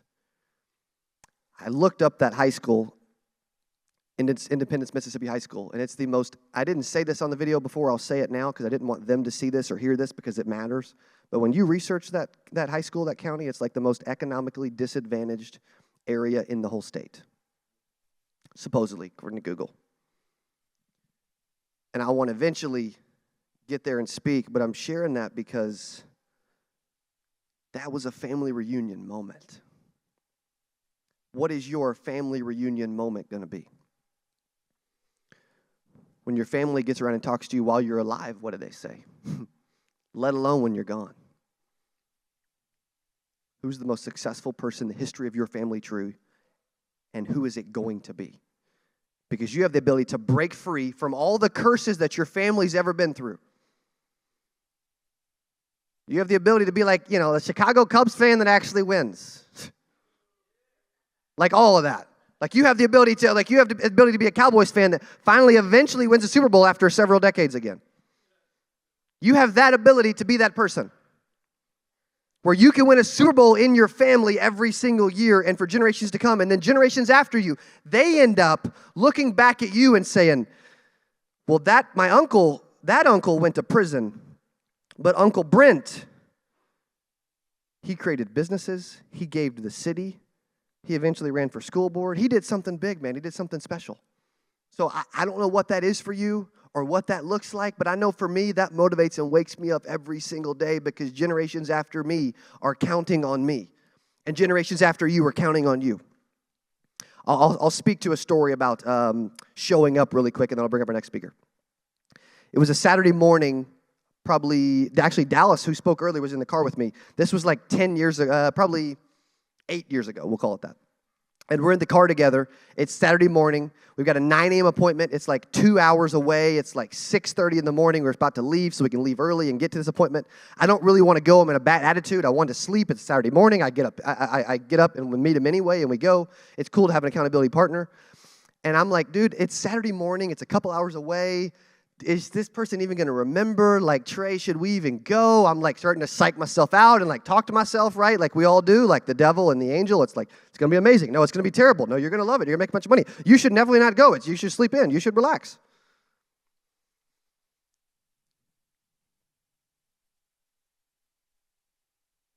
So I said, you know what I'm going to do? I'm going to call ahead. I don't want, it's Saturday. I want to sleep, man. I want to relax. I call ahead. No answer. I call again, no answer. I'm like, is this really worth it? I look at Dallas, I'm like, bro, is this really worth it? He says, we're not doing anything. Why don't we just show up anyway? Which is the type of people you need in your life, by the way, that show up anyway. Because there's a lot of days we don't want to show up, do we? But guess what? We have to show up anyway. And what's interesting is we get there, guess who's not home? Mary. She's not home. We're sitting there, 15, 20, 30 minutes go by, and I'm like, Trey, are you kidding me? We just wasted I told you, Dallas, I told you so, bro. Like, we wasted a whole Saturday. She pulls up 15, 20, 30 minutes late. She had totally forgot. She was so sorry. Oh, my gosh. She lets us in because she felt bad because we drove a million miles away on a Saturday. And we leave there, and we wrote a $505 a month life insurance policy. And we almost didn't go. We almost didn't go. There's moments right now where you almost aren't, there's days where you don't feel like going. But Jason, dude, we got to go anyway. We got to show up anyway, right? We've got to push anyway. We've got to go help people anyway. So that's a story of me trying not to show up and then being blessed when we push forward and show up anyway, which is amazing. I'm going to save some of this. However, I do want to mention before I get to one last story, before I bring up our speaker, we have 8% 2023 coming up. Who's enjoyed the virtual version of our in-person conference, 8%? Okay, phenomenal, right? Phenomenal. If you're loving this, can you imagine 1,000 to 2,000 crazy people, just like all of you, in a room, jam-packed in, sweating all over each other, in 100, just kidding. And you're sitting right beside each other, and there's tons of energy, and you got big-time speakers like Tim Tebow and Ed Milet and Jesse Itzler and all these other amazing people coming out and speaking, as we've had a crazy lineup over the last several years. And so we're going to show this right now because we don't really need to do this because we only have 1,000 to 1,100 seats this year. We're capping it off. We're doing no tables. We have a tight venue, but the production's going to be insane. We have a ballroom with team suites overlooking the ballroom. There's a green room with a catwalk that walks to the main stage with a huge LED screen, and the speaker comes out in front of the LED screen, just like this side stage, and they walk out on a catwalk all the way to a small center stage with a dome-like video above them. And the production, the speaker lineup that we've already been working on is going to be crazy. And so we don't have to do this, but you can go to 8percentnation.com and get an in-person ticket for Dallas. You can use code VIRTUAL and get $200 off. Okay, we raise the price every 30 days. You can get $200 off if you would like to be in person with us and spend more time with us. The price will end up being $1,000 at the end of this month for the lower level ticket because we're 65 to 70% already sold out. Right? And the team's like, we don't need to do anything. I'm like, yeah, but we can still do something small to help people, right? So if you would like to be a part of the in-person experience that we have called 8%, then you can go to 8percentnation.com. You can use code VIRTUAL, and that will save you $200 off on your ticket. Okay? In Zoom land, who's been to one of our 8% conferences in person previously? Okay? Daniel has, Gray has, CJ has, Laura has, Joshua has. Okay, awesome.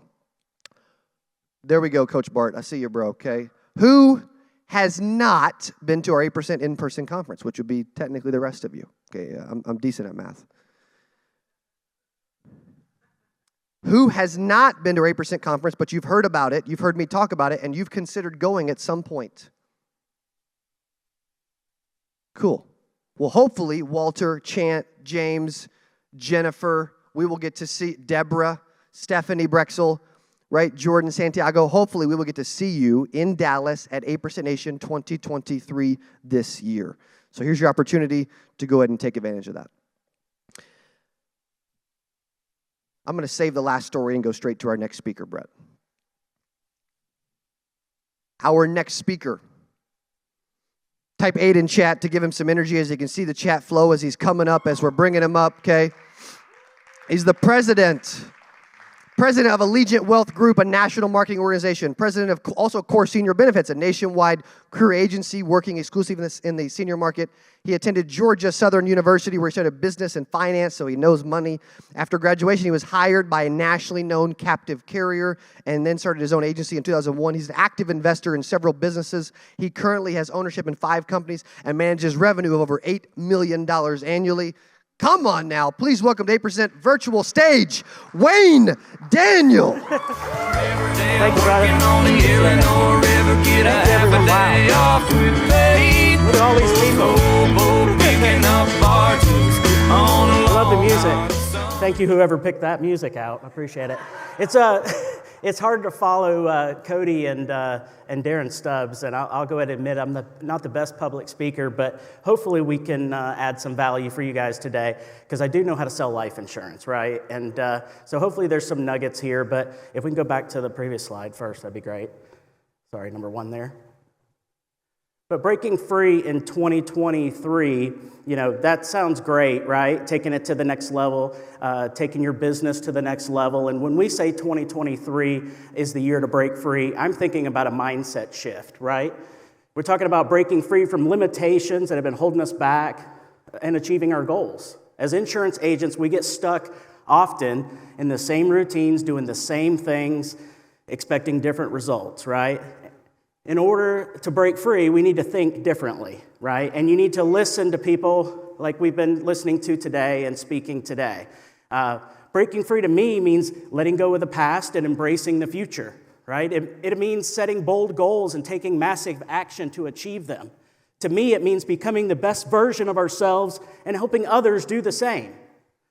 And most importantly, for me at least, it means creating a legacy that'll have impact for generations to come, right? And I get emotional with this because I truly like to help people. And as an agency owner, I think we all feel that way. We all want to help people that want to be helped. So what does this mean for you? What does it mean for you? I mean, we've got Paula, Brent, John, Jamal. I mean, I look over the Zoom and I see all these people on the Zoom, and I can see the number of participants, and not only is it the same, but it's growing, right? And we've been doing this all day, so for me to see the number of participants to continue to grow and continue to be engaged in the chat lets me know that you guys care, right? And if you care and you're willing to work hard, you'll be successful in this business. Insurance is the best industry on the planet. I know Cody said that financial services, most billionaires, stop making excuses. This business is the best business on the planet. I've, as Cody mentioned, been involved in several other businesses. It's all because of insurance. I've had the money to invest in real estate and other businesses because of insurance. So really take the time to study and work hard. As Brian Askins said, win. It starts with working hard, right? All of this sounds great. It's not easy. I always tell my team the iceberg of success. I call it the iceberg of illusion. But you guys know the iceberg that is floating in the water, and you only see the top half, and there's a half that's below the water. Well, the success is what you see. You see all these successful people on stage today, and at 8% and all these other conferences. Maybe in your organizations you see successful people, but you don't know what they did to get there. And I'm going to share a little bit about what I did. When I started, as Cody mentioned, I started with a captive insurance agency. They paid me to run a debit route, which if you guys don't know, that means that you just drive around and you collect payments from clients that are due, and you try to upsell them, right, or cross-sell. So you try to get them to get more insurance, you try to sell them an accident policy, cancer plan, whatever the case may be, you try to upsell, and those are your leads, that's it. So I realized pretty quickly that my book had been ran by 9 agents before I got it, and they had pretty much done a really good job cross-selling everything, so there wasn't a lot for me to do. And then I found out about leads, and at the time it was direct mail leads, and I was selling final expense and Medicare supplement, and direct mail leads to me were great, but you know what? They cost money, and back then I didn't have any money. I graduated college, as Cody mentioned. Insurance is all I've ever done, but I have had some part-time jobs to make it. In the beginning, in 2001, after creating my own agency, went broke, went and got a job at a hotel working night audit. So I'd start at 11 o'clock at night, if you guys don't know what night audit is, and work till 7 o'clock the next morning. You can sleep a little because you're there at midnight to close the books. There's not many people checking in at the hotel in that hour, but it's still, the next day I'd go home and go to sleep for a few hours and then try to go sell insurance, and I realized I was just too tired. You know, it was too much work, and I didn't want to be caught in a job, a just over broke. I knew I didn't want that. I wanted something more. I wanted to create my own legacy, and I knew to do that insurance was the catalyst. It was the vehicle for me to get there. But I knew that I was going to have to work hard and trust in my ability and my mentors to help me. So I went all in, right? I pawned the title to my car. There was actually 3 places in town at the time that had 0% interest for 30 days. So what I did is I pawned the title to my car. I got a couple $1,000, and I was able to take that money, buy the leads, sell the product, and then go get the title back. So I did this 3 times, and I would switch around to different companies because after you got the 0% for 30 days, you couldn't do it anymore. They wanted to charge you interest the next month. So found 3 different competitors, was able to get the deal. That got me started. I had a 99 Ford Taurus at the time. Back then, we didn't have smartphones when I started. So when you wanted to go sell and you were door knocking, you had paper maps. And you mapped it out. And cell phones were expensive to talk on, so you checked the office each night at the hotel room if you were traveling or when you got home. And it was more difficult with the technology that we have today. It's the easiest time to get in this business. It really is. But it does take work ethic. Like Brian Askins said, that's the first part of win, that he had mentioned is work ethic. If you don't have that, the rest of this doesn't matter. If you don't have the work ethic, you might as well turn it off and go find something else to do, because this is hard. This is an easy business. It's easy to learn, but it's hard to do. And it's hard to stay motivated. And that's why things like this are important. So how do you break free, right? So it starts with a decision. You need to make a decision today to let the past go and embrace the future. It doesn't matter what happened yesterday or in 2022 or 10 years ago. Or 50, in 2004 when I filed bankruptcy because I didn't have anything, none of that matters today, right? None of that matters. Today is the day where you can decide to move forward, set bold goals, don't be afraid to dream big, set goals that stretch beyond your comfort zone, and then take action to achieve them, right? Don't just set big goals and then not work hard. You have to take action, and you have to embrace change. Change is inevitable. It's going to happen with or without you, and it's necessary, honestly, for growth. So embrace that change, be open to new ideas and opportunities, and don't get stuck in the same old routines. I got a story about this. So we started a career agency. Cody mentioned Core Senior Benefits 3.5, 4 years ago. Things are going great. We've got a lot of agents. Things started to change. We started losing some agents. We had some challenges. I don't quit, right? You only fail if you quit. So what did I do? I have a brokerage that's super successful, and I have a career shop that's not as successful. So with Cody's help and a lot of other people, we've been able to turn that around. But I got out of my comfort zone. I did things that I had never done before, and I was willing to embrace change. And the last point I want to mention is investing in yourself. The best investment that you will ever make is the investment in yourself. Don't let anybody else tell you anything different. It's the best money that you'll ever spend. Take the time to develop your skills and your knowledge and your mindset. Attend seminars like 8% virtual and 8% on-site in Dallas and any other seminar that you can afford to go to. If you can't afford to go to it, find a buddy, ride with them. Ask for a free ticket, get an agency to sponsor you. Somebody will make sure that you have, I know at 8% last year, I gave out 10 or 15 free tickets. So everybody, there's always a way. If you find the will, and I knew that there's always a way. If I wanted to make it happen, even if I didn't have the money, I was going to find a way. And, and investing in yourself, whether that's reading books or listening to motivational stuff, and make sure that you are surrounding yourself with people that inspire you, okay? Last thing, I'm going to pull out a quote, and I'm going to read from it so I don't mess it up. But Kinder Brothers put out, it was last Monday. If you guys don't know who Kinder Brothers are, great training crew. They send out an email every Monday. And this one's about Abe Lincoln, and it talks about his failure. So he has a quote that says, "I am not concerned that you have fallen. I am concerned that you arise." Right? So you can fall down. Make sure that you get back up. You can't fail if you don't quit. So at 22, Abe Lincoln failed in business. And at 23 years old, he ran for legislator and was defeated. 24, he failed in business again. 25, he was finally elected to the legislature. At 29 years old, he was defeated. So that was 3 failures to 1 win, right? Then at 29, we were defeated for Speaker of the House. At 34 years old, he was defeated for Congress. 39, he lost another bid for Congress. At 46, he was defeated for the Senate. At 47, defeated for Vice President. 49, defeated for the Senate again. At 51, he was elected President of the United States. 7 failures before that win. It's amazing.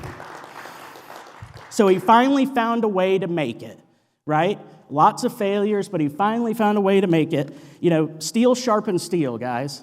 And if you surround yourself with people that are successful, you will be successful. Cody just mentioned it. If you're with 5 drug dealers, you're probably going to be the 6th drug dealer. If you're with 5 millionaires, you're going to be the 6th. You may even be the first billionaire, but you're never going anywhere if you don't associate with people that are successful and agencies that are successful. And all of you out there, you guys have done a great job. I've watched the numbers and I watched the people. We have 6 or 8 screens up here. So, you know, I look around to see who's really engaged, and 95% of you have been engaged the entire time. So give yourselves a hand. It's fantastic. So, you know, all of us are here today to make 2023 better for ourselves, right? Or you're just getting started in the industry, you're trying to learn about it, and you can see it takes motivation, it takes hard work, right? It takes determination, it takes some money sometimes, sometimes not. But, you know, make sure that you find someone that you're comfortable with as a mentor, and I promise with the hard work you'll be successful. But don't quit. You're going to fail. And it may be 1 time, it may be 2 times, it may be 10 times, it may be 7 like Abe Lincoln, but you will eventually win. I failed 3 times, 3, I call it 3, technically 2 times before I made it. So I don't know everybody else in the room, but I would assume that there's been some failures in the room, right? So there's not a millionaire on the planet or a billionaire on the planet that hasn't failed at one point in their life. So if you don't quit and you continue to work, you will embrace change and invest in yourself. There's no reason that you can't make this the best year yet. So let's create a legacy together that will impact generations to come. And that's all I have, guys. Thank you for your time. Every day I'm working on the Illinois River, get a half a day off with pay. Thank you, Wayne. Thank you, Wayne Daniel. They're lighting up the chat. Thank you, Stephanie, Tyler, Jamal, Melody. Thank you, Wayne, Daniel. Man, I was thinking about that. I'm like, man, I love, that's actually, we did an 8%, I don't know if he realizes this, we did an 8% virtual theme back in 2020, and we called the theme, if you don't quit, you can't fail. And I'm like, Wayne Daniel speaking at the 4th 8% virtual, and guess what he said?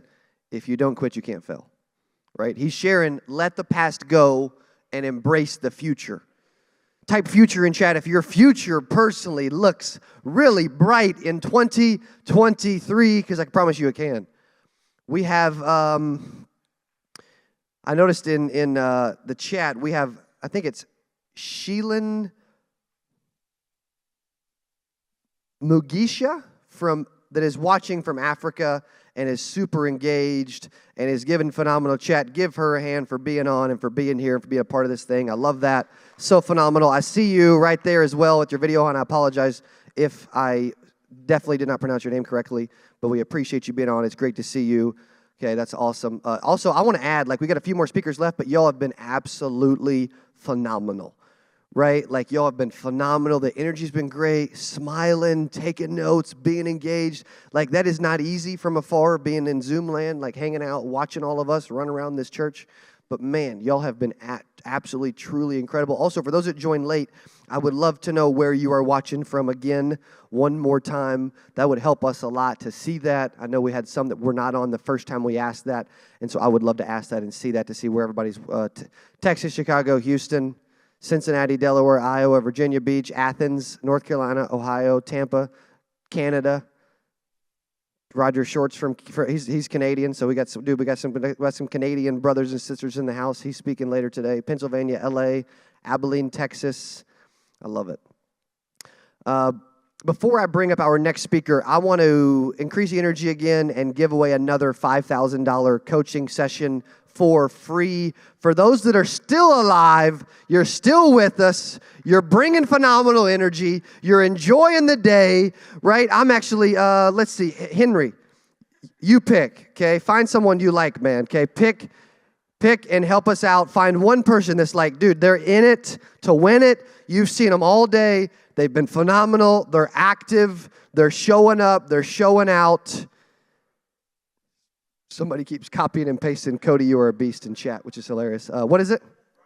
Brian Moore is right in front of Henry. Dude, perfect spot. Timing-wise, that was great, okay? So give it up for Brian Moore for winning a coaching session. Phenomenal job, man. Appreciate your energy. Y'all are awesome, man. You're all winners, right? Because you all got to pay $8 and spend the day with these speakers, so you're all winners whether you win something for free or not, okay?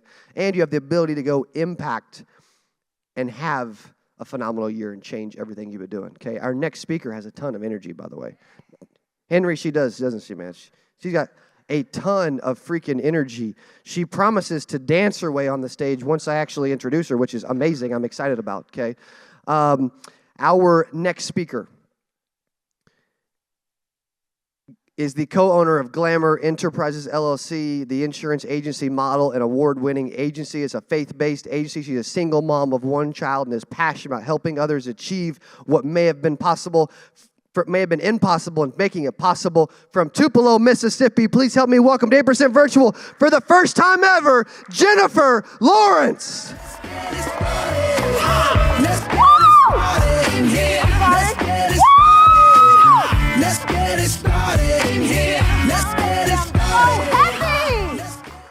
I'm so happy to be here. And I know that all of you are happy to be here too. So give yourselves a hand.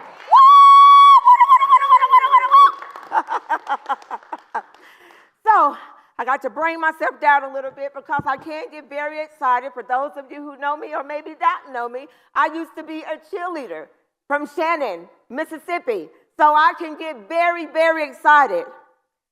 So we're going to start this off about breaking free by saying this quote that I like.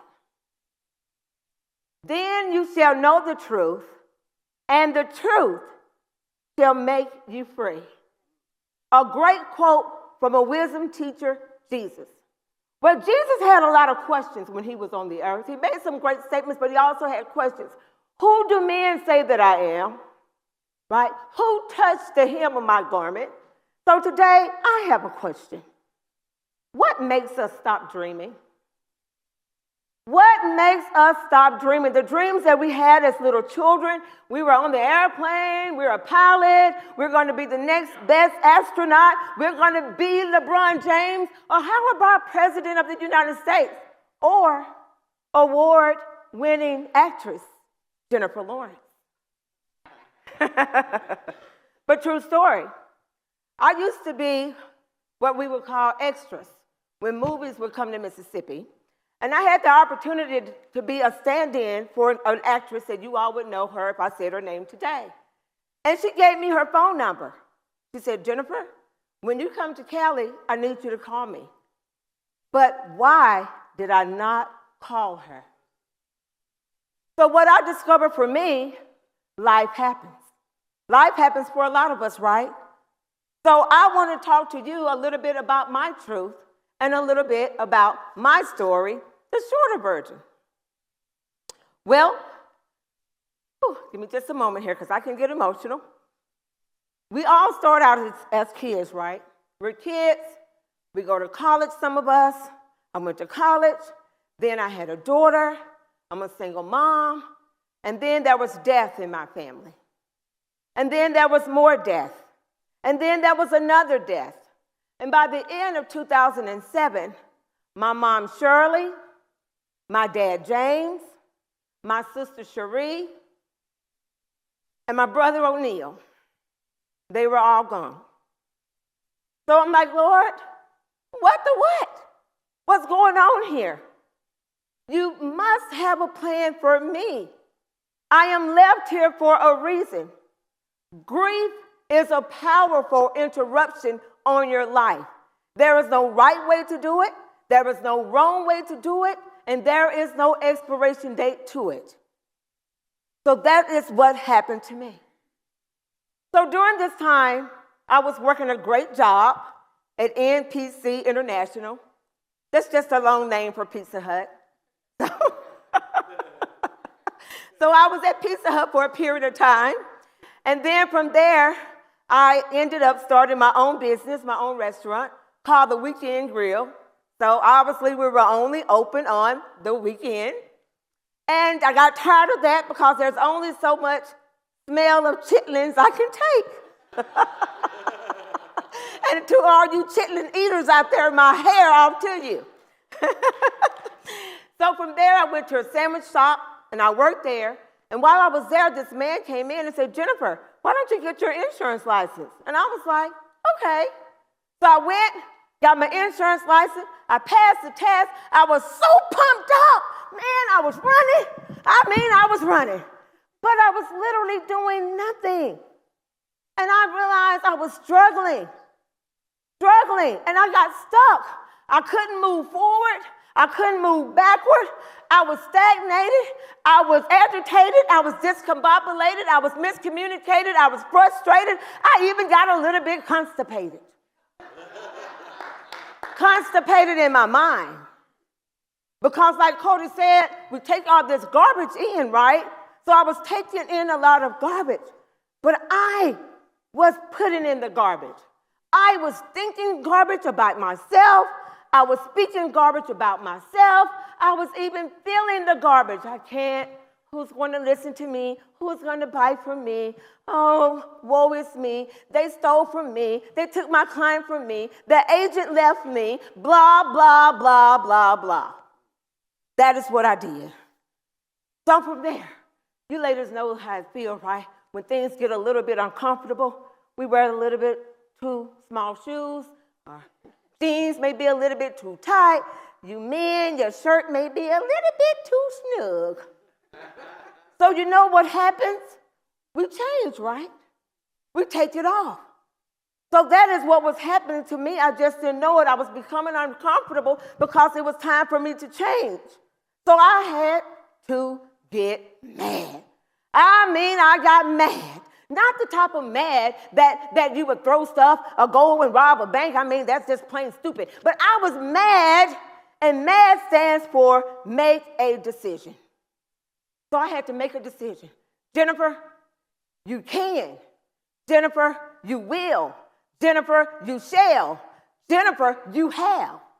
Right? Even today, before I got here, the Lord told me to wear red.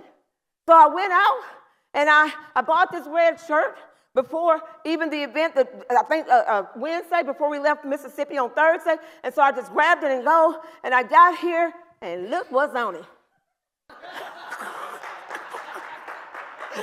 So obviously I can't take that off, but I have my receipt, so when I get back, they will take this off. So I had to make a decision. What else can I wear? Do I go buy something else? But no, God, you told me to wear red, so that's what I'm going to do. So I had to make a decision. And then from there was MAD number 2. MAD number 2 stands for make a difference. But before I can make a difference in the life of others, I first have to make a difference in my life, right? I had to make a difference in my life for me and my family. Single mom, with a daughter, a period of time I had nowhere to stay. We were homeless, and homeless doesn't just look like, with raggedy clothes and a buggy and a backpack. It doesn't look just like that. So I had to make a difference in my life so I could make a difference in her life, so I could make a difference in my family's life, so I could make a difference in my community. So I made a difference. Then there is MAD number 3. Meaningful, authentic determination. Someone said to me that Les Brown said, find something you love to do so much that you would be willing to do it for free. But because you do it so well, people would pay you for it. So find what's meaningful to you. Find your passion. Find your purpose. Make a plan. Be persistent. Go through the process. So in 2013, I had this dream. March the 13th, it would exactly be 10 years. And in this dream, this pastor told me 3 things to do, Jennifer, when starting your own business. And number 1 was work on me. And when I woke up the next morning, John Maxwell was on Joyce Myers, and I heard him say, work on you. We have to work on me. But you guys, for me, that was very, very hard. I'm used to saying yes to everybody else, but it was no to me. So work on you.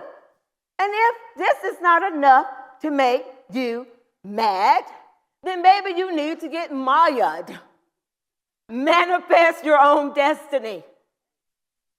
Do it yourself. If it's not there, create it.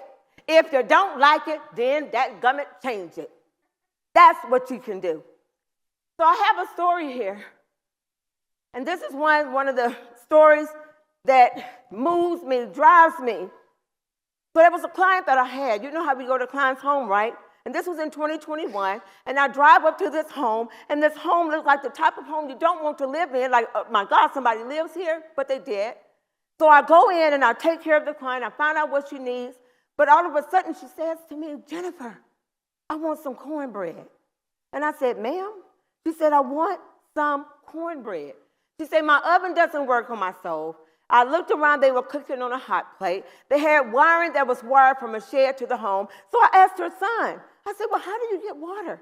He said, we have to go out. I'll show it to you once you get finished with mama. So he took me down this path. This is in 2021. And he lifts up this tin lid, and underneath there was like some sort of spring well. And he grabs this white little dipper, and he wipes it off, and he puts the dipper in there, and he says, here, taste it. And I did what only Jennifer Lawrence would do. I tasted. And I said, sir, that is some good spring water. But I be doggone it, when I left that house, I said, I got to help this lady. I got to help her. That is meaningful to me. I love what I do. So I want you to get mad too today. So I want to take you on this dream with me. You can close your eyes if you want to. Let's dream a few minutes, a few seconds. Imagine that you wake up tomorrow and you have $86,400 deposited into your account. But the stipulation is you have to spend it that day. Imagine the next day you wake up again and there's another $86,400 in your account. But again, before the day is over, you have to spend it. And the next day, oh my God, you wake up again. There is another $86,400 deposit in your account. You know the drill by now. I just got to spend it before the day is over. Well, people, we wake up like that every single day with 86,400 seconds in our day. What are we doing with it? So spend it on making a decision. Spend it on making a difference. Spend it on doing something that is meaningful, authentic, with determination. So right now, in my closing, Cody, I want to thank you. I want to thank your family. I want to thank your staff. I want to thank all of you speakers. I want to thank you for getting mad, Cody. I want to thank you for making a decision to make a difference and be meaningful and authentic and determined. Because without your madness, none of us would be here today. So I want to say thank you. Thank you. Thank you. So right now, I want to say to all of you out there, make a decision to get mad. Make a decision to change your life for yourself and your family and your community. Because I can tell you from my own experience that my life is an open book. All of us have stood up on this stage today and made our lives an open book. We don't have it all together. Or maybe let me just say, I don't have it all together. Right now, work on me is still in process.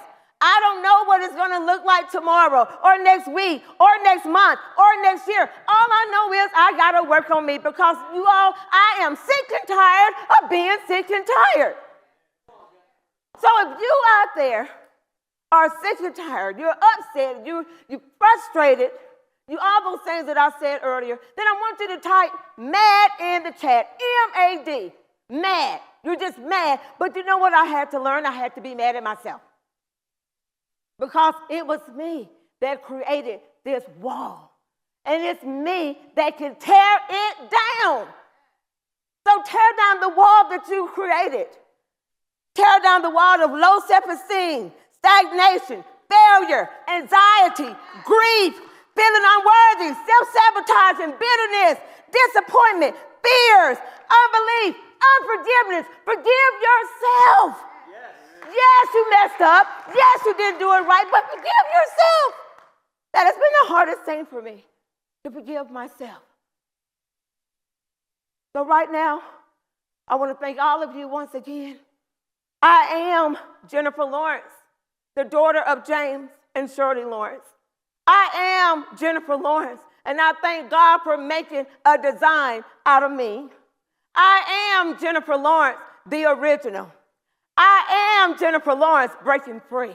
And once you've made up in your mind to break free, then you will know the truth, and the truth will break you free. So let us all break free in 2023. Thank you. Let's get it started. Let's get it started in here. Let's get it started. Let's get it started in here. Oh my gosh. Whoa. Man, Jennifer Lawrence was here, and she's still here. And she's mad, baby. She is mad, man. Who loved listening to J-Law all the way from Mississippi? Oh my gosh. So good. So good. Such phenomenal energy, man. Like, I had never seen Jennifer speak before. I had no clue what was about to go down. And she is way freaking better than I thought. Right, Patrice? Like, she is way better than I gave her credit for. Now I can say that Jennifer Lawrence is welcome to hang out and speak with Cody Askins anytime, man. Freaking give it up for Jennifer Lawrence. Wow. Gosh. So good. I love that 86,400 seconds in a day. How are you using that? How are you doing that? What does that look like for you? I love that thought about, like, her having us, like, close our eyes and pause and think about that every day, right? That's so good. Okay, so good. Couple speakers left. Our next speaker is an absolute machine. As he writes more than 1,000 Medicare policies every single year, he has systems and processes that can help you sell more of anything. All the way from Denver, Colorado, back for 8% Virtual 2023. Please welcome Joshua Youngs. Only the good die young. That's what I said. Only the good die young. Only the good die. There's not enough smiles on the screen right now. You guys should be fired up after that. Who put me behind her? Who's responsible for that? Today, there's been a lot of themes that I've had to, in essence, scrap what I was going to do in a lot of respects, because most people have covered everything I was going to cover. And if you couldn't tell, if you're new, which most people on this Zoom are probably in the early stages of your career, the motivation and the mindset is obviously the number one thing. And so I could go on for 15 minutes about mindset and keeping your mind in the right place. Can I get my slide up by chance? Keeping your mindset in the right spot puts you in position for success. And it's that continually staying in the pocket with consistency and persistency that's going to drive your success.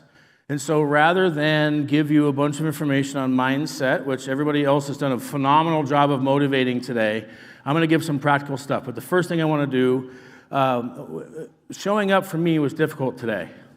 The main reason was my wife's grandma, who's 93, fell down yesterday when I was on my way to the airport, or 2 days ago. She broke her hip, her back, and her neck. And we're, in essence, at a point where we just got to take her home to die.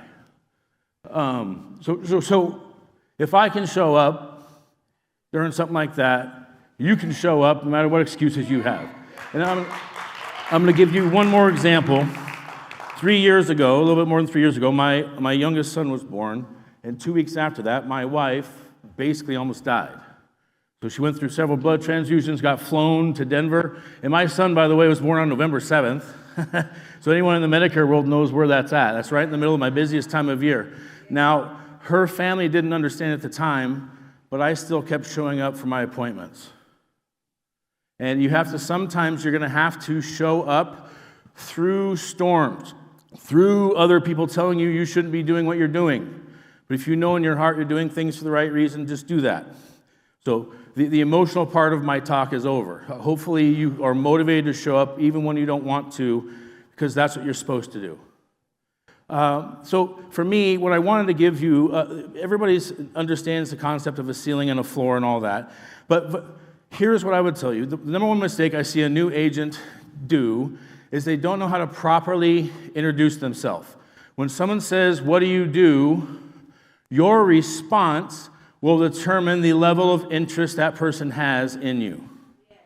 So you have to understand, you've got to learn your 30-second elevator pitch needs to be impactful.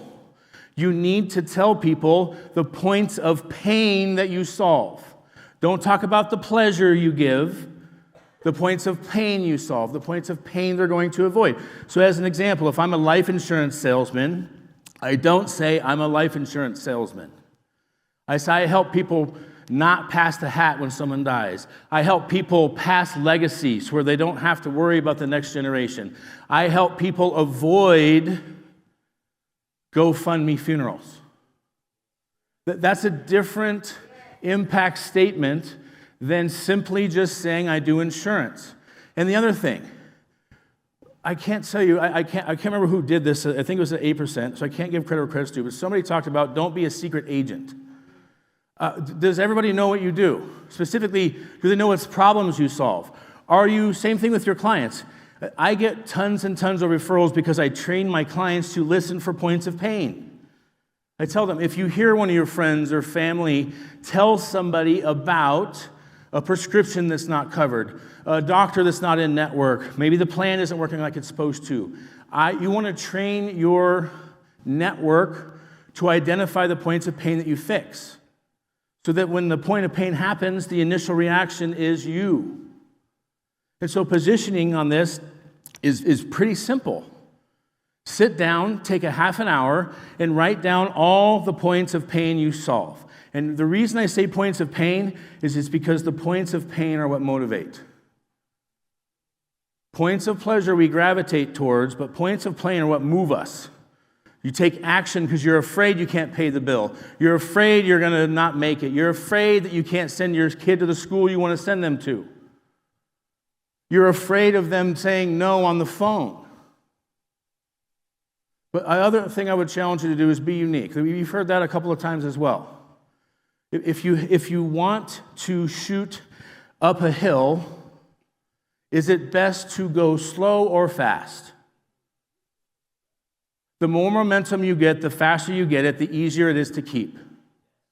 It's a lot like riding a mountain bike uphill. If you have it in the wrong gear, what happens?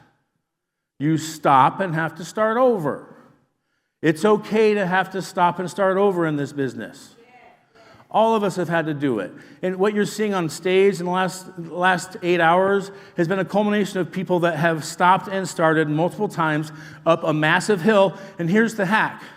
Once you get to the top of the first mountain, you think you made it, you look to the left, and there's another mountain twice as high. Okay? And what takes you from mountain 1 to mountain 2 is different. And so I'm in a transition myself right now. I have to transition from top of the food chain, top of the line, in the field producer, and mentally I'm having to switch to CEO. To accomplish my next level of goals, I have to do that. You have to understand where you're at in the process, and you can't rush it. Okay? It's a lot like growing a crop. And if you've never done a garden, it's the same thing. And so I want you to think of your possible clients as garden fruits and vegetables. Now, has anyone ever grown a garden? Can I get some interaction? Growing a garden? What's the fastest, most easiest vegetable to grow? Lettuce. By far will grow faster where you can eat it before anything else. Now, you might have a little itty bitty patty lettuce, but you can eat it the fastest. It's fastest to fruit. And so you want to have activities built into what you're doing that's fastest to fruit. In the Medicare business, that's low income. In the life insurance world, that's final expense. It's a low barrier to entry. And what I mean by that is low barrier to entry is everyone has a need for life insurance. Everyone has a need for Medicare. So you're not selling a product. You're selling an experience and a concept. And so the other thing you want to do is get outside the box. If you want 20 good ideas a month of what to do, add me on social media and just follow what I do. My favorite thing I'm doing right now, I went on Amazon, I ordered 400 packages of flower seeds. They are 50 cents a piece. But now every person I sit down with, I say, it's springtime, I am spreading smiles, Medicare peace of mind, and flowers. What kind of flower do you want? And to watch them pick their flower tells me a lot about them, right? Tells me about What if they pick a sunflower? What if they pick gymnasiums? What if they pick daisies? This is the experience that you want to create. So what makes me unique is that I am unique. And I enhance that. Each of you should enhance your uniqueness in what you're doing. So if you're making phone call after phone call and no one's answering the phone, let me remind you, you're probably one of the few that's compliantly calling. What I mean by that is calling without permission is happening more often than calling with permission. And so when I know that's happening, I'm not going to try to call with everybody else. I'm going to try to show up. So what better way to show up than to deliver, it's springtime, deliver flowers. And again, flower seeds is a commitment, is it not? And so I'm handing them a commitment, and what I say to most of them is it okay if I come back in a couple of months to see the fruits of your labor? Giving myself a reason to go back, whether they're my client or not. And so when you create opportunity for yourself outside your comfort zone, what you're going to find is the client is more receptive. You're going to find that when you do things uniquely and you make the experience different, and all you got to do is do what you're doing right now. Come to things like this, go to rooms, ask people around, what are you doing? What are you doing to be successful? What are you doing to be successful? Don't copy it. Be inspired by it and make it better for you. If you're going, wow, that flower idea is really good, but I don't like the flower idea. I'd rather hand out rock pets or whatever it is that you're passionate about. Find something that you can connect with the client on, because one of my big things that I do, every envelope that goes out of my office has a fish sticker on it. And I love fishing. I don't have much time to go fishing, but I love fishing. And so what that means is every other person who I connect with and they light up when I talk about fishing, I now have an automatic thing to connect with that person on. And in reality, when you're making a phone call to a lead, it's really about the connection you're making with that human. And so for me, my favorite thing to do is start out with, hi, how are you? How have you been? How's life? Just on a first name basis, and just let them ask me what? Why are you calling? Who are you? Because they're going to do that. But there's a difference between barging through the door and letting them open the door. So when they ask you, who are you and what do you do, you need to be ready with the points of pain you're there to solve. So again, think about the psychological, if you got a lead, let's say it's a direct mail lead, you get a lead.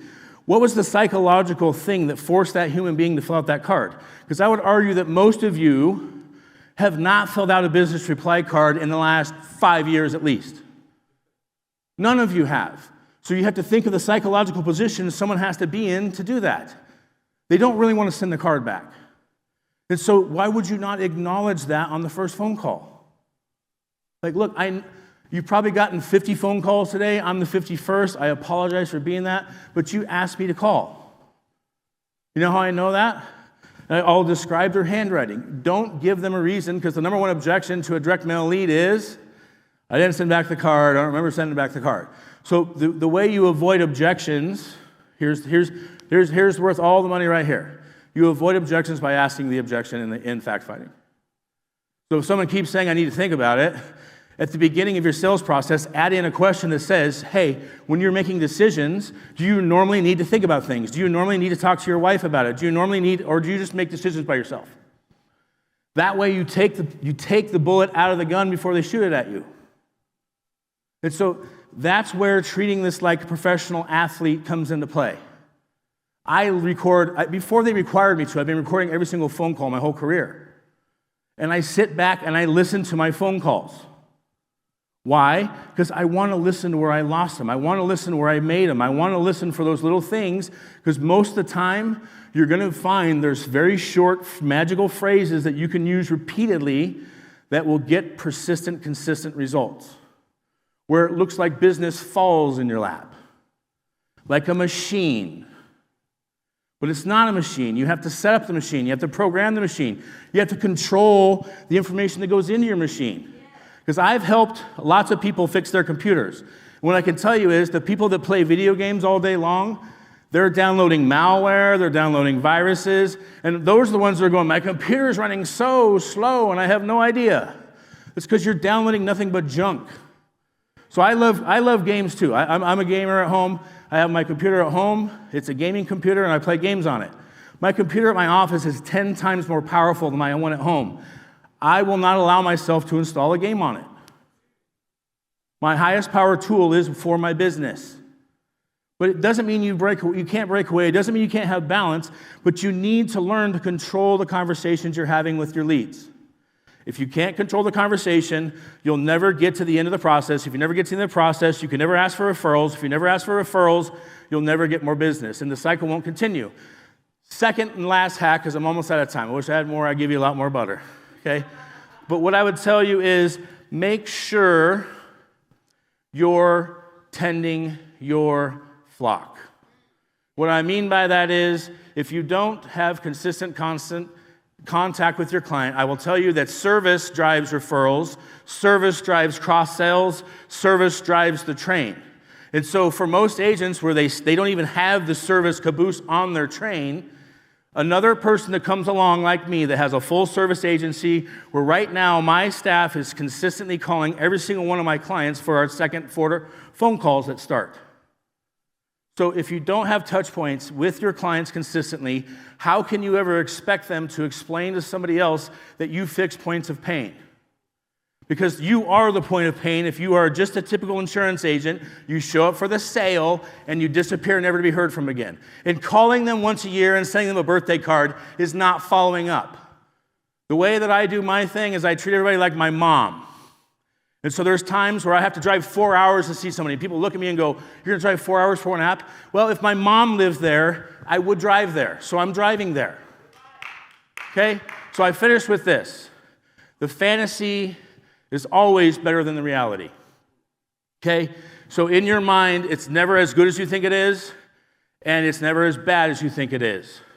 So your ability to control the ups and the downs in this business, because we don't have a boss, we don't have structure, you have the full responsibility of failure or success on your own plate. So in order to be successful, you've got to break free of your mindset, reprogram your brain, and control what goes in. If someone says negative stuff, flush them out. That's all the time I have. Have a good day. Only the good die young. That's what I said. Only the good die Good job. Give it up for Joshua Youngs. Way to go, Josh. Man, it was. I loved how he talked about at the end, like it was a massive nugget drop. I treat everyone like they're my mom. You know, like that's so good, man. He does a phenomenal job of service. Such a good mention, his thing to say. What stood out from Josh's talk? Let me see it. Great information. I love it. Let me see it in chat. Josh Rockwell got the same thing. Treat them like your mom. The flowers. I love it. Points of pain. Yes. So good. So good. Way to go, Josh. Appreciate you, brother. All right. We got a couple more quick speakers, and then we are almost done. It's been an amazing 8% virtual. So much fun, man. I hate that we are almost to the end because this has been a freaking blast. Dude, I love this. The energy just keeps getting better. Y'all are rocking it. Our next speaker, if you can jump back one slide, Brett. Our next speaker is one of my best friends, one of the hardest working people I know. Grew up on a dairy farm, milking cows twice a day, which is brutal. You know, it just is, man. Like, it's crazy. We played basketball together back in high school, roomed together and played basketball together in college at BBC. We actually started a cleaning business. No lie. Most people don't know this. Our freshman year of college, we started an office cleaning business, and our dorm was a wreck. As freshmen, and the title of the name of the company was Slam Dunk Cleaning. Okay, so even though I don't clean much of anything ever or take out the trash pretty much in my house, I had a cleaning company for several months. We had a couple clients, office clients, stayed overnight cleaning kids' play place. That was a nightmare. Stayed overnight cleaning a salon one time. That was a disaster. It was gross, so gross. But we learned a ton. He's an incredible hard worker. I'm excited for him to jump up and share for a few minutes about how he has got to where he is. Please welcome to 8% Virtual, Ty James.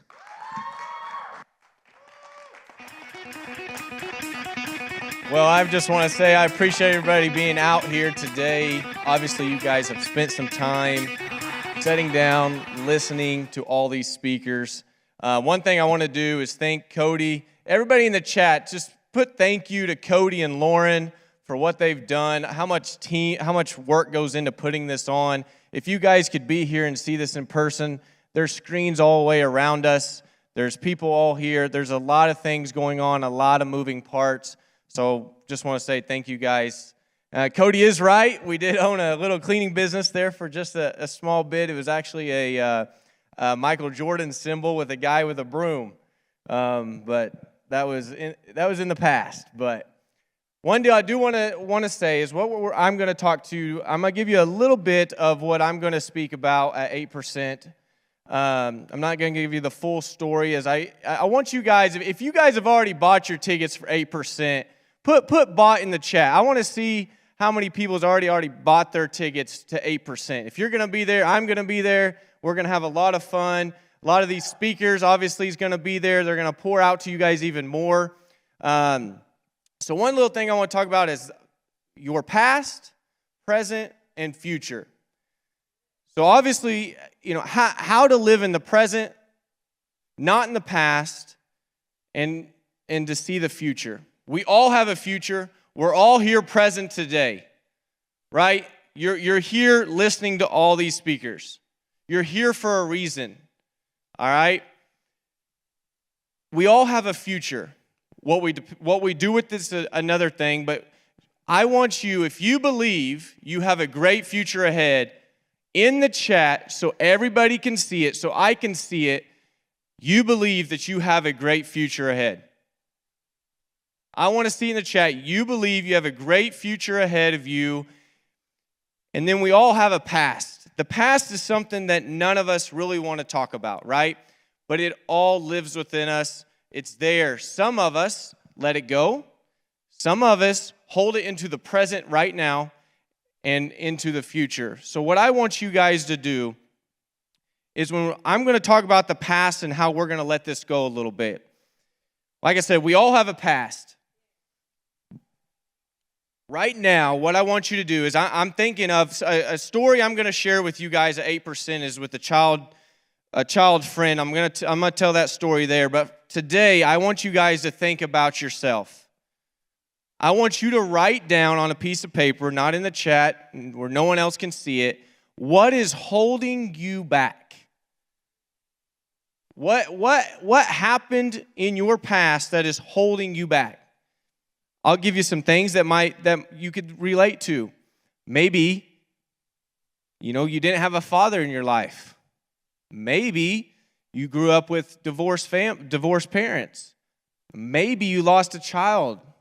What is holding you back that is just really holding you that you're like, you can't see a future? A lot of you guys here on the call right now, there is something that is holding you back. And you know what it is. Obviously, you don't want to mention it to nobody. But I want you to think about that. Some of you, the reason you're on this call or on this Zoom is because you need to break free, right? The deal is break free. You need to break free of what is holding you back.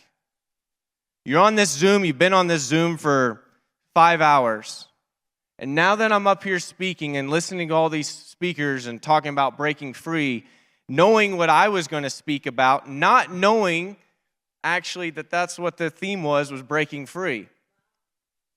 And Cody, I wasn't planning on being here. Cody knew I was over there, was going to be speaking 8%. He said, "Can you say a few words?" And he gave me about 9 minutes to do so. And so breaking free of what is holding you back to your future. So future. Like I said, you believe you have a future. I mean, there was a ton of you that put in this chat, you have a future. So I want you to write down how you think you would feel if you let go of that stuff in the past. If you let go of the stuff that is holding you back, what's your future look like? Can any of you guys, when you write that down, and I did it myself, or I definitely could not talk about it, and it's something you'll hear at 8%, but what has happened to you in the past that you know right now is holding you back to doing great things? Many of these speakers make a lot of money? What's holding you back from making a lot of money? What's holding you back to having a better relationship with your wife, your kids?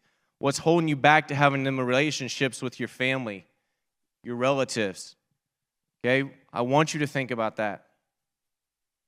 As many of you guys that are on the call, maybe you've made it through. I feel like I've made it through. I feel like I've made it through a lot of things in the past that's happened to myself and with my family and things. So I feel like I've made it through, and there's many of you and many of you guys that are here that's made it through. I know many of you have made it through. And many of you right now, we all, let's put it this way, we all are present here for a reason. We are all made to do wonderful things in life. I believe I was made to do something wonderful. I know all of you believe you was made to do something wonderful. A lot of you guys probably have no clue what it might be yet. I want you right now, as I got about a minute or two left, I want you right now to live in the present, leave the stuff in the past, and I want you to look forward to the future. If you can look at that and look and see how amazing your future would be if you would just step back, let that stuff go that you're holding on to right now. I want everybody, if you could, I want everybody to stand up from your Zoom. Everybody stand up. I got this one from Cody, so we're going to do what Cody would do. I want everybody to stand up. In the chat, obviously, you're going to be standing up, but I want you to say it. At 8%, you're going to say this out loud, very loud, so I can all hear you. If you want to say it out loud, so everybody in your office, your apartment, your house can hear you, I want you to do so. I want you to say that you're going to keep going. Okay? If you can say keep going, I want you to keep going. There we go. I want you to keep going. I want you to keep going and looking into the future, and I want you to see I'm letting it all out. I'm letting it go, and I'm moving to the future. My name's Ty James, and I appreciate you. Red Kingdom. Yeah. Red Kingdom. Welcome to the Red Kingdom. Thank you, Ty James. Yeah. We're playing a little Red Kingdom Chiefs music too, okay? We've got some Chiefs fans in the house. A bunch of our team are Chiefs fans. They grew up here, right? So they're Chiefs fans. However, they love that song. That's awesome. Ty, thank you for that, brother. Appreciate you. Okay, Brett, as you can advance the slide. Here's some of the questions I have. I love how Ty finished that about keeping going, right? Like there's so many times in life where we do not feel like we can keep going, like we want to keep going, like we're going to keep going. Also, if you could update that as well, Brett. Here's one question I had. What has stood out today? What have you loved today? Who has stood out today? What have you learned from today? What are you going to bring forward because of today? What did you write down? And you wrote down a lot, but maybe there's something you circled specifically that you're going to go and do today, right? We have one more speaker left who's a phenomenal speaker, does an incredible job. But who has touched you today that you've grabbed onto something and that you're going to continue to move and use as you flow into 2023, as you make an incredible impact, and as you maybe finally start to break free in your life? Our next speaker built and exited an ad agency that achieved over $62 million in annual revenue. He's the Chief Visionary Officer of Impact Legacy Group, the co-host of the #1 top-ranked Life Insurance Academy podcast, reaching agents all around the world with over 60,000 downloads a month now, which is crazy. Founder of the Power Producers in Paradise, a high-level business leadership summit and tropical destination. One of the most amazing friends a guy can ever have. His mission in life is to have an impact on the lives of others, to help others see themselves as God does, and to live in their purpose. He has a huge heart for people all the way from Louisville, Kentucky. Please welcome to 8% Virtual, our last speaker of the day, Roger Short.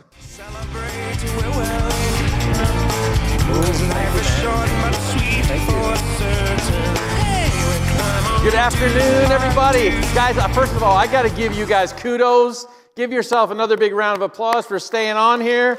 And I appreciate you staying on to close this out with us. How many people are ready to break free so far? You don't even need to hear me. You're ready to break free. Let's see it. I'm ready. Can you type that in the chat? I am ready. Let's go. I am ready. I want to see it. Guys, there was a study done by some clinical psychologists, and they were trying to assess the results of what would happen in a motor vehicle accident in a virtual simulation. And they had a bunch of controls that they placed in this virtual simulation. And the controls were to determine what mitigating factors or what influencing factors caused traumatic damage or minor damage or no damage at all.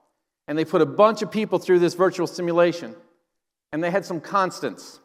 The one constant was that they would be immediately forced off the road and have to make a decision. And when forced off the road and having to make that decision, they were then forced with some obstacles that were in their way and some clearing that was in the way, trees, poles, openings, and the car was not fully stable. And so one of the most fascinating components that they were looking at is they were looking at where the driver's eyes were looking and pointing.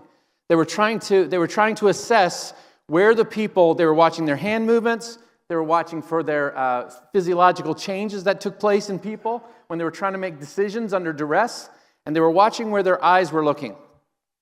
Interestingly, they determined that over 81%, an overwhelming, a massive number that they did not predetermine, over 81% of the people, upon exit of the roadway and looking at the obstacles and having to make a decision under duress, when they were looking at the things they were trying to avoid, over 81% of the people actually hit the thing they were trying to avoid. They hit the thing they were trying to avoid. And of course, once they started determining they had enough people coming through the simulation and through this study, they started looking at people who were missing and actually successfully maneuvering where they were going. And they went back and rewatched, and they watched where their eyes were going. And conversely, to the opposite number, over 81% again of the people who were looking at where they were trying to go, the opening, the clearing, those people over 81% of the time made it through the clearing. Guys, what does that tell us? We go where our eyes are looking. We go where our eyes are looking. Today is about breaking free, and I get to wrap this up. I know Cody's going to close it out with some thunderous finish for us today. But we get to talk about breaking free and what is it that's holding you back. And I want to pause at this moment and say it's an honor to be on this stage. It's an honor to be invited back for the third time now, speaking on the virtual stage. Maybe the fourth time, I'm not sure.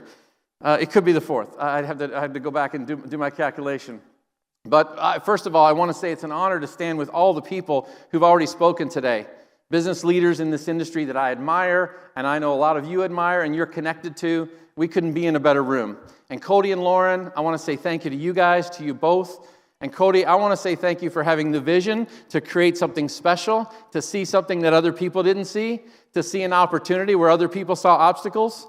And you, sir, didn't look at the obstacles. You looked at the opening, and you created something called 8%, and we all get to be the benefactors for that. So let's give Cody and Lauren and the entire team that's supporting this effort today and all they do for the 8% conference coming up in July. Without them, man, where would we be? This has been a phenomenal experience, and I love this community. You see, deep down inside of the heart of every human, there's a desire for something more. Deep down inside of your heart, there's a desire for something more, a better life, a dream, a glimpse of a life that might be possible for you.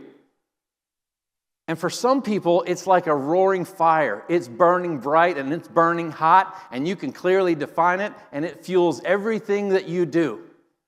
But for a lot of people, in fact, for most people, and I would say the number is around maybe 92% of the people, that thing that's glowing inside of them is like this faint little ember that's burning, just barely burning, and it's hanging on. And it's so faint, in fact, that you almost don't even want to expose it or speak about it because it's so faint that with the slightest exposure, it could go out.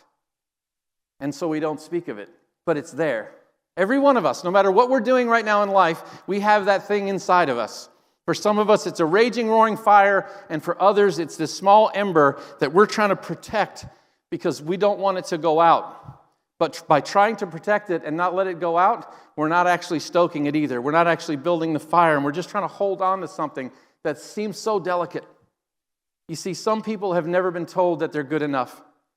Some people have never had the community around them to say, you are enough. You've been given talents, and you've been created by God as a unique individual to go out and impact the world in a way that only you can.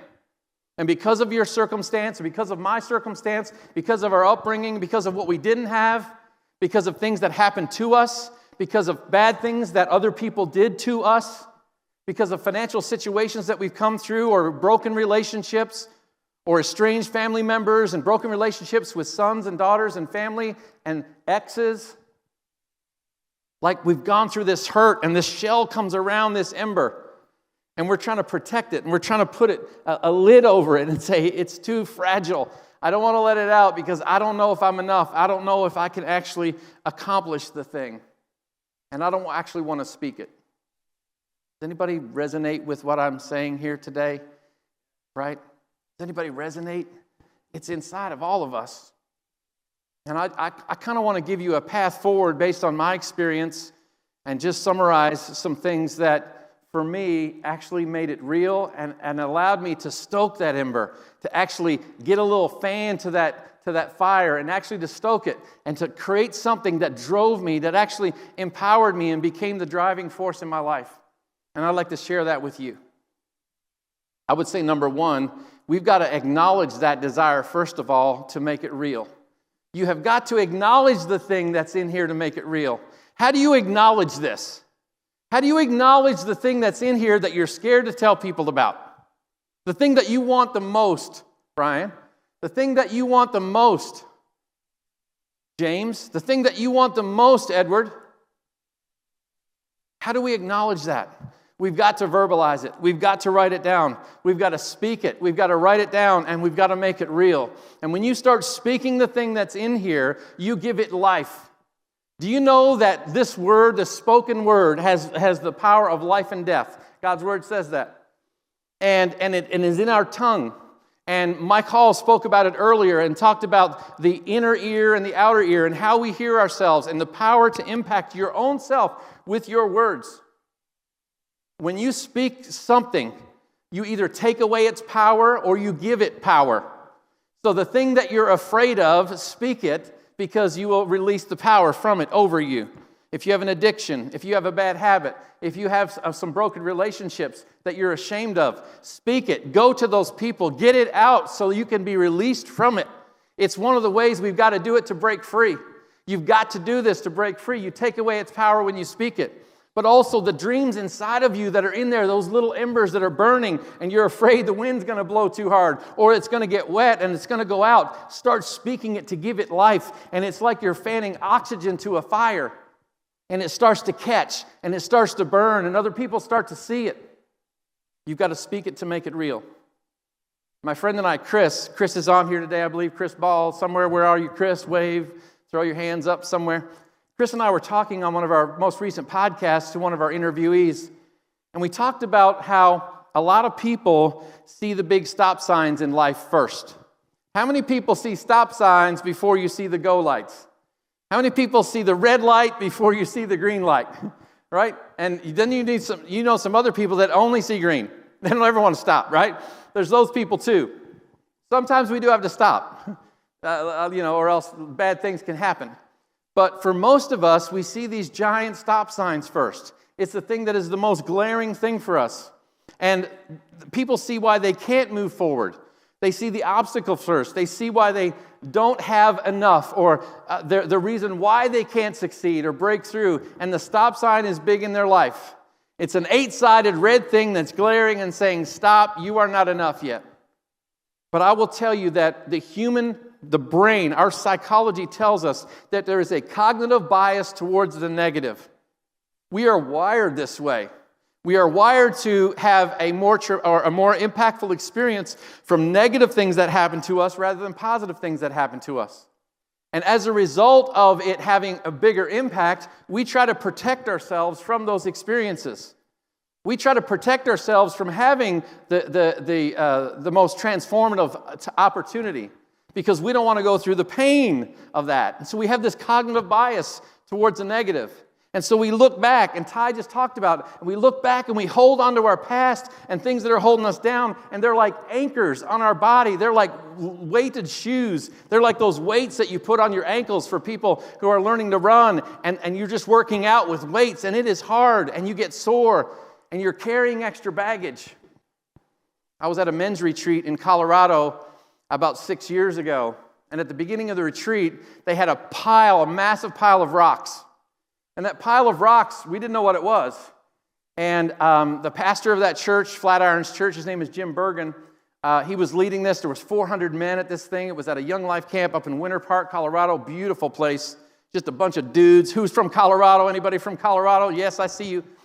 And so we were up there at Winter Park, and he said, everybody go get a rock, and you need to go grab one of those small drawstring bags, and I want you to put your rock in your bag, and I want you to carry it on your back for the rest of the weekend. We were like, what? Carry a rock on my back in a drawstring bag for the rest of the weekend. That sounds exciting, right? Okay, how's that supposed to work? And so one by one, after that session, we went out and we all picked up a rock, and I was trying to pick up a smooth rock. I'm thinking, well, if I'm going to carry a rock, I don't want the jagged edges pointing into my back, while I'm walking around. I want a smooth rock, and I'm overthinking this. Do I need a big rock? Like, is this going to be a show of strength at some point? Because if it is, I need a big rock. But if it's about, tolerating and maintaining and going through the whole weekend, I want a small rock. So I was like in between what size of a rock I wanted to have in my bag.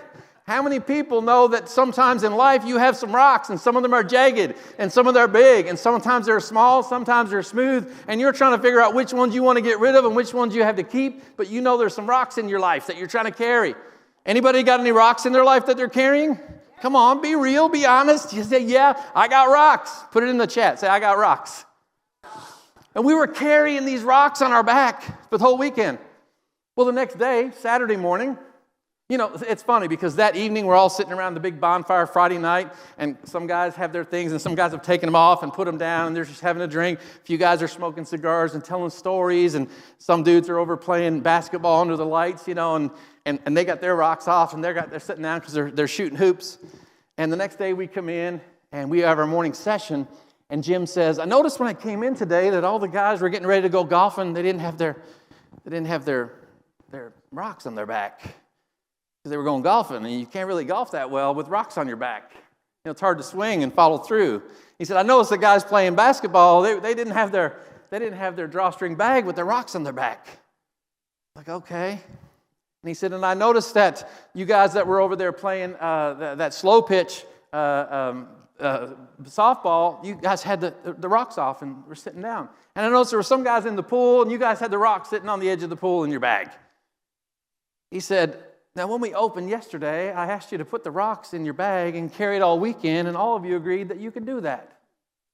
But interestingly enough, today, probably 30 or 40% of you have got the rocks taken off and are just carrying it around and picking it up when it's convenient and laying it down when it's not. And he said, why are you doing that?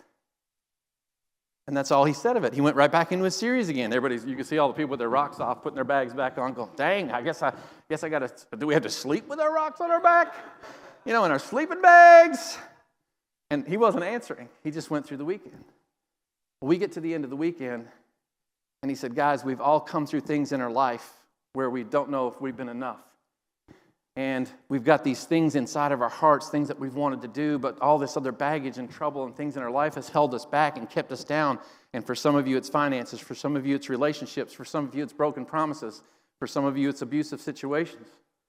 For some of you, it's strained situations.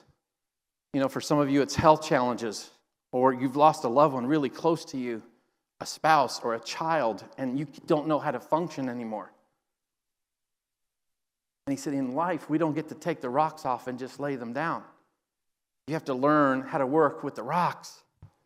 And he said, you guys conveniently were taking them on and off. Life doesn't work like that unless you decide to acknowledge that you have rocks on your back. And he said, when you finally acknowledge that you have rocks on your back and that you have dreams in your heart that are underneath all that stuff, And until you start to speak that to other people, you can't release it. You can't release it to the world, and you can't give it up to God to ask for His help because you keep carrying it around. How many of us go to church every Sunday and we say thank you and we give some money in the plate and we say good sermon and we go out the door and we're trying to get in the car and we're banging the rocks still. We still got them on our back getting in our cars. We're all like that. What's the thing that you need to break free of? What's that bag of rocks that you're trying to get rid of? You've got to acknowledge the thing that's holding you back. And you've got to acknowledge the dream that you have, and you need to speak it to either take away the power of the rocks and give power to the dream and the fire that's inside of you to fuel your life. We have a cognitive bias toward the negative. Let's change that, and let's start changing our future by acknowledging the desire and making it real. So I ask you this question. In that moment of trauma, the decision that you have to make, are you looking at the obstacle or are you looking at the opening? Do you see the green light or do you see the red light? What do you see? I want you to put that in the chat. What do I see? Can you write that in the chat? What do I see? Acknowledge the desire, make it real. There was a couple, Roses on here. Hey, babe, I see you. I see you, Rose. She's waving. She's the prettiest girl on there. I'm sorry, everyone else. 30 years, my girl. Rose and I were just starting out in our marriage. We were only married 1 or 2 years.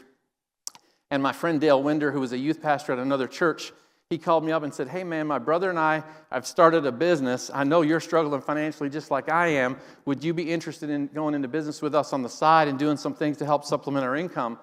And I said, sure, absolutely. And he came over and we talked about it. And I said, that sounds great. And we met his brother and we started out. And I was doing that after hours. I was working part-time in that business with him. And it was in the winter, and we were in Canada at the time. My wife and I are transplanted Canadians. We moved here 21 years ago and to Louisville, Kentucky, and started our first company. But back then we were married. We were living in a one-bedroom basement apartment, dead broke, with student loans up to our ears. We were both working 2 jobs. Well, we were both working 2 jobs. And then we started this business on the side, trying to figure out trying to figure out our life, trying to figure out how to move forward in life. And it was in February. And it was cold. How many people know that it can get cold in Canada in February, right? Everybody thinks it's cold in Canada all the months of the year. It's so funny, right? You live in Canada, I hear it's cold up there. Yeah, in February, it is. Well, we were going out. We were so poor, I didn't have a winter coat, and I didn't have a professional-looking coat. And one day, we get this package showed up at our door, and this was before Amazon. So we had Bezos. I don't know what he was doing then. I don't even know if he was reading books then, or if he was even doing audio books or nothing, right? But we had this package showed up, and I opened the package, and inside the package was a coat. It was a coat. It was a 3/4 length overcoat. It probably cost $120, something like that, I would guess. And guys, I will tell you that was one of the most influential, I can get emotional about that. It was one of the most influential and pivotal moments in my life because someone saw something in me. They saw a desire to fan this flame. They saw us trying to get rid of the rocks in our life. They saw us trying to become someone and something and move forward. And they saw a need, and with their means, they just met a need. They met a need. And it was the smallest gesture. But that gesture showed something to me that if I can find people like this in my life to align with, someone who will believe in me, someone that will tell me that I'm enough, that will stand in the gap with me when I don't have, Steve, and say, hey man, I can help you. I see you have need here. Here's a coat. Guys, how insignificant is it now for me to buy a coat? I could go buy 10 coats. It's not a big deal. But at that time, I couldn't buy a coat. And someone just reached in and did something so simple for me. I've never, ever forgot that. And we are still, my wife's getting teared up over there. It's making me get emotional. We are still friends with them to this day as a result of them just speaking life into us and saying we were enough and I see you.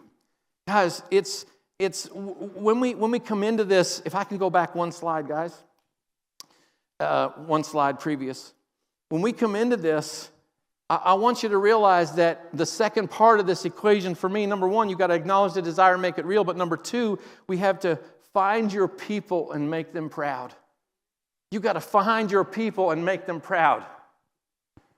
It was interesting because I was talking to Michael Hall on the way over here. Michael and I were driving. And Michael said, man, this is a different experience for me. I've never spoken virtually in front of all these people. And I said, Mike, it's a nerve-wracking experience for anybody. We're standing up in front of hundreds and thousands of people and sharing our stories about being transparent. And this is what he said. He said, I want to do a good job and tell my story so it makes an impact. But he also said this. He said, and I want to make Cody proud. I want to make Cody proud. You see, when you have people who will believe in you and lean into the relationship to help advance your life, what do you automatically want to do for them? You want to make them proud. You want to make those people proud, and you want to lean into those relationships. And I will tell you that this small gesture on their part was, I wanted to make them proud. And then I fought over the next years of my life to make people like Dale and Tracy Winder proud of me. And so you got to find people in your life that will believe in you and trust in you, that you can lean into, and then work hard to make them proud. Work hard to make them proud. I was at a wine cellar in Rome a few years ago. My daughter went over to study art in Florence, Italy, and I flew her over there, and we went out to dinner in Rome. We were and we were at this beautiful hotel, and we got a concierge to book us dinner at this really nice Italian restaurant, and he takes us down to this wine cellar that we heard about that's world-renowned, and we walk into this wine cellar, and there's all these bottles of wine, thousands of bottles of wine, and I'm just blown away. He said, people from all over the world come and buy wine here. They order it, and we ship it around the world. He showed us a bottle of Cristal. The bottle was about this big in a gold leaf box. And that thing sold for $25,000, Cody. That one bottle of Cristal. It was nuts. But I'm looking at all these bottles of wine, and they're all sitting, and they're on an angle, Darren. If you're a wine drinker, and I know you are, and I know Cody is, and they're on an angle, and they're pointed down, and the cork is at the front. And I'm talking to them, and some of them are dusty, man. Some of them are like 12, 15, 20 years old, some of these vintages. And you would think, what's the difference between a bottle that goes bad and a bottle that becomes a fine wine that sells for thousands of dollars? It's how it's cared for. It's how it's cared for. And he said, Roger, we go in here, and about once every 2 to 3 months, we come in and we give it a quarter turn. We give it a quarter turn. We just turn that bottle so the sediments and the things that are in the wine, the natural things that are in the wine, don't settle in one spot and spoil the wine. Guys, sometimes we need those people that we're trying to make proud to come into our life and just give us a little quarter of a turn so that we don't spoil, so that we become a fine wine. Who do you have in your life that you're willing to let come into your life and give you a quarter of a turn? Dale and Tracy were some of those people for me, and I found different people along the way. Find those people and make them proud. Rosemary's mom and dad were some of those people for me.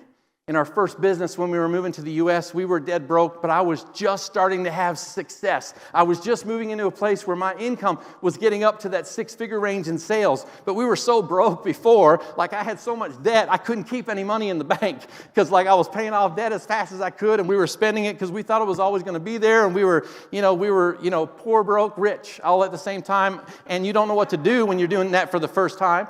Right? And so you're just spending it like it's always going to be there. And we had about $5,000 or $6,000 in the bank, and that was right after payday, knowing that in about 6 or 7 days, that's back down to $2,000 again because you got to pay all your bills. And I decided that I'm going to move to the U.S. and start a company. What? Rosemary said, can't you work in Toronto? Like Toronto's a city of 6 million people. Why do you have to go to New Albany, Indiana, or Louisville, Kentucky to start this business? And I said, I have a dream. I want to do something more with my life. I think I can do it.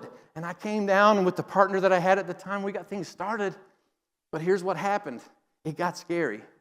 It got scary because it came to the point where I was going to have to make a decision to move my wife and my children down and take the only 2 grandchildren away from my in-laws and move them out of the country and move to the United States and move them far, far away. And we saw each other twice a week, every week like clockwork. They loved our kids, and they loved us. And I didn't know what to do. And I had an opportunity to come back home, but Rosemary's dad, we had some trauma and situation that happened. We had an offer on a house. That fell through, and we had to go down and try to figure out how to rent a home. And I was starting a training class the next week with a bunch of reps that we had hired. And I said, Dad, I called my father-in-law, Dad. I said, Dad, would you come down with me and see what this opportunity looks like? I just need some wisdom. And he came down with me, and we looked around for a place to live, and he looked at the opportunity. And we went back to a little hotel in New Albany, Indiana, and I said to him, his name was Chris. I said, Chris, this is a big decision for me. I'll be taking Rose and the girls away from home, and we're going to be 9, 10 hours away from you, 12 hours away. this is a big decision, and I don't know what to do. And he said, Roger, if you got a dream in your heart to pursue something, he said, you need to lean into that dream. He said, what's the worst thing that could ever happen? He said, it would be terrible for you to come this far and turn back now out of fear. He said, you need to lean into that and at least give it a couple of years. If the bottom falls out of everything, you can move back to Canada and move in with us. He said, that's not that bad, and we can start over. He said, at least you would have known you gave it a shot. He said, but what if you come home? You will always regret not pushing forward. And guys, I will tell you, you need those people in your life. You need to find your people and make them proud. You need to have someone to look up to and someone to make proud. And I have my wife that I was trying to make proud, and my kids that I was trying to make proud, and my in-laws that I was trying to make proud, and all the naysayers in my life, I was just trying to prove them wrong. And I needed every one of them to help me fan that flame and get those embers rolling. We can go to the next slide. And I would say the third thing, guys, that you need to have and you need to do to break free this year in 2023 is you need to make a plan and stay the course. Make a plan and stay the course. You can't keep making a plan and stopping. Make another plan, start that and stop. Make a different plan and start that and stop. Make 2 plans in case that plan doesn't work and then do this plan part-time and do that plan part-time. Like make a plan and stay the course. Many people have a dream, but to realize that dream, you have to have a plan. I'm going to give you a 5-step sequence for you to make that plan for your life, and it's called the C5 complex for a successful plan. Number 1, it has to be clear. It has to be clear. Define what that is. Speak it and write it and put it down. It has to be clear. And your life plan is one thing and your business plan is something else. And those two have to complement each other. And if they're not complementing each other, it will not work because the things you want in your life have to be supported by your business. And your business has to be supported by your life. They have to come together. So write a plan and make it clear. Number 2, it has to be concise. Don't overcomplicate it. Don't make like 20 million things that you got to accomplish by the end of this year. Make it very clear. And number 2, make it concise. Number 3, it has to be compelling. It has to be compelling. It has to be big enough that it scares you a little bit, Brian Thompson.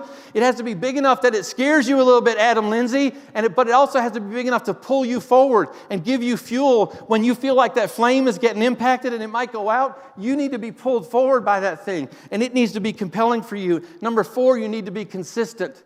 Consistent. The thing that I respect about my business partner, Brian Askins, the most is his consistency and his work ethic. It's the thing that I've learned about him that I respect the most. He is the most consistent person with working and putting in time and doing the things that he needs to do to create revenue-generating activities and opportunities for others. He shows up. He works hard. He is consistent. And if I asked anybody in the organization before our merger, they would have said the exact same thing. His son knows it. His kids know it. Everybody in his life knows it. He is consistent. Guys, be consistent in your efforts and be consistent with your plan, and they will pay off. And number 5, you need to be committed. You need to be committed, showing up every day with a no-quit attitude. Whenever I want to commit to something, you know what I have to do? I have to invest my money. I have to invest my money if I really want to be committed. I do. If I don't invest, I'm not invested. If I don't invest, I'm not invested. Where your treasures are, there will your heart be also, right? When you think about these things, and if your desire is to have something, you got to put the very thing that you want in. And so if you want time and money, you've got to put time and money into the business opportunity that you're trying to grow. You can't expect time and money out and only put time in. Invest in it. Be committed. Things don't always go well. You'll have challenges and adversities. Things are going to blow up. But when they do, I just want you to remember these 3 things. You need to adapt, you need to improvise, and you need to overcome. And the people who are adapting and improvising and overcoming, and you've got those other 3 things in your life that you've outlined, and you are making a plan and staying the course, you will win. You see, our failures, they do not disqualify us. They prepare us for the opportunity in our life. They do not disqualify us. I'm 54 years old. And I'm in the pursuit of a dream. Whew, wow. I'm in the pursuit of a dream to make my wife proud, to make my kids proud, to provide a life and a family, to provide a life and experiences and traditions for my kids that I never had. I want them to see the world. I want them to have experiences that they could have never dreamed of, and I want them to do them with us. I want to let them know that they can be anything that they want to be, that anything is possible. All they got to do is have the eyes to see it and the heart to seize it, and they can go get it. That's who I want to be for my kids. But beyond that, that's my life plan. I want to have a business plan that supports that. And the only business plan that supports that is one that's big enough to impact the nation and to impact an industry and the impact of lives of thousands of people. And so we are inviting all of you into that dream to go out and share that dream and to impact those people's lives. And so what I'm doing here today is a part of that dream to speak into my vision. Because when I was 23 years old, I stood on a stage for the first time in Toronto, Ontario, Canada, and there was 1,700 people in the room, and I had to give a presentation. I was scared to death. My mouth got dry just like it is right now, and I was wondering if I could do this. I was nervous just like I am right now, and you think, well, I've heard this guy speak before. He can't be nervous. Trust me, we all get nervous, every one of them, when they're standing here because we're sharing from here. But I stood on that stage, and at 23 years old, I stood there, and at the end, people stood up and applauded, and I sat there and I said, God, I would love to do this for the rest of my life. I would love to inspire people to do something more forever. I want someone to speak into my life like that, so I'm going to learn to speak into other people like that. Our failures don't disqualify us, they prepare us, and these little tidbits of vision that God gives us are for the future. In Habakkuk, the prophet Habakkuk in the Old Testament asked God for an answer. And in Habakkuk 2:2, God said to the prophet Habakkuk, he said, write the vision, make it plain on tablets so that he who reads it can run. Guys, you got to take your vision and you got to make it clear. You got to speak it and write it and live it. You got to find your people and make them proud. And you got to lean in and stick and write the plan and stay with the plan and do not deviate. And when you do, you will start to realize the fruits of your labor. Every one of you in here can break through in 2023. Every one of you. Every one of you. Ron Jones, Mike Robinson, Laureen Stuckey. Come on, stand up if I call your name. Tisha McCoy, Jason Richards, Brent Belliston. You can break free, man, in 2023. John McDonald, you can do it. Jennifer Jordan, I see you. Come on, Jennifer. You got this. Can we give an applause to Jennifer? She's got this year. Robert Gagne, you got this. Elizabeth Kaufman, I see you. You got this. Give Elizabeth applause. Come on, give the applause in the chat. John McDonald, I want to see you dancing on the beaches around the world, man. And I want to see you learn how to take people to the beaches with you. You guys got this. Do you believe that you can break free in 2023? Let's give it up. Thank you very much.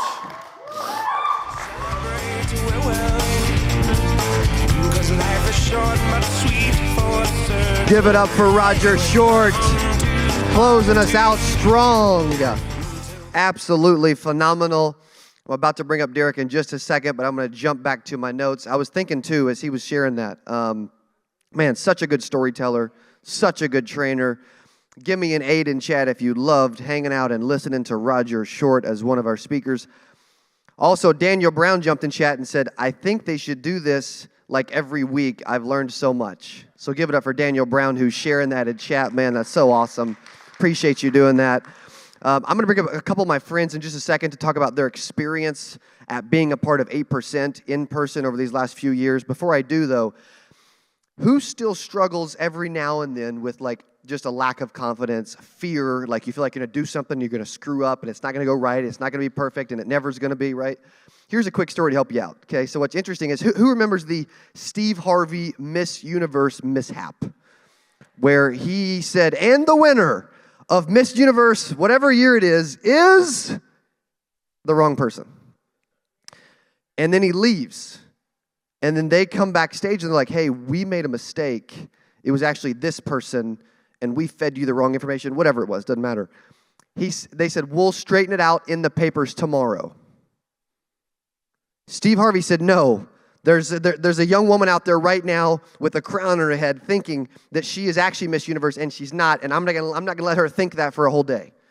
So he does the right thing. He runs back out. He stops everyone. He corrects it. He apologizes, right? He accepts responsibility. He blames himself. He doesn't blame the AV team that is a part of the equation with him. And he says, man, I screwed up. I got to do what's right. right? Which is amazing, right? It's testament to doing the right thing. But here's the message. Here's what's really cool.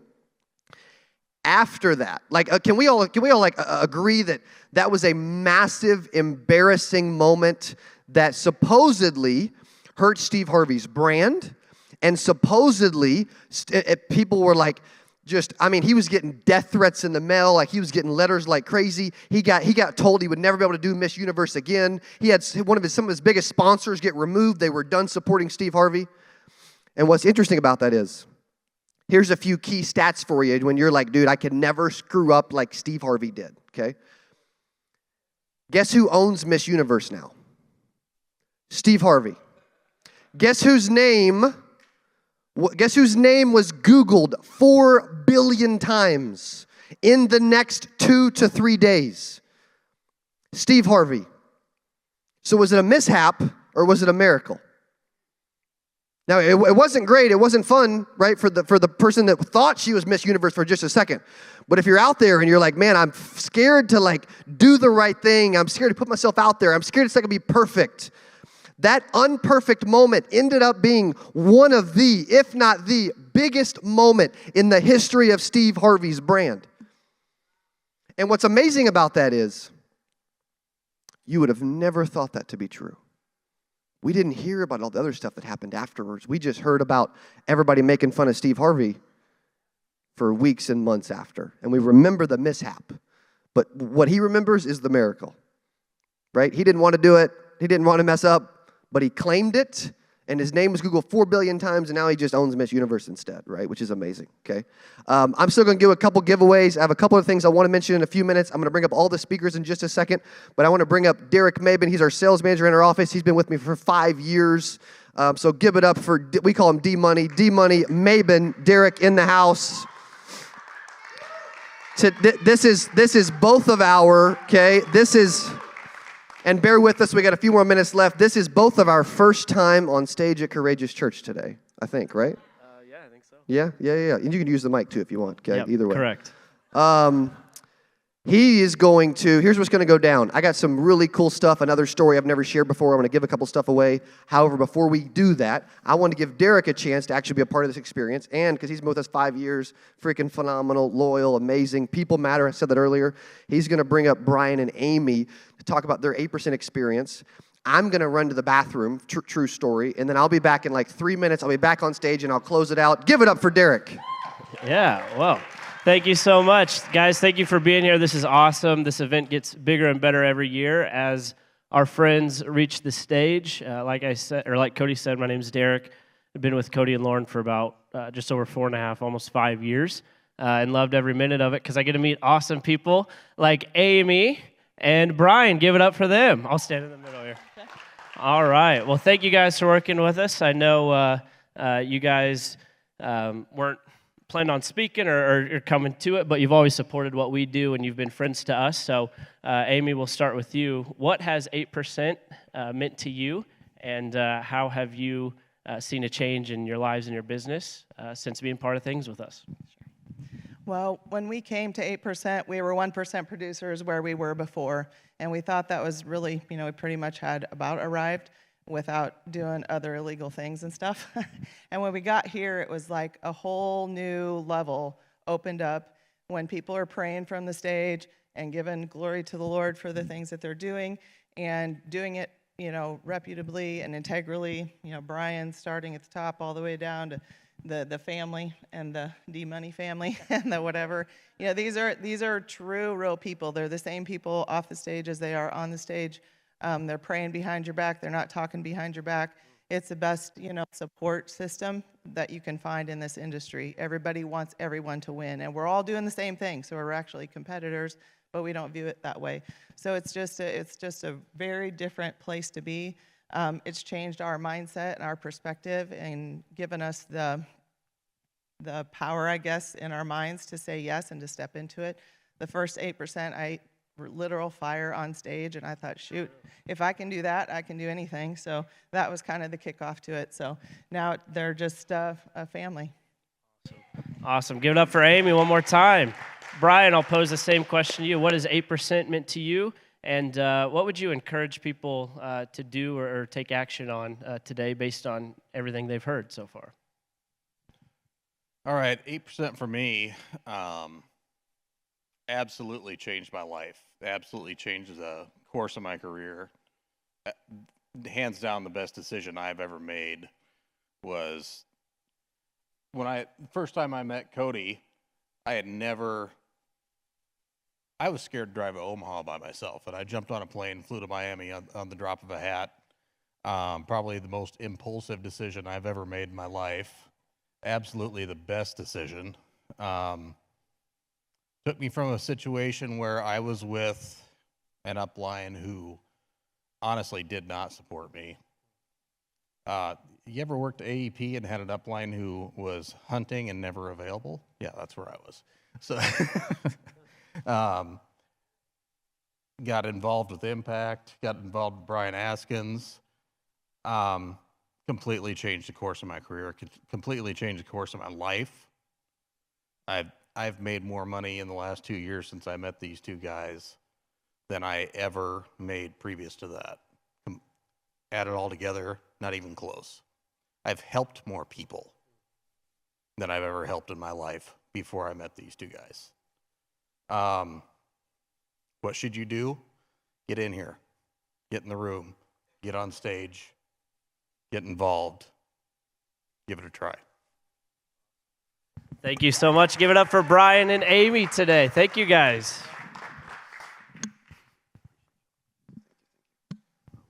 And give it up for D-Money, Derek Mabin, stepping in.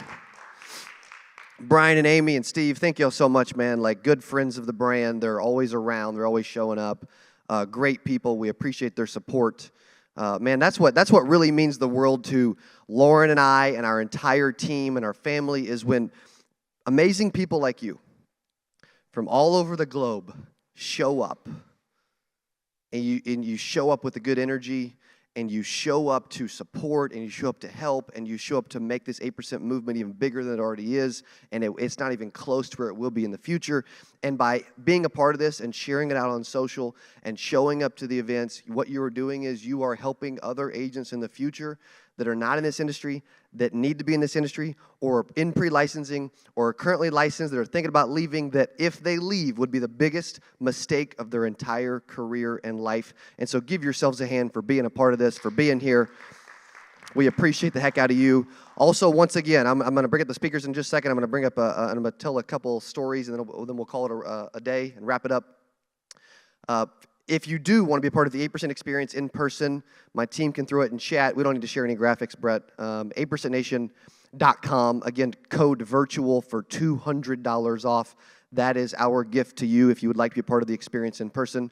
Also, we have and maybe you'll be like Amy Searcia up on stage eating fire, if you caught that, by the way. Yes, one of the speakers showed her how to eat fire live on stage, and she had the courage and was brave enough to do it, which is pretty amazing. So give Amy a hand for having courage and being brave and being willing to do that, which is awesome. So 8% is amazing. We would love for you to be a part of that experience. If you haven't been, 8% comes from the fact that 92% of insurance agents fail, and that is the event of the year, the biggest event we throw. $1 million budget, production, speakers, it's incredible.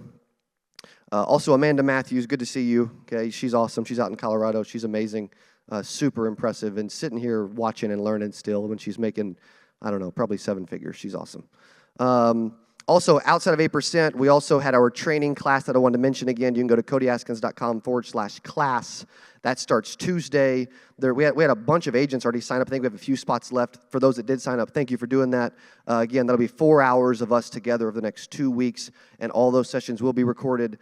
I will be on all of them. We'll have private Q&A. We'll be spending some live time together. So if you need extra training, it's only $199 at CodyAskins.com/class. Okay. Also, Landon committed earlier that he's going to come on with me for the leads, marketing, and ads class number 1.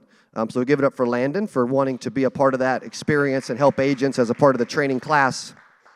Also, while I tell another story, I want all of our speakers to come back up on stage behind me as we're going to close out over the next couple minutes. I know Edward Pritchett had to get back to Puerto Rico. Landon may be back at the office. We're missing a couple, but we have most of the speakers if they'll come up behind me. That includes Letitia and Jennifer that haven't moved yet, okay? For those that are coming up and joining, here's one thing I want to share as they're coming up and standing behind me. You cannot do this without amazing, supportive people. Like, I couldn't have delivered the message that was delivered today over the last 6-7 hours all on my own, right? I just could not have, right? And I love that my wife has her slippers on, okay? She said, don't point these out. Make sure, she's like, should I change my shoes? I said, you should not. We're talking about being transparent and vulnerable today. You should stay in the slippers, right? Give Lauren a hand for, and she's got smiley face, happy slippers, right? At least if you're going to do that, you might as well do that, okay? So first of all, before I say a few other things, thank you all for being a part of this. It's been absolutely incredible. Like, I love doing this. It means the world that y'all came from around the world to be here live in person all day.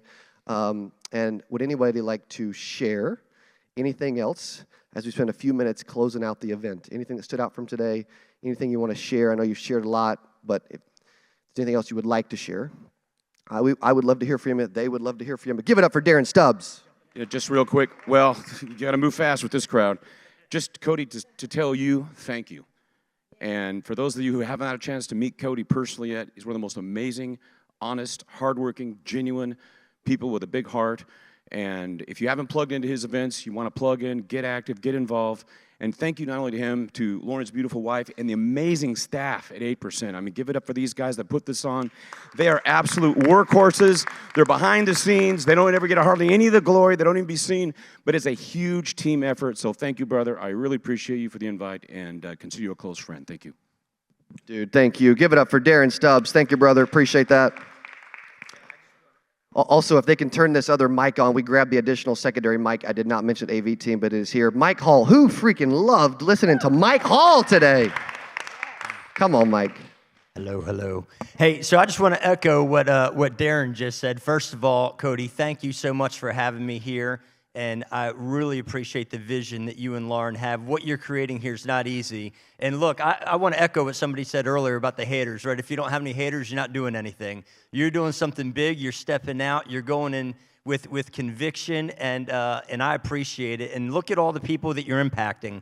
And I just want to thank each of the speakers up here, too, because I was down there taking pages of notes. I mean, Letitia, you lit it up. Jennifer, you lit it up. You know, Roger, you're an incredible storyteller. Wayne, you know, I was able to learn a ton. You know, Darren, I mean, funny, man. I was just sitting there taking notes from you last night and today. You know, Lauren, I loved your talk. I'm enjoying getting to know you. Brian, I didn't know we had such great taste in shoes, man.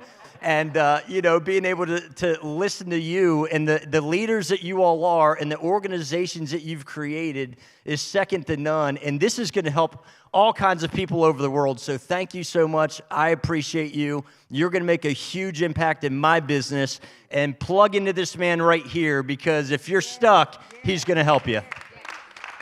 Thank you. Give it up for Mike. Give it up for Mike. Letitia Jackson. Yes. Who loved listening to Letitia earlier today?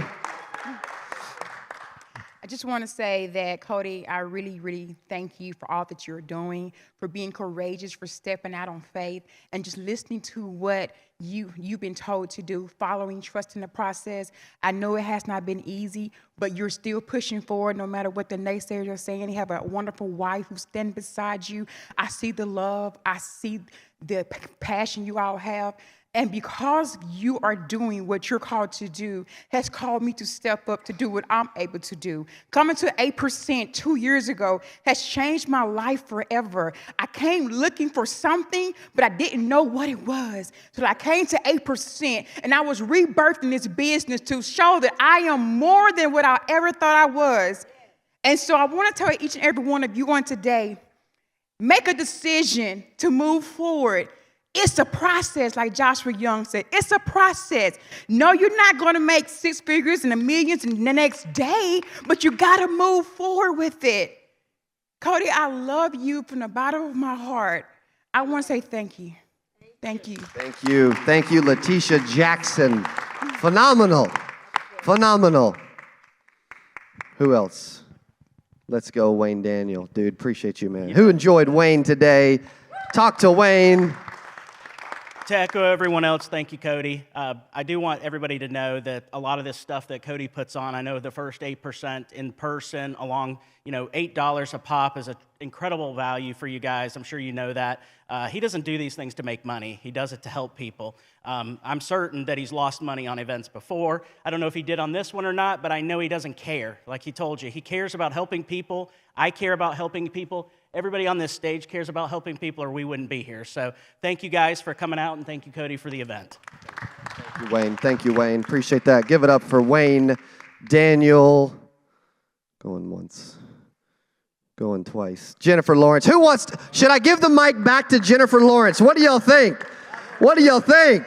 Oh my gosh. You were phenomenal. I am still so excited. I just want to say to you, Cody, I thank you from the bottom of my heart. This has been part of my dream. So remember, I can tell each and every last one of you, follow your dream.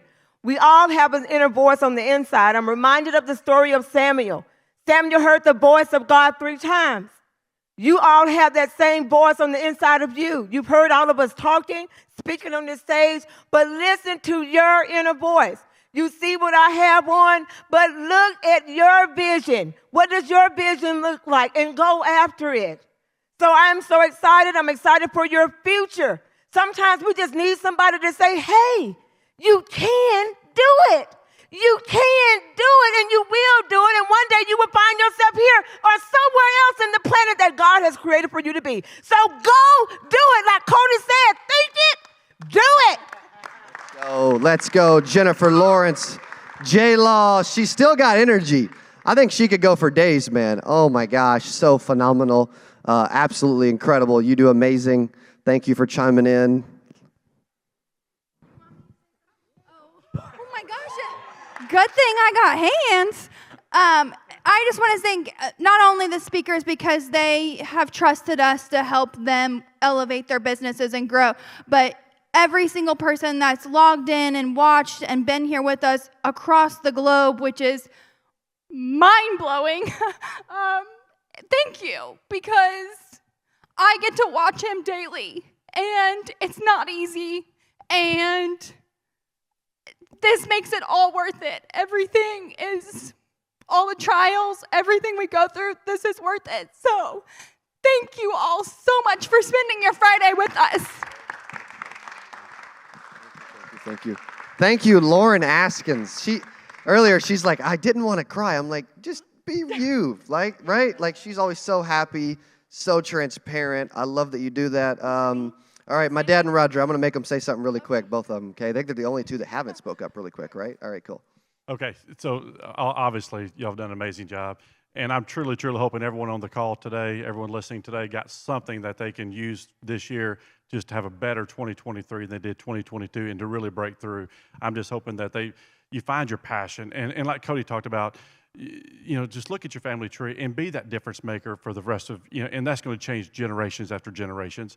Because to me, it's all about leaving a legacy. It's about changing generations. It's about just making a difference in the lives of your life and the lives of others. Thank you very much. My father, Brian Askins. Roger Short closed us out strong, didn't he, today, man? Give it up for Roger. Can I have you come up here, Lon? Yeah. Come on up here. Just stand over here. Just stand over here. Okay. Just stand over here.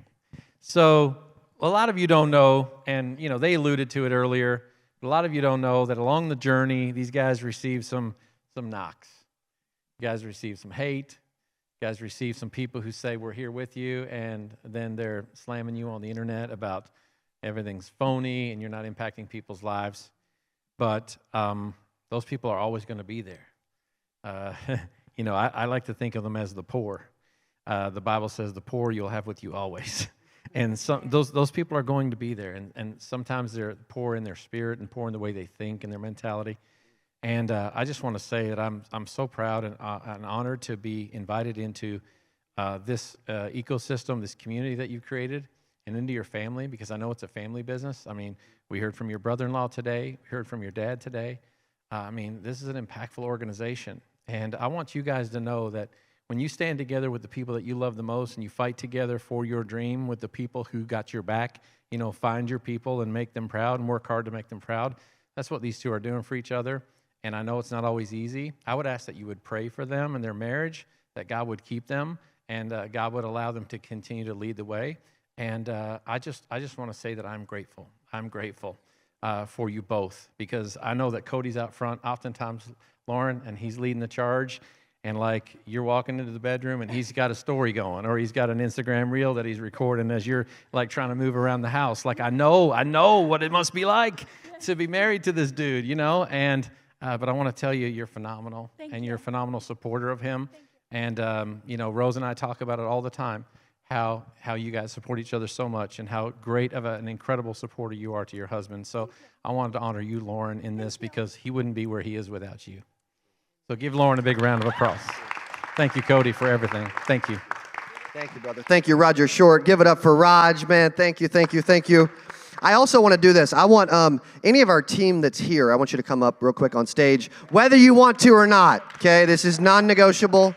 And if you hurry, I won't put a mic in your hand. But if you take too long, I may, okay? Dylan's like, I'm here, right? All right, Dylan. I love it, man. We have an amazing team, phenomenal people. Also, before I get to our team, I want to thank not only the Southwest AV team, but also the Courageous Church team. Give all of them a hand. You cannot see them, but they have truly made today special. They are magical, amazing people that are really, we could not have done this without them, not even close. So thank you all. Also from the team, I'll kind of move around if the, okay, good, we can see you. Okay. Lindsay Cude is our project manager and sponsorship coordinator. Give it up for Lindsay, who does an amazing job. Cassidy Cunningham is our director of operations. Give it up for Cassidy, does an amazing job. We also have Keith, our additional videographer that also does graphics and reels and everything. Helped with the Ultimate Agent. Freaking phenomenal, dude. Give it up for Keith. Brett Knight, who runs a lot of our AV and IT. He was actually in the back of the room helping with AV today. Okay, give it up for Brett. He's still got a cord in his hand. Also, Amanda, who has just jumped into the role of events coordinator over the last month and is crushing it. Give it up for Amanda, which is phenomenal. We also have D-Money Maben, who you saw earlier, who is managing our sales team. And also our entire sales team is still back at the office. They were here a little bit earlier. They're back grinding. Give it up for Derek and all of our sales people. They're answering calls. That's right. Answer the call. They're answering the call, right? Dylan Corbett, unbelievable video guy who has really elevated our entire media department, our show, all of our ideas. He manages our YouTube and took those terrible videos that Lauren talked about earlier from 2015 and made them look good. He puts makeup on me every day. Like, I mean, you know, whatever, right? He does an amazing job. Dustin, who is absolutely phenomenal at helping with ads and some of our different programs for clients, super loyal, super reliable. He also, let's put it into existence, right? He is a pilot.